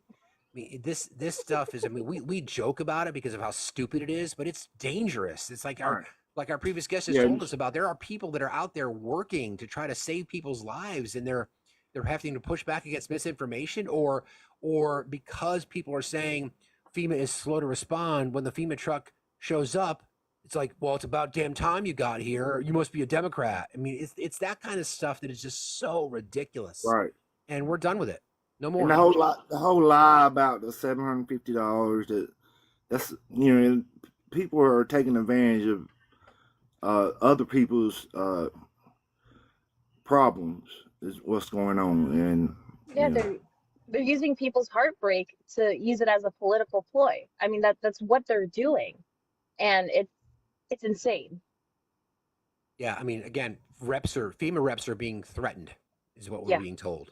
So, but thanks for jumping in, Larry. Please stay safe down there, friend. All right, I appreciate it. Thank you. Love you, Larry. Be well. Bye. We have to be better. We've got to be better as a society. We've got to do better. This is just crazy shit, man. And I mean, Crazy. when you guys are hearing any misinformation about FEMA and you're even family members, you have to sit there and be like, no, that's not how this is working. I mean, my grandfather lives in Asheville. We're trying to figure out ways to take care of what's going on, and we're trying to convince them, because he's stubborn as hell, to get him to come up here while we figure out what to do with this house and stuff, because there was a lot of damage that happened. But he's sitting there and he's screaming the same old talking points. Well, they don't care about me. They're taking too much time. There's not dude, come on. Like, Amethyst has a really good comment. They write, "Why destroy the infrastructure when you can just use eminent domain?" And it's really true, right? The government wants to take your land; they can take it. You don't have to destroy the whole infrastructure. I mean, but people will believe it, like seeding the clouds. And I don't know. Are there giant fans in the Atlantic or in the Gulf of Mexico that would point the hurricane towards Tampa? Like, I mean, I'm sorry that Florida's a red state, but that's not on us. That's on the voters down there and gerrymandered districts in the whole 9 yards. But it's nonsense. It's nonsense. So Hurricane Sandy, Hurricane Irene, that devastated my state, which is blue, and a lot of other blue states in the Northeast. Was that sent by the Republican weather gods? I'm just curious. Different forms of Zeuses. There's a liberal Zeus and a conservative Zeus. They're just apparently so. Apparently so. Yeah, I don't know. It's just a weird flex. Welcome back, Silva. Seems like maybe your service is better this time. Hey, yeah, hopefully. I just wanted to talk to you about something that happened here. We had one of the worst mass unalivings in history with the Port Arthur massacre. Yeah. And how our government responded to that was with a voluntary buyback of the machine pew-pews. Sure. Okay. Well, you can actually still get pew pew license here, especially if you have land or you're a farmer or you have reason for owning a pew pew. You can have one. You have to have a license though. Since the Port Arthur massacre, we haven't had a single mass unaliving. In fact, we have never had a mass unaliving at a school. And my son is actually trans. He was AFAB, assigned female at birth. So I had a female child who's in his 20s now. He's trans. If I lived in America, guys, I wouldn't send my kids to school. I would be homeschooling them because I would be too scared to send my children to school because of the mass unalivings that you'll have at schools because of your lack of gun control. Pew pew control. It's not to say that you can't have the pew pews. I know how much you love your pew pews. We get it. We get it. You can still have them, but license it. Be licensed, and you don't need registered. Yep. Right, absolutely. I mean, you need to have a mental check, things like this, so people who are mentally ill don't get their hands on them, and really, the numbers speak for themselves. Since then we've never had a mass unaliving, and we've never had a school unaliving. I would have been terrified. Again, Silva, it's about the kind of society that we want. I mean, the overwhelming majority of people in our country, overwhelming majority of people want universal background checks, some form of regulation that it's reasonable. I'm a firearms owner. I respect the right to carry, but I am sick and tired of the examples that you just described. So there is compromise. The problem is the voters are not being heard because the Republicans, by and large, are the ones that are in bed with the firearm lobby, which is again why I want progress and progressive candidates down ballot, because they will be the ones, because they grew up around active shooter drills in schools. They grew up knowing probably someone who was impacted by it. So that's the change we make, and that's why this election is so freaking important. And my son, my trans son, he's 20 Victoria, now. exactly. Victoria, our friend Victoria, she's a perfect example of that. Mm-hmm. So he would be voting. When he was actually at school and came out as trans, he rallied with the other kids and got the uniform changed so that everybody could wear shorts or long pants, and that the females or assigned female at birth children did not have to be forced to wear a skirt. Uniforms. My son was instigative in changing that rule in his school and thereby in every school in the country. That's wonderful. Yes. That's progress. He's amazing. My kid's incredible. Thank you, Silva. And good mom, obviously. Thank you. My eldest daughter is she's bi, but she had to have an AB for various reasons. None of them actually medical, and I believe that was her entire right to do that. In fact, I have driven friends of mine, nieces of mine. I've driven them. Oh, thank you so much, Cloud. I have driven them to the AB clinics at 6 a.m. in the morning, waited around, took them home afterwards, made them a cup of tea, tucked them into bed. And I have done this more times than fingers I have to count. And not always for a medical reason. Maybe it's just because they just can't do it. And no woman should be forced to have an abuser's child. In fact, I heard a number recently that 80,000 women in your country have been forced to have their abuser's child. I think that's about right. That we know of. Since the Wade thing had been redacted. That's what we know. I mean, that's again what that and we those know are the of. only the ones, that are actually talked about. What about all the ones that aren't? What about all the women that didn't say anything?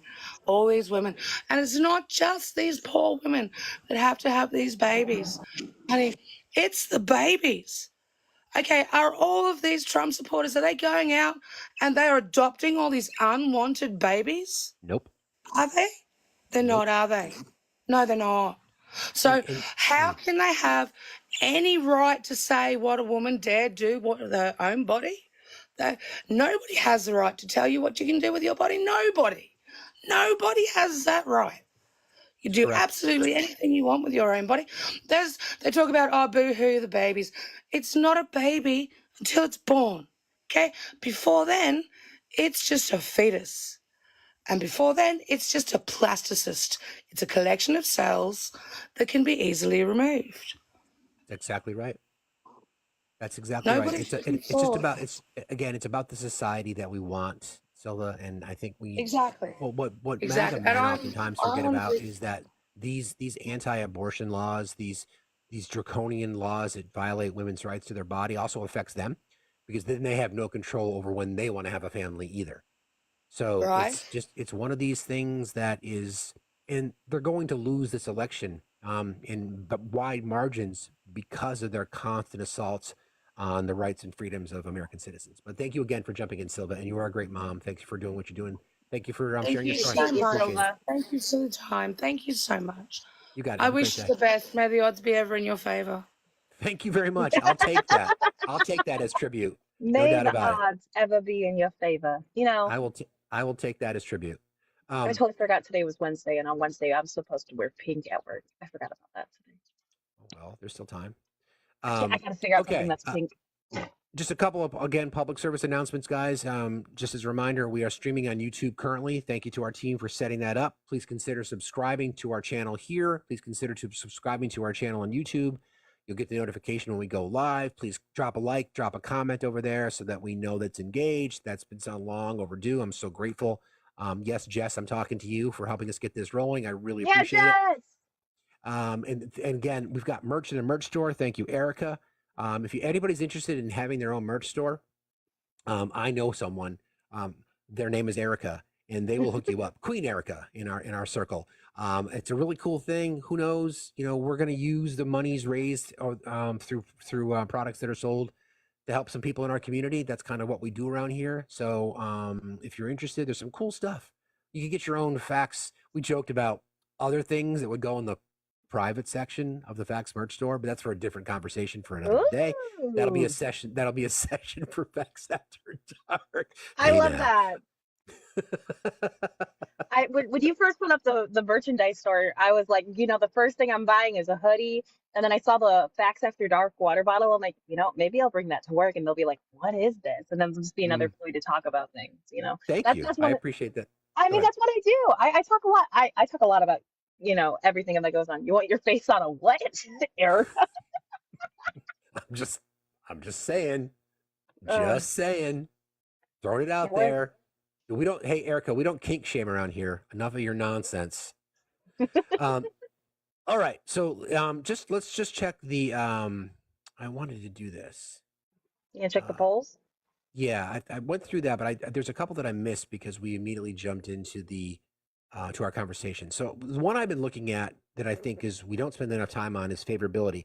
And Will taught me this because typically speaking, in our divided country, when you have a candidate that has a positive favorability rating, it's very rare.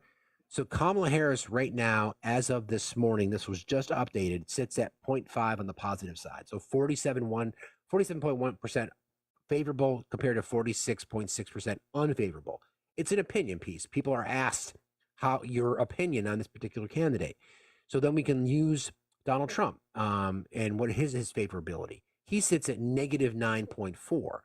The reason that's important is because undecided voters, if there are any left, I can't believe there's many left, but undecideds, when asked the question, who do you see more favorably?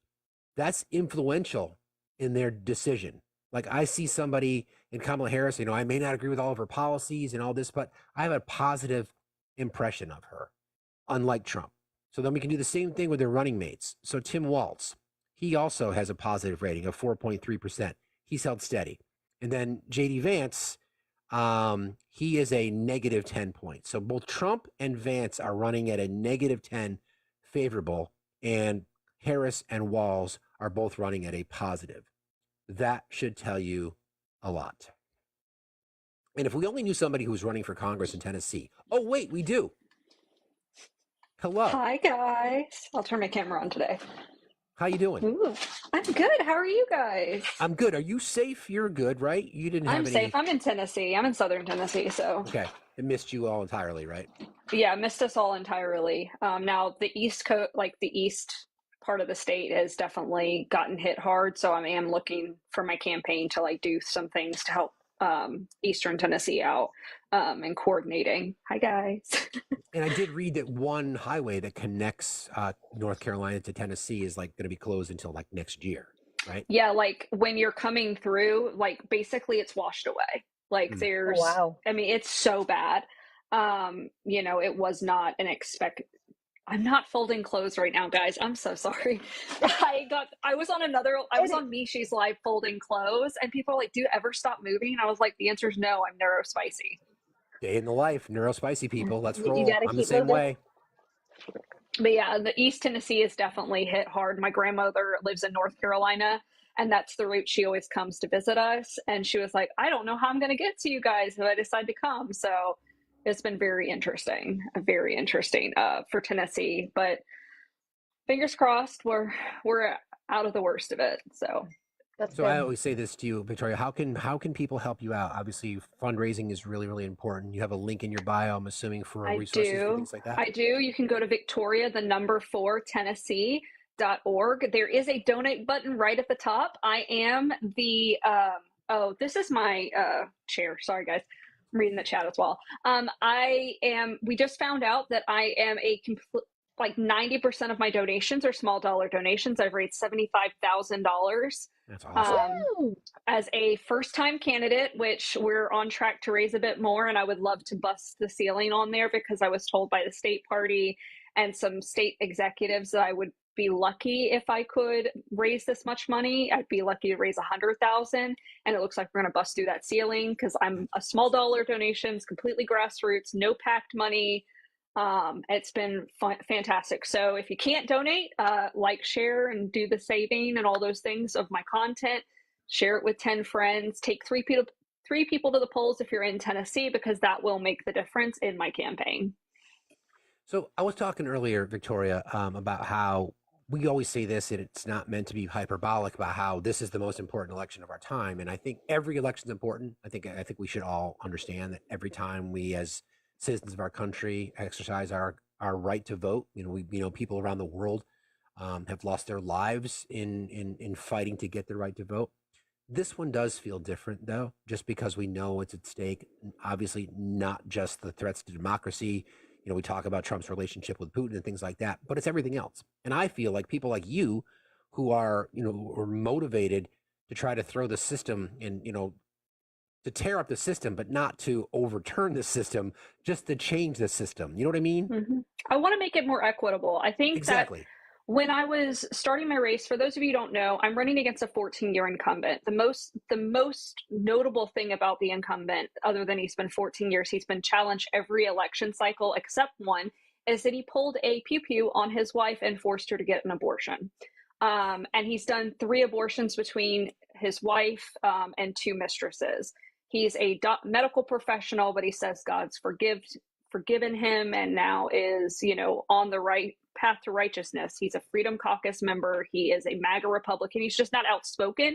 So I think that's why he's coasted under the radar this entire time. And he was going to run unopposed in February of this year. And I decided that that was unacceptable, that we needed a decent option on the ballot. Now, I've been involved in politics since I moved back to Tennessee, but I've been involved when I lived in Dallas. I've been involved since high school.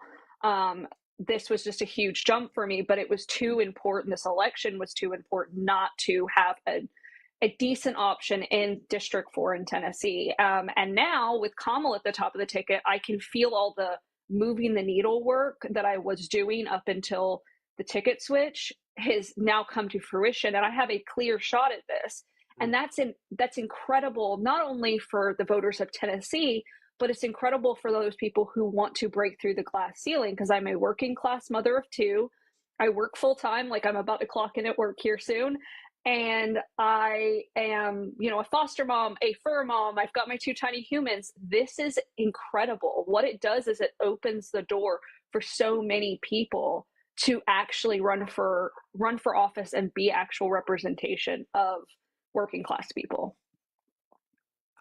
I love to hear that. I mean, you and I have spoken before. Everybody has a calling when they decide to have, participate in public service, whatever that might be.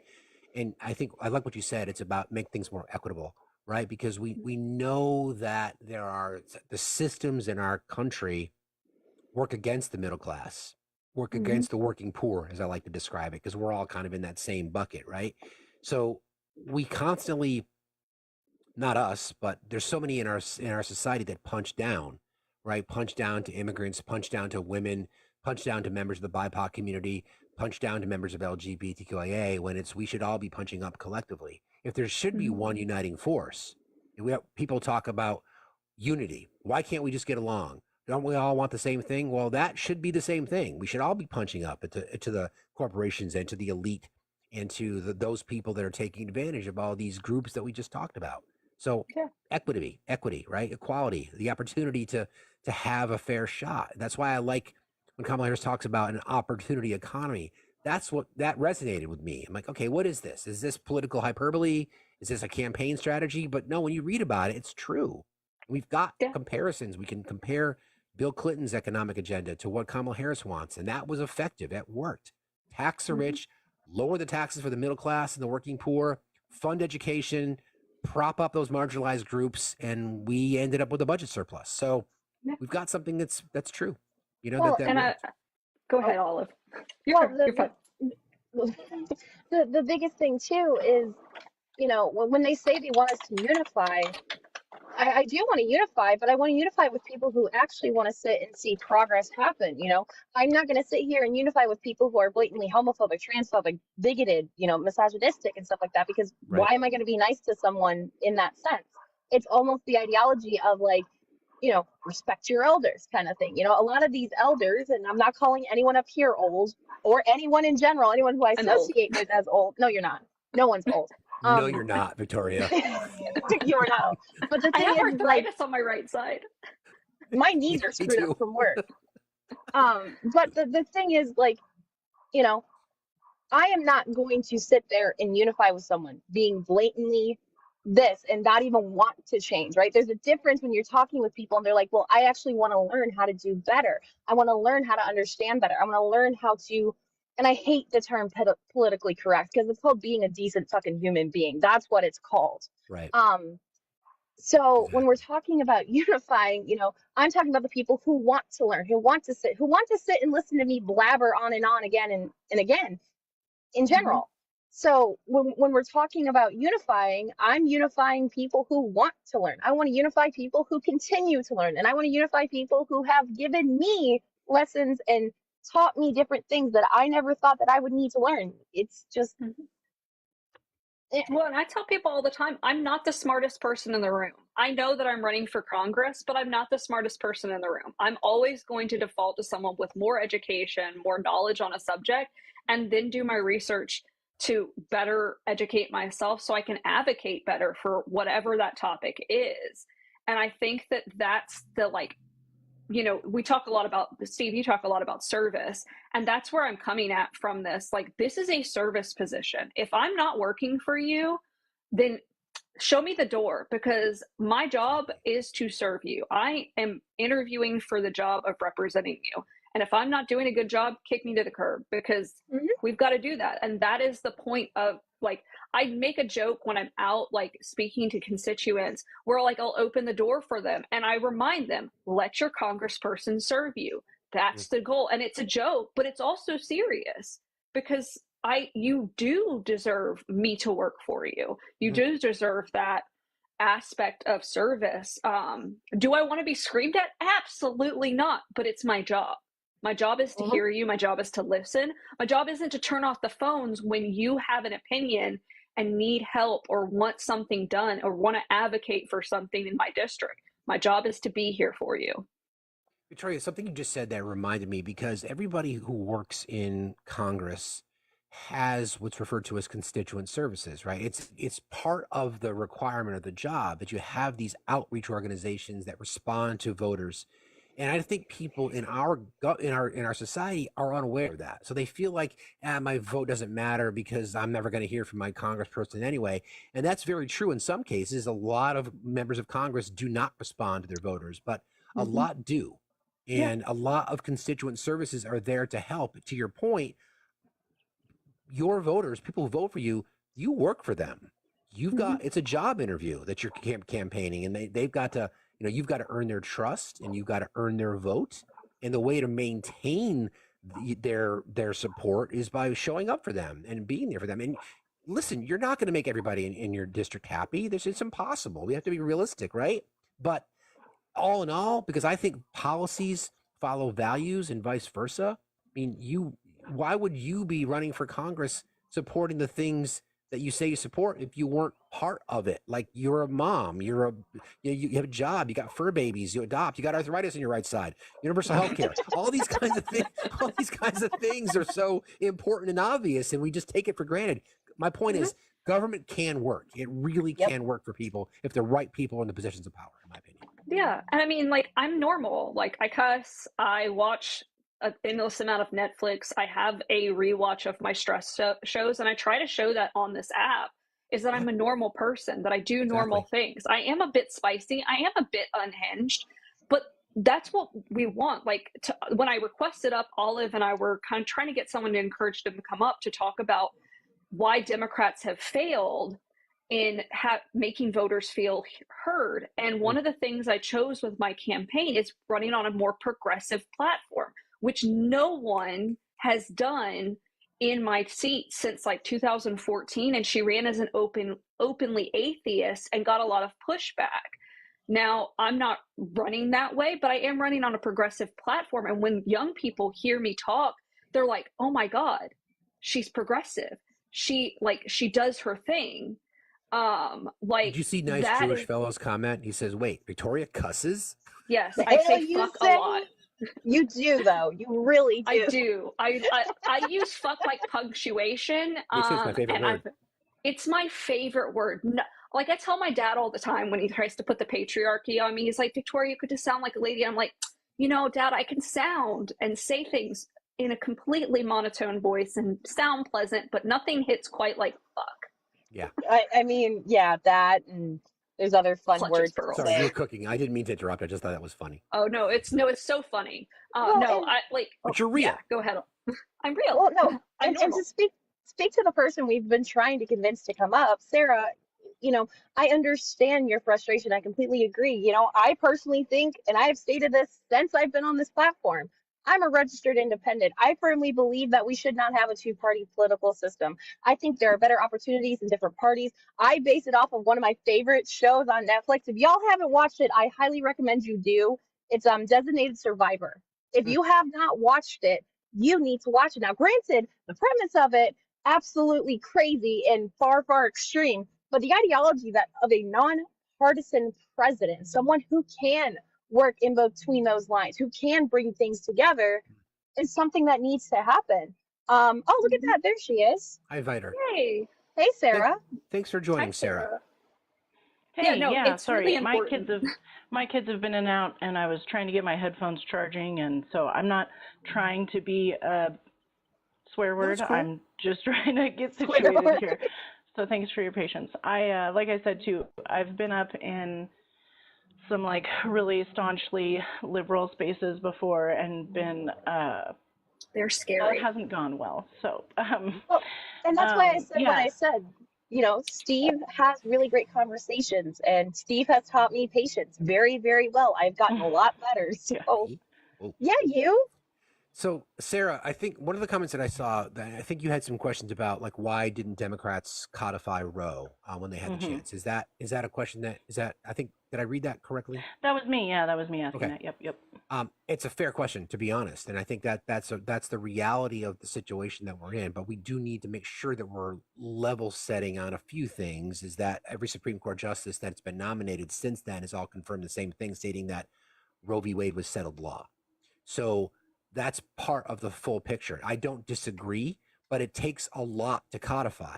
And even though you might have a majority, it takes a large chunk of our elected officials who all agree to codify. And the Democrats have not had enough support from Republicans to be able to do that. So that's the No, and I reason get that it that. wasn't. It's frustrating to me because on the surface, I understand I've heard all of these things before, right? Because it's a question that I've been asking for a long time. And I do understand that, right? Like the amount of super majority or whatever they would have to have. But at the end of the day,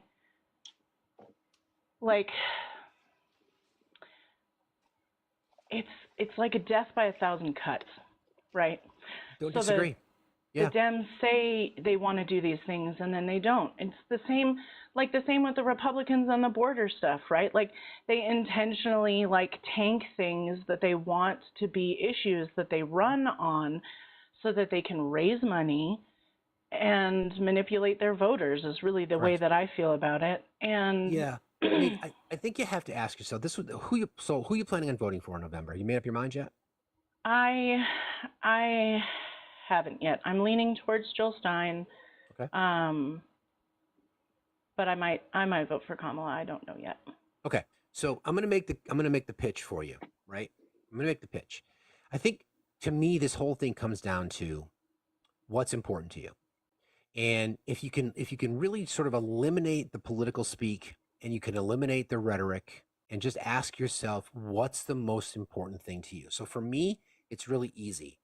People who follow me, people who know my mods know it's about human rights. That's as far as I'm concerned. If you're not prioritizing human rights, then does anything else really matter at the end of the day? Well, that's exactly how I feel.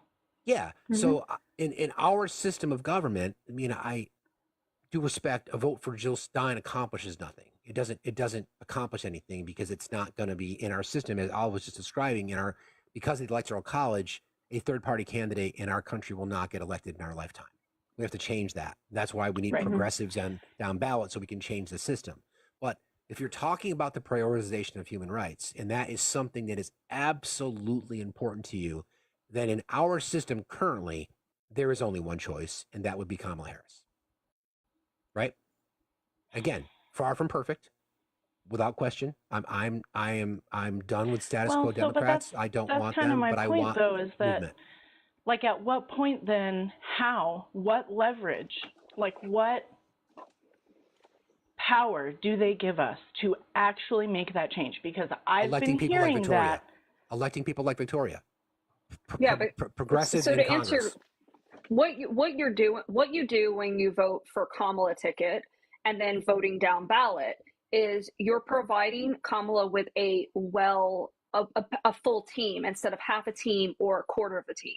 Exactly. And we do have progressives on the ballot who are running for office, but we tend to get overlooked by the system that you're talking about, as well as voters who are like, well, it won't work, or we don't meet it. So I'm a pro-peace candidate. I took a pledge at the beginning of my campaign because I did not see any logical reason not to do that. Do I still support Kamala at the top of the ticket? Absolutely, because I know that we have to get on the public transportation that will get us closest to the direction we're going. She's not a perfect option, but she's by far better than the other option. And also, there's a lot of sinister things that go on at a state level that I did not know about prior to running for office. So I'm dealing with some at our county and city level right now too, dealing with some gross lack of transparency with our sheriff's department and an extrajudicial killing that happened this summer. But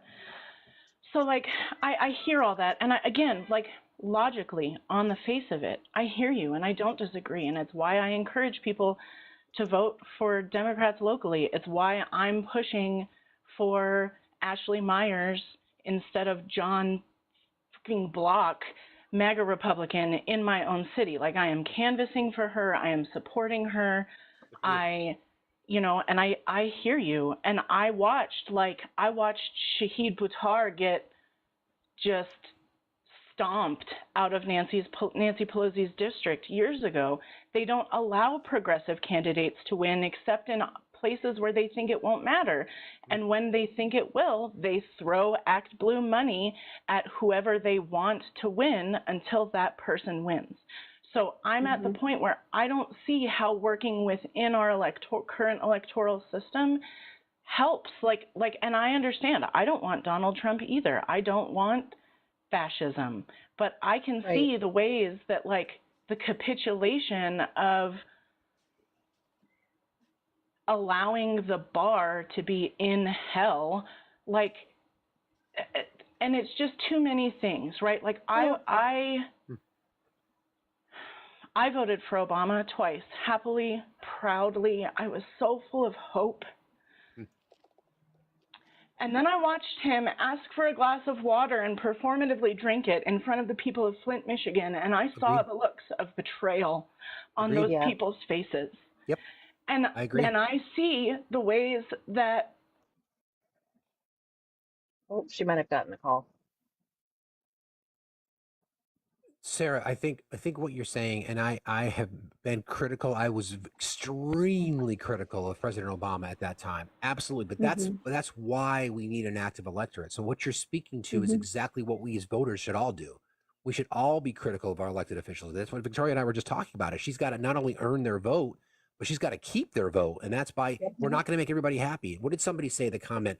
The quest for perfect means that we'll just, I forget what the quote is, but if we're constantly looking it's the enemy of the good or whatever. Exactly. The quest for perfect is the enemy of the good, right? So you have to... points... Go ahead, Victoria. Sorry.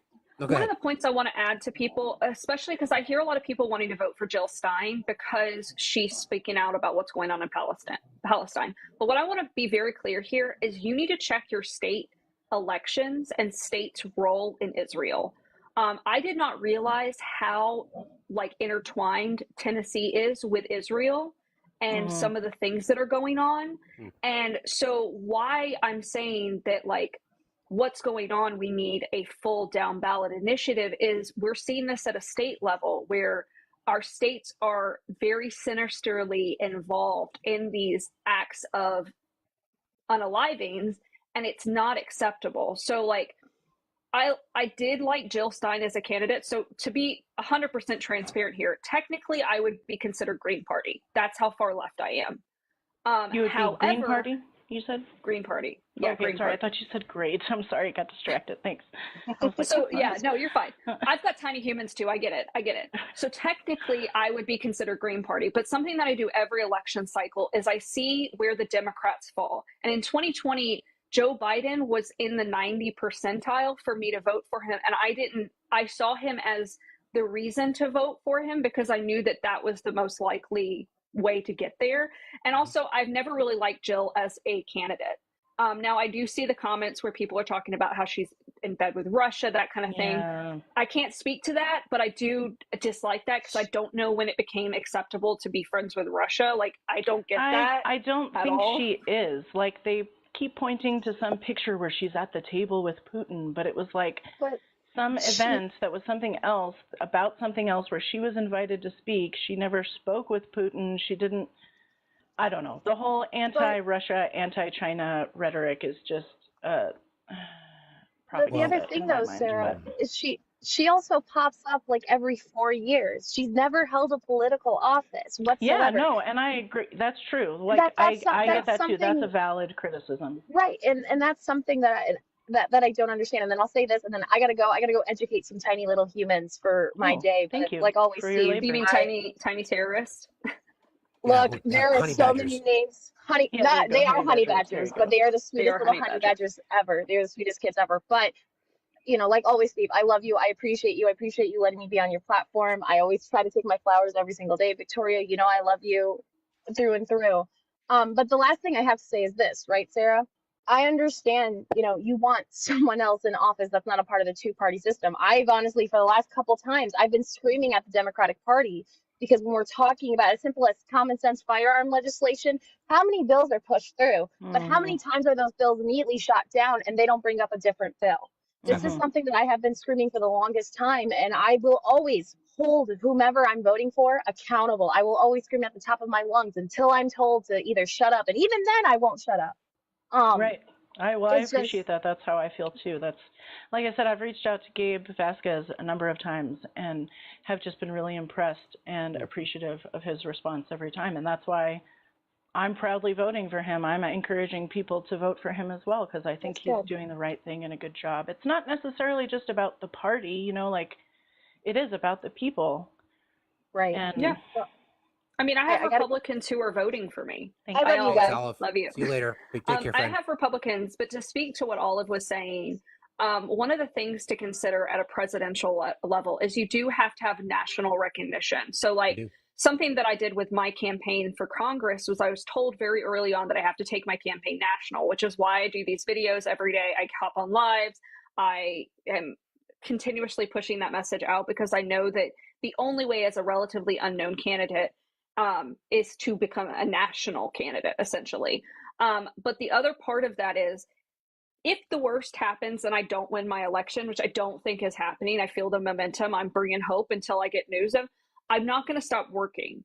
And it's going to be at a state level. You're going to continue seeing my work. And that's one thing that I don't like about Jill Stein is I don't continue to see her working and getting elected at a local and a state level, because you do elicit changes in those positions. And so, world overlord.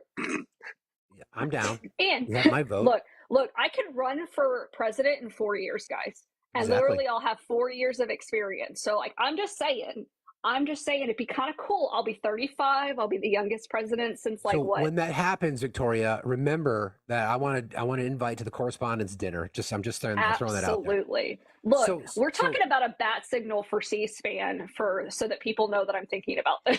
Yeah, I mean, I think Sarah. So first of all, I just want to clarify a few things. There has been some Russian state media that has promoted Jill Stein as a candidate for president. So we have to make sure that we're being honest with ourselves about Jill Stein and some. She's been asked, quite frankly and directly, as to whether or not Vladimir Putin is a war criminal, and she's deflected and dodged that question. So you might want to look into that a little bit more. Sure, I will. So I think the point, and I completely agree with Victoria was saying, there's been no effort from her to do anything between the election cycles, and I think that's an opportunity lost. She has gained some national prominence just because she keeps running every 4 years, but there's nothing else. I'll give you an example of where we're referring to. So the state that I live in, Vermont, the Progressive Party in our state has power politically. There is a clear divide between what the progressives are, the Democrats, and the Republicans. Progressives caucus with the Democrats by and large, but they have prominent positions within our government, lieutenant governor, Senate chairperson, majority leaders, things like that. So that's what I'm talking about. If you want options to have a third party, then you need to vote in the direction that's going to bring you the closest. I like Victoria's analogy. The train's only going to bring you so far, but I want the ride as far as I can get down the road. So if you want more options electorally, then you've got to start voting for people who will give you a chance. And a vote for Jill Stein at the presidential level doesn't give you that chance. It literally is just the same old thing. It's rinse repeat every 4 years. And it's the moving the needle. Think about it as moving the needle. We're moving the team down the field.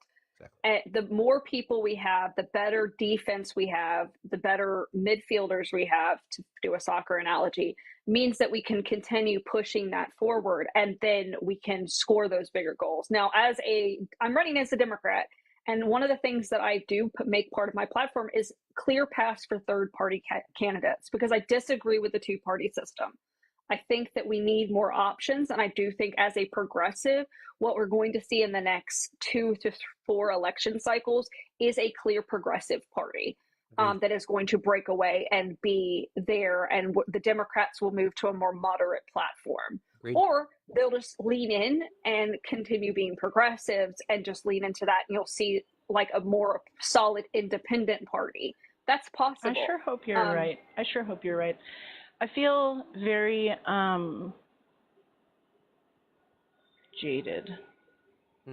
It's hard not It's to. the right word. I spend a lot of time that way. I want to believe all of the things that you're like that a more progressive coalition party will actually come up, but then people keep saying, well, you can't have third party candidates because our system is set up for two parties, and like you said, right? I get that. But how does Well, I don't let's be have careful faith. though. I don't Let's have faith not or see. I'm hope not going to that the throw. system will change. I got you, and I understand what you're saying. In its current construction, that's the case. But by electing progressives like Victoria and others, and people who want to change the system, you have to put pressure on the machine from below to change the system. Because neocons, neolibs, again, status quo Democrats. As a Democrat, I'm tired of it. I want change. I don't want small bites of the apple. I want the whole damn pie. And to be able to get that, we have to put people like Victoria, people like Max Frost, people like AOC, people like that, who are truly progressive. They want to move the needle down the road. And how ironic is it that AOC used to be considered this progressive icon, and she's not even the most progressive in Congress now. And that's exactly what we want. Yeah, well, We because want she people who are more capitulated. progressive. Like she started off being really progressive, and she's not as like. I don't know. I don't think it's that. She gives it a voice, but no, I think it's the that there are just people that are system is more so, progressive. like- I just think there are people that are more progressive than she is. I think that's the point. She's progressive based on our current system, but there's people that are more progressive that are now in And power.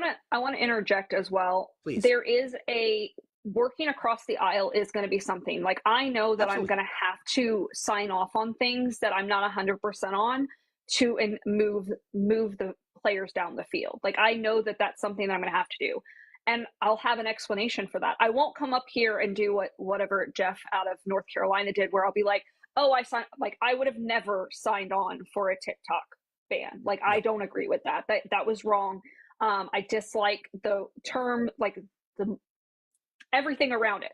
However, if it's a border bill where I know that a lot of Americans are concerned about what's going on at the southern border, I'm going to be more amenable to working across the aisle with Republicans, because that's also something Americans want. They want us to be more willing to work together, and it is a team effort. It's not going to be perfect, but it is that ability of, and I think AOC has had to do that. Like, she's come out and been very outspoken while also working to it. Like, she continued to support Joe Biden after that, the debate. Like, she was and I was even surprised, but I felt that way too. I felt Same. that way of like, I understood it was not the best performance, but as a candidate, I also know that you get tired. I've come up here and not been able to get my words together because, like, I'm just tired. And it's really hard. And then, like, 2 hours later, I'm fine. It's like nothing ever happened. So it's walking that fine line of, are we holding the bar too high to, hey, are they not meeting what they should be doing? And it's like that. It's a very tight rope to walk. It's very hard to get there. And I know that I'm going to piss people off when I'm in office. And I know that I'm going to make people super happy in office. There's just too many people to please. But my goal is always to serve. And I think that that's where we're going to see a change here in the next election cycle. Because, like, AIPAC's going out the door. AIPAC's dead unalived in 2 cycles. Yep. We're not going to see that anymore. Nope. So there's a lot of moving parts here, and we have more engagement now in a though, way. with So all a the lot of money people are that coming they're along. throwing and stuff. Oh my God, they throw so much money. Look, they would come again. If they didn't see me as a threat, which I love for me, they would be coming after my campaign. Well, that's as what I'm saying. openly. Like, that's so how I don't know. Well, thank you for I know doing what the you're work, because you've got more faith in it than I do. Gotta have faith, right? The best advice, Sarah, I can give you is get involved, because it's really empowering. That is what made my change. When I moved back to Tennessee, I told my husband, I was like, I'm going to have to get involved or I'm going to hate living here. And that is what I did. And it's just, every bit of work I've done has made me feel better about my role. And I have lots of videos on how to get involved. So if you're interested in getting into politics, go look at my videos, go see the work. I've done work all the way back. I have lots of different types of videos. I used to say my DMs are open, but I'm really struggling right now keeping up. But please comment on our videos. I will do my best to answer. If not, just follow along, because I'm going to continue walking you through this. And I think education's a huge part of this. I think that's what we're seeing this election cycle, is more people wanting to be involved. Yeah, and Sarah, this would be my suggestion. Like, I would put pressure on Jill Stein. Like, I would demand more from her. I would be like, I want to support you, but I need more from you. Why are you not advocating for down ballot candidates? Why are you not seeking other positions in government to be able to build your reputation up, to build your credibility up? Why is it that we only hear from you every 4 years? Why is it that there's questions about your relationship with Russia? Hold her accountable. Don't just say because she's a third party option, that's what I want to vote for. Because in my opinion, she's not a serious candidate because of the things that I just talked about. But that doesn't mean that there aren't others out there that are. So again, make sure put pressure on her. That's what democracy is not a spectator sport. If we want change, we've got to be the ones that make the change. We can't sit by. Volunteer. And Do whatever you someone gotta said it do. in the comments. Under Harris administration, third parties have a chance. Under Exactly. Trump, they do not. Because there are Exactly. enough people, Harris and some of the Democrats that are in office right now are not threatened by third parties. I am not threatened by a third party movement because I know that just means that everyone's getting more equitable representation. It's not less, you don't get a smaller sliver of the pie, it's just making it a more equitable pie. So that's why I'm doing it. Definitely check out your candidates. If you're in Tennessee, we verified every single Democrat on the ballot. So every Democrat has been verified as a Democrat, and we've kept up with that. So that's something in Tennessee we've gotten to see here that other states have not. So, you know, do the thing. Hope that helps a little bit, Sarah. I hope that helps. But again, it's about activism. It's about being involved. It's about questioning your candidates. And I mean, if you want to vote for Jill Stein, then make her earn your vote. Don't just settle on it. Make us work for it. Make us work for it. Yeah, We're all just out here.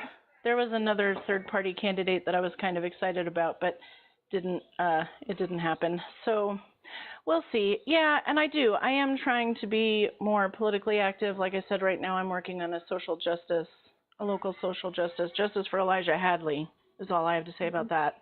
Okay.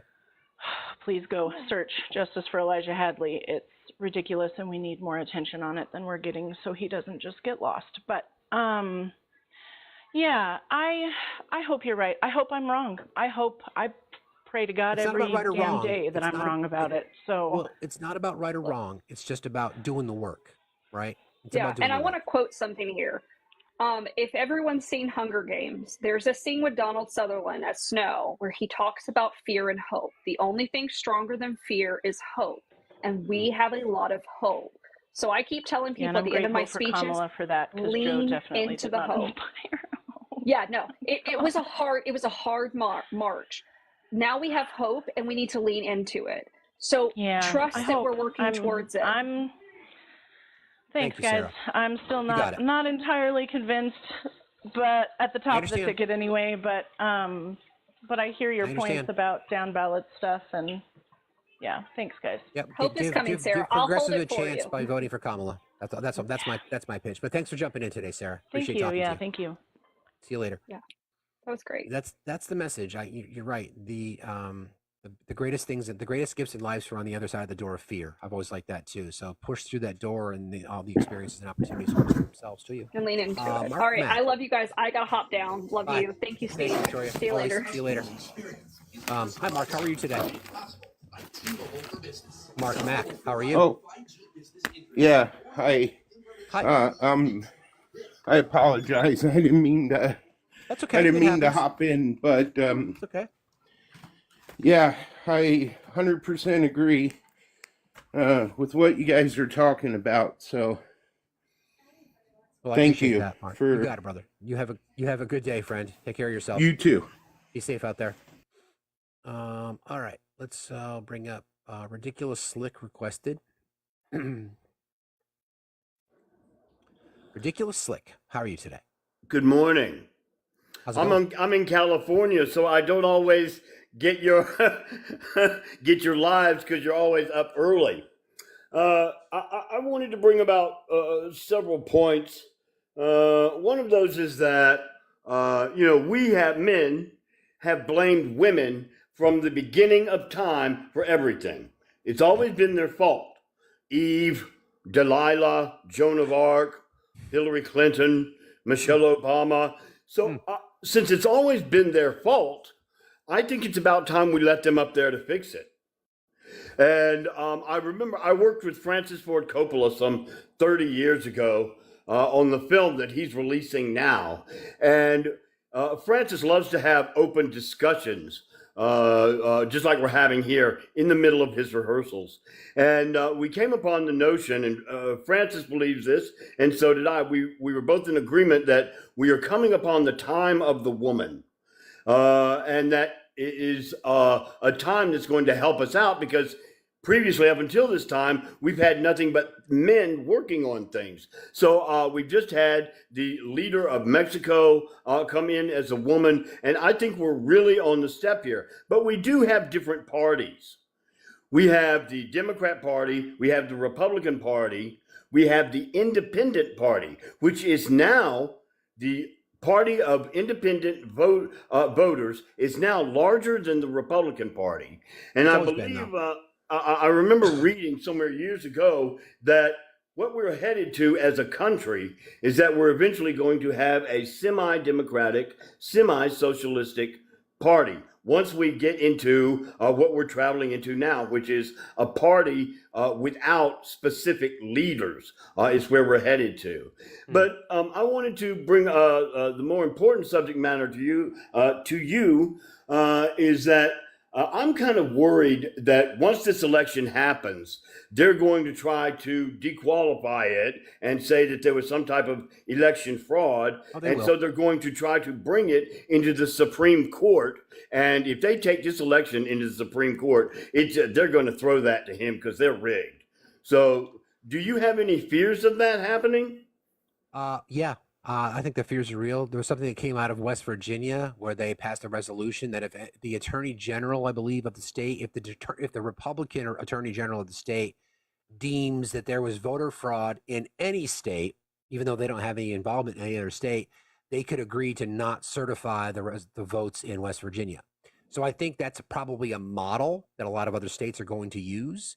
Am I concerned about it? Absolutely. That's why I want 70% of registered voters to turn out on election day or to mail in their ballots so that we overwhelm the polls so there can be no question. Exactly. We must work for that. And it was great for you to have Victoria on this morning. I really enjoyed listening to her as a candidate. So if you could do that more, I would really enjoy that. Yeah, we do that. We try to do that as much as we can. There's a few people that are in our community, but I appreciate you saying that, friend. I appreciate you saying that.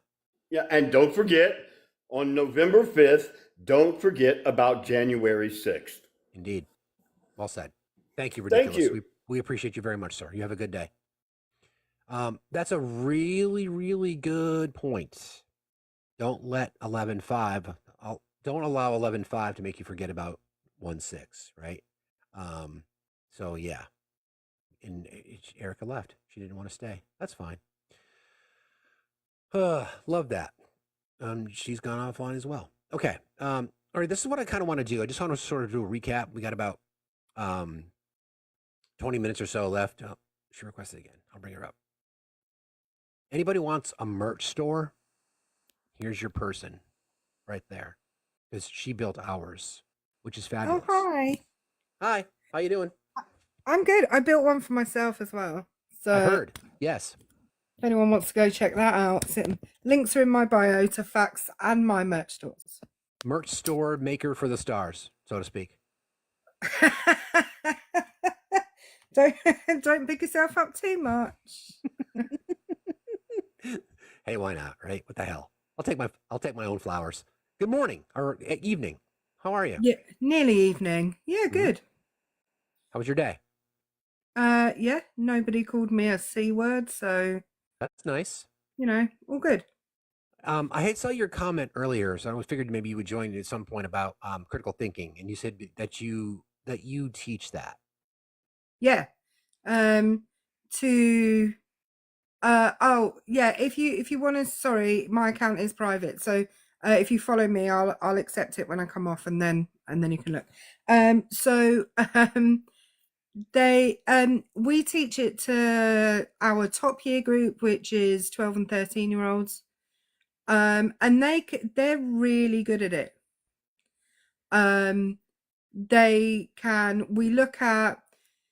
We look at, for example, a selection of example tweets, some of which have links to legitimate sources, some of which don't. and they can then go and check out which ones they think are the most trustworthy. I teach them to fact check across various sources. So and they really get it. They understand. You get the occasional kid who will say blah blah blah blah blah. I saw it on TikTok. And I'm like, right, I can go and make a TikTok right now that says that you smell. Does that mean it's true?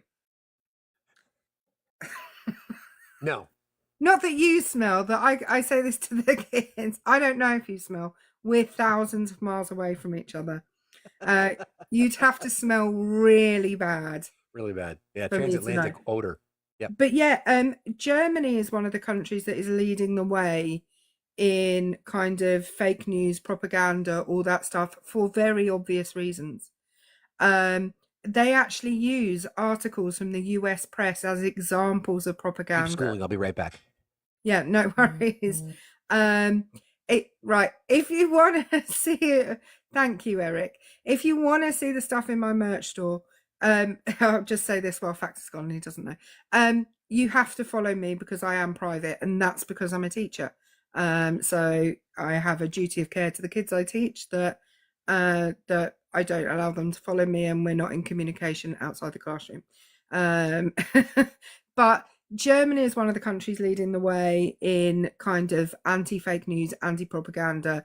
It's really worth going and looking at some of the stuff that is in their curriculums, because obviously they were in a situation where even in school textbooks, they had a whole ton of anti-Jewish propaganda in the 1920s and 30s. So, oh yeah, you can put, yeah, we can put my store in Fax's link tree, apparently. I'm sure he'll love that. But yeah, I do the same, Amethyst. If I am on TikTok and I see something, I go and check it out for myself. Because let's be honest, there are people on this side of the aisle who also spread propaganda. And we have to be as diligent in calling that out as we are at calling out propaganda on the other side. So somebody's saying stuff that isn't true. A great example of this was, I don't know if anyone remembers, but there was this whole situation where people were posting online a picture of, oh, what's happened there? Where? I don't know what happened there. Can you still see me? Can you hear me? Mhm. Okay. That was weird. A thing came up and said, go live with FactsStillMatter. I was like, I thought already are. But there was a picture of some black female judges from New York. Exactly. Good point. And saying that that this was the New York's highest court, which is not called the Supreme Court. By the way, that's their lowest court in New York, just to be annoying for everybody. Right. But the New York Court of Appeals was purely staffed by black women, and there were liberals on this app who were saying, ha ha ha, Trumpers, this is who Trump's appeals are going to go to, and we all know what they're going to say, when actually that was just a snippet of the number of Supreme Court judges they have, the appeals court judges they have in New York. So it's really important, and I saw a lot of people on the left call that out and say it wasn't true. So even if the propaganda or the fake news benefits your side, you still need to be diligent in calling it out. I think that's the key. And we talked about this a little bit earlier, and thank you for describing it that way. That doesn't matter where you are, what you align with. We're all susceptible to propaganda. We're all susceptible to misinformation and disinformation. And it's the willingness to look past, the initial blast of information, right? I think the difference, though, we've seen this happen, is people on the left, the American left, Erica, people on the American left. So in the people in the middle, then. Yes, exactly. Yeah. The people in the middle to the rest of the world. Correct. We tend to be more inclined to want to be more curious, I think, by and large. I mean, we know that we can draw a line, and I want to be careful how I say this. When I say education, it does not necessarily mean formal education, but there's there's an ability to be, or willingness to be educated, I guess, probably a better way to say it, right? A willingness to learn. And again, I want to read this quote again because it's just so perfect. It really reminds me of exactly what it is that we're talking about. It says, a smart person will change their view if new information contradicts their belief. An indoctrinated person lacks this ability. They are conditioned to dismiss facts. And I think that kind of really sort of puts it in perspective for me. I want to be proven wrong about something because I want to know the truth. I want to be challenged in my belief so that I can think about things differently. When you're susceptible and in your own confirmation bias bubble, that's impossible. Yeah, and there's some really good data out there regarding the kinds of people that are more susceptible. So if you are a religious person, you are more susceptible because you're already in a situation where you believe things that are not necessarily provable. For some, especially very deeply religious people, they can be more susceptible. You're more susceptible. In education, we talk about something called ACEs, which are the things that have happened to you during childhood, which have an effect on you for the rest of your life, and they have an impact on how susceptible you are to propaganda, to fake news, to all of that kind of stuff. But I think what we're seeing is the result of, during COVID, tons and tons of people self-radicalizing online because they were at home so much and they didn't have time to, they weren't going out to work. And, a lot of those people spent an awful lot of time online.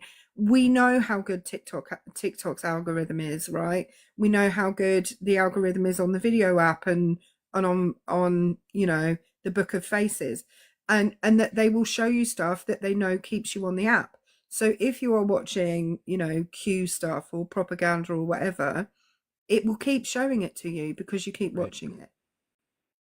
Yeah, that's the confirmation bias, right? And those narratives that we allow ourselves to believe. And when you get inundated with this information, as you described it, like it's a fire hose, then of course you're going to believe it. I mean, and that's where me as the empath want to say, listen, can I just show you the other side of this, and want to pull people over into the light, out of the darkness. Sadly, I think the background is relevant, because if you had an ability to try to think for yourself, to navigate through these things, it might be a little bit easier to understand why we constantly say the information that you've been given is just a lie and we can prove it. But when you're told the same thing over and over again, you believe the lie to be the truth. So yeah, I can see myself again now. Logical Man is here. there you go. Logical Man was the key. Good morning, Logical Man. Good morning. How are you doing this morning, my friend? Excellent. How are you today? I am okay. But however, when I saw the on top there saying MAGA can't think for themselves, suddenly a fearful thought came to my mind, and I wanted to share that with you. Okay. Imagine if tomorrow, let's say we win, and Democratic Party is in power, in the next election, an intelligent Donald Trump comes along with MAGA. What would be the solution to that? You see, our main problem, is that our schools are not teaching critical thinking. And when you don't think critically about things that are told you, what happens? You don't check on them. In the immortal words of George Carlin, you can get rid of religion and these things will disappear on their own. However, we can't do that. We have to. The most important thing the next administration can do for America is to mandate it strongly with enough budget. The other parts of their education must be taught extreme critical thinking, must be taught how to think for themselves, not to take anything for granted because somebody they like said it. Because that's what has given MAGA power. They like Donald Trump, and he comes up with these outrageous things. And just like believing the Bible on the face value, they believe him on the face value. So I'm not against religion. I think actually it's a good thing. However, this believing things just because you're told, then you can't think for yourself. I think what you're talking about is an interesting question that someone who's smarter than Donald Trump comes along. I think what has drawn so many loyal devotees to Donald Trump is because of his hate-filled rhetoric. So I think that's part of the opportunity for the Republican Party to say, because they can't win elections without the Trump base, they can't win an election without MAGA. There's just not enough. There's just not. They already have a very small electorate anyway. They can't win an election without that voting bloc. So you've got to be able to appeal to them. And what's worked with them, because the rise of Trumpism and the rise of MAGA has been the hate speech, has been that rhetoric, has been anti-immigrant, anti-intellectual, anti-LGBTQIA, anti-BIPOC, anti-women. That has worked for that electorate. So it's not like they can shift. They're going to have to find somebody that says, okay, sure, we think we're a little bit too woke as a society, but we also have to accept the fact that the majority population in our country are women. Maybe our party is not aligned enough in support of women. That's going to be an entire shift in their movement. So it's not going to be in 4 years. I can tell you that. It's not going to be in 4 I'll years. give you an example about this, okay? I do not support all the unaliving that's happening in Palestine and north of, and also north of Israel. However, I do not dare to condemn them as many people do. Remember, first, Egyptians tried to destroy them.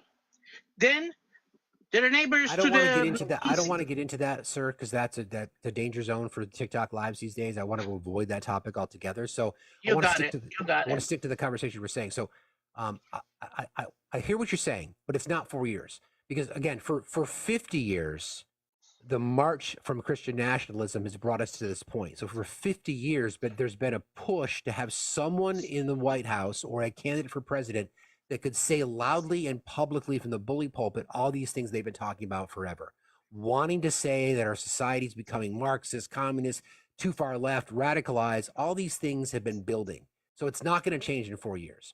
For the Republican Party to exist, it can't be MAGA. It can't be, because it's just unpopular. Now, there are enough voters out there that say, listen, I would like to go back to fiscally conservative, the fiscally conservative Republican Party. That's before Reagan, though. That goes way back. So it's not going to be a 4-year transition. In my opinion, this is strictly mine and mine alone. There is no future for the current iteration of the Republican Party in the American electorate, because their policies are just not popular. They're just not. MAGA is not big enough. They're loud for sure. They're not big enough, though. So you want an opposition party? I don't want a uniparty. I want good, legitimate political discourse that involves opposing opinions on things, tax plans, tax policy, economic plans. But we can't get there if one party is fueled by hate, anger, and rhetoric. Erica, thoughts on that? You know my opinion about the MAGA. I call them the malignant Americans gone apeshit. Yep, that's However, true. Yeah, it is. It is very true. However, there's a fact we have to accept. It's not going to go away. It may shrink to its core, but it's not going to go away. And those thoughts are going to be disseminated by these people into the society. Erica, so we thoughts have on to that? build a defense. We have to build a defense. And the only defense I can think of is critical thinking. Let me get Erica's thoughts on this logical before we go much further. So go ahead, Fred. Well, I think we've spoken to enough people who are what I would call traditional Republicans who are voting for Harris because they can see the danger that Trump poses, right? And they can see the danger that JD Vance, the whole Project 2025 situation, that they pose to the United States. We also see people who say, and we've had this conversation before, people who say they're are Democrats and they're voting for Trump. Now, the thing is, those people, they're not really Democrats because their ideals don't align with the Democratic Party. We had a guy was it yesterday or the day before, who came in and said that he was a Democrat, and he was voting for Trump. And when it got down to it, it was because he couldn't vote for a woman. Well, Correct. that's not really a Democrat then, Exactly. because democratic ideals are about equality. And I think the people who say they're Democrats and are voting for Trump, they're actually, what they are people who have voted Democrat previously, but they're not really Democrats. Their ideals don't align with the Democratic Party. Yeah, Democrats, I guess, in name only. What would they be? Dino. Dinos.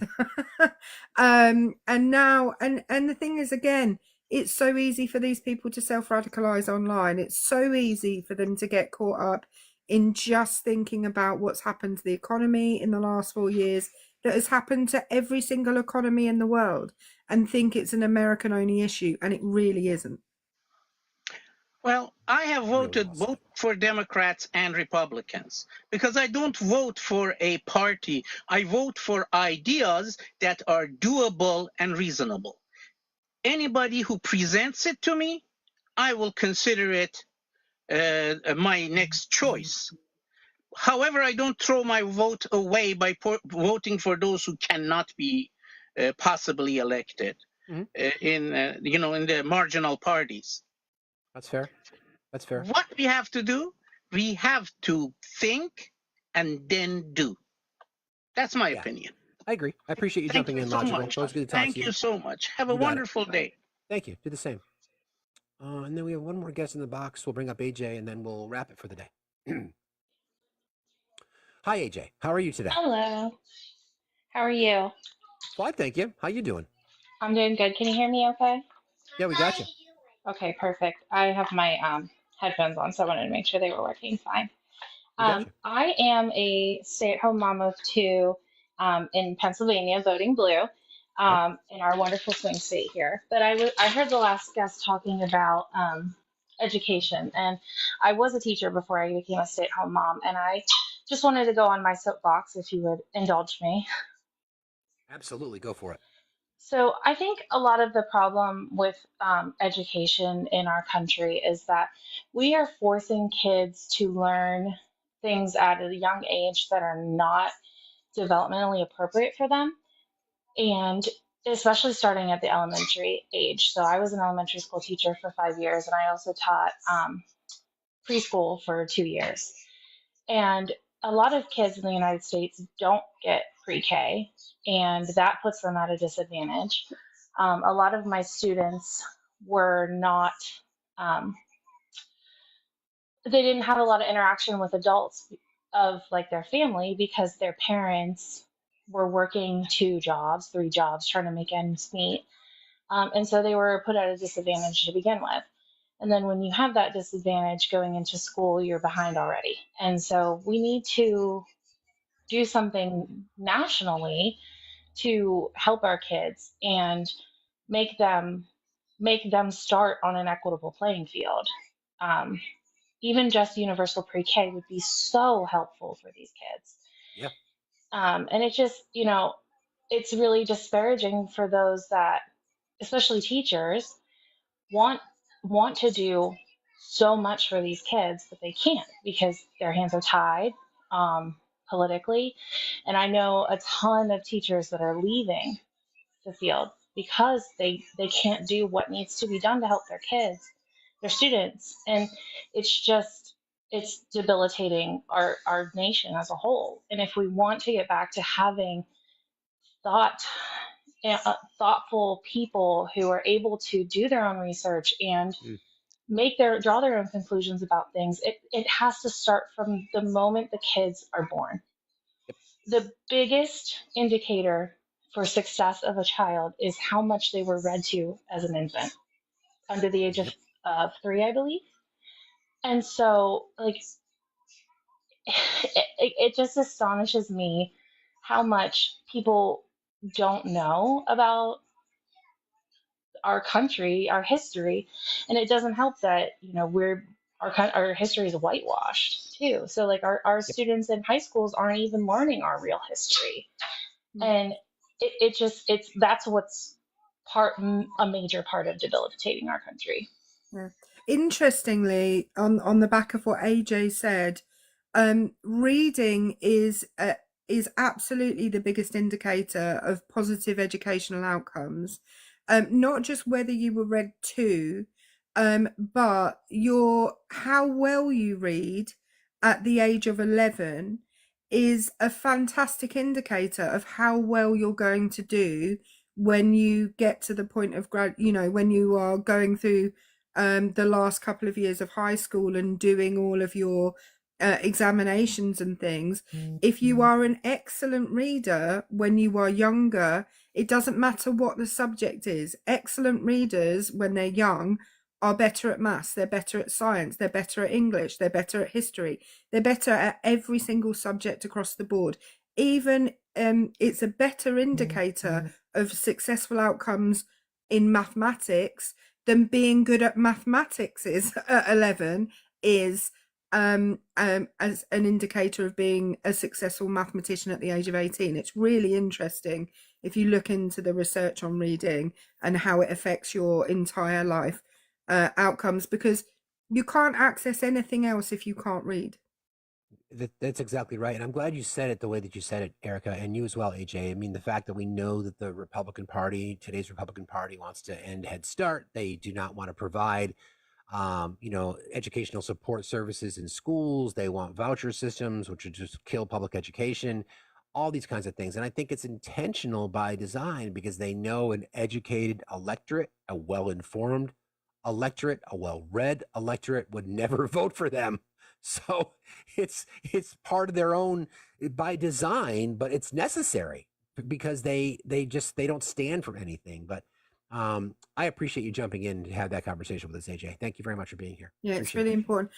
Just to jump in super quick, Facts, did you see what Will said in the comments? Yeah, we're gonna see if Will can come up and join us. If he's got a minute, I would appreciate that.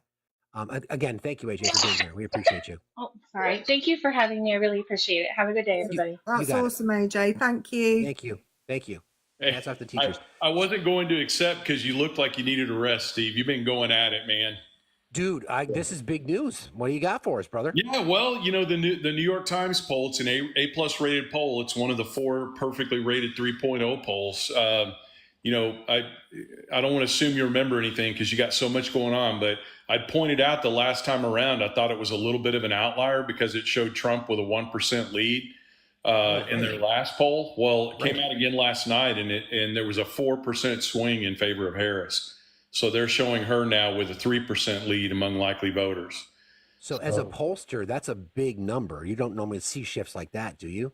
You don't. And I just, even the best polls, every once in a while, they're an outlier. And I just felt like with everything else showing her with a 3 to 5% lead, I just felt like when they came out with that Trump by 1, I just felt like, okay, this is an outlier. It's still within the margin of error, but just an outlier. And this kind of proves it because it comes out today and it's got her to +3. So she's now at almost a +3 in both the Silver Bulletin and in 538. And she's got all 3, North Carolina, Arizona, and Georgia, down to within 1. So again, I'm not going to say them all because you do every day, all the same caveats about working hard, but sure. Things do tend to trend in the right direction. So what was the time period on this poll? So like what was included from a voter's perspective? Did we get the debate in this poll? Yeah, let's see, in that New York Times poll, everything would have been in there. You would have had the fiasco in North Carolina. You would have had, I think the only thing you wouldn't have had in there is what broke yesterday, the Moscow October surprise. That would have been the only thing, honestly. You would have had the hurricane relief response in there. Everything would have been in there, so that bodes well for her. I mean, if there was going to be a negative kickback to the hurricane relief, you would have thought it would be in that poll, and it doesn't look like there was. Are you concerned about the news out of West Virginia? Have you heard about that? So I don't know if I have or not, Steve. Can you elaborate? And I'll tell you. I don't think I have, just based on nothing's jumping to the forefront for me. okay, there was a resolution apparently introduced by Republican members of the state legislature giving the attorney general the power, if the attorney general determines that there is potential for election fraud in any other state, Okay. to not certify the results in West Virginia. I wasn't aware that they had done that there, but they've tried this in other states, and so far the courts have upheld the right side on that. They've rejected those arguments because it puts, to your point, it puts one official in charge of all the election results, and then they can just arbitrarily say, well, I don't believe that's true, so I'm going to say that Trump. I guess in the state of West Virginia, it probably wouldn't matter much, but it matters in the bigger scheme of things, right? Yeah, it's precedent, but then there's precedent. Exactly. So I think the only thing we can hope for is that the courts do the right thing again and they say, no, that's not kosher. We're not going to allow that to happen. The only thing I'm still worried about out there, and I'm just going to keep telling people to talk to younger people about the economy, is I'm still a little bit worried about what I'm seeing in focus groups from younger voters, especially younger white males. The economy, like I saw a focus group the other day that one of my good friends sent me that they had done. They had 12 younger voters in that group, and we need 8 or 9 of them out of the 12 to go for Harris, and it was sitting at 7. So it's really close. And, I just kind of see that pattern arising in the focus groups that I see, that they're just not quite convinced yet on the economy. And when we dig deeper into that and we ask a lot of questions, they're still, and I don't mean this in a derogatory way toward younger people, but they're still romanticizing when we were home at COVID and we had all these government checks coming in and they were able to put savings in place, right, and all these other things. That's gone now, right? So that still is weighing heavily in their mind, though. It was also pre-inflation. Yep. So we just need to keep stressing the fact that, Harris has a plan and it's a good plan. And we need to keep stressing the fact that, if we deport 40% of the agricultural workers in this country, food's going to go up by 3,000%. Yeah. And that's a conservative number. That's a conservative estimate. So we got to keep talking. Somebody made the comment. Making the assumptions. Somebody made the comment in the chat, and I talked about this earlier, Will. You'll relate to this. It's always white men. It's always us that are the squeaky wheel, so to speak, right? Yeah, 100%. And, I don't know how long it's going to be before that changes. If you nerds like you and I and Erica, we read all these studies about, fear in the white population, about, the change of the population over to a population of color. And there's a lot of fear that drives that. And it's definitely reflected in, voting patterns and the polling and all of that. It happened in, I hate to compare our country to South Africa, but on a much grander scale, it happened there with minority rule. And it's just, it's a natural byproduct of a changing population. People get scared, So I think we're going to be the problem for a while, Steve, I guess is what I'm trying to say. I think you're right. But these conversations, again, I said this before, like it seems to be the only traditionally or solidified voting bloc that still continues to support Trump and or Republicans. Right. You can look at the exit polling and just demographic poll results from the last election, and it was literally white men. And that was it. Every other demographic group voted Democrat. So we're holding people back. Do you know what's really interesting about this? What Will just said. I literally taught a class of 9-year-olds today, was teaching them about Martin Luther King. And one of them said to me, why are people racist? I don't understand. And I said exactly what Will said, that people are scared of change and they're scared of being the bottom of the pile. And they would much prefer to keep somebody else the bottom of the pile rather than them end up there. And they're 9 and they understood. and I don't know how it is where I know, Steve, are you in a rural area there in Vermont, or are you? It's Vermont, Will. I'm never going to change. You know how long it took me to say Kamala, buddy? I'm embarrassed by how long it took. I mean, this state's only 600,000 people, so we're pretty rural. Yeah. Well, the most of what I hear here in rural Missouri, which is very red and very Trump.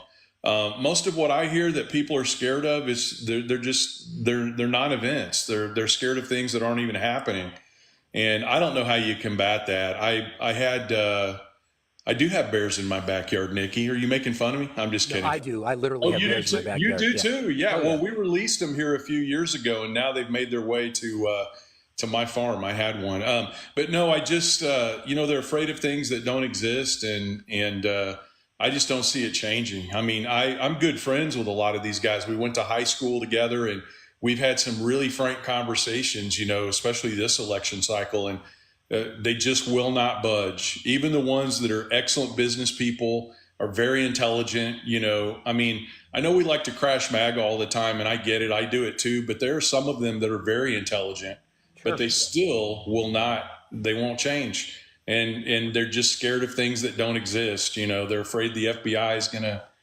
come raid their house and just all these other things that I've heard about for years. So I really think this is just going to be an election of turnout. I mean, I know we're supposed to meet people where they are, like Barack said and like Bill Clinton said, but I just don't think between now and election day we're going to have much impact on them, and it's all about us getting out and voting. Totally agree. Well said, bro. I appreciate you very much, and thanks for that breaking news. So just in case you guys missed it, New York Times do polling out a shift of about 4 points for Kamala Harris from the last poll. So that's big news. But I appreciate All right, you, brother. Hey, get some rest, man. We'll see you, man. Erica. You too. See you later, buddy. Take All care. Hi, Will. See you guys. We love Will. I have to say, when Will came in and said that stuff about like all the Russia stuff yesterday, I immediately went to Audible and pre-ordered the who I can't remember his name. Bob Woodward. That's it, Bob Woodward War, because I have all of the other Trump books. The guy's voice who reads them is very soothing, and although there was comments earlier that people suggested that you perhaps should read to people, so it's another new thing. I've started. I've look.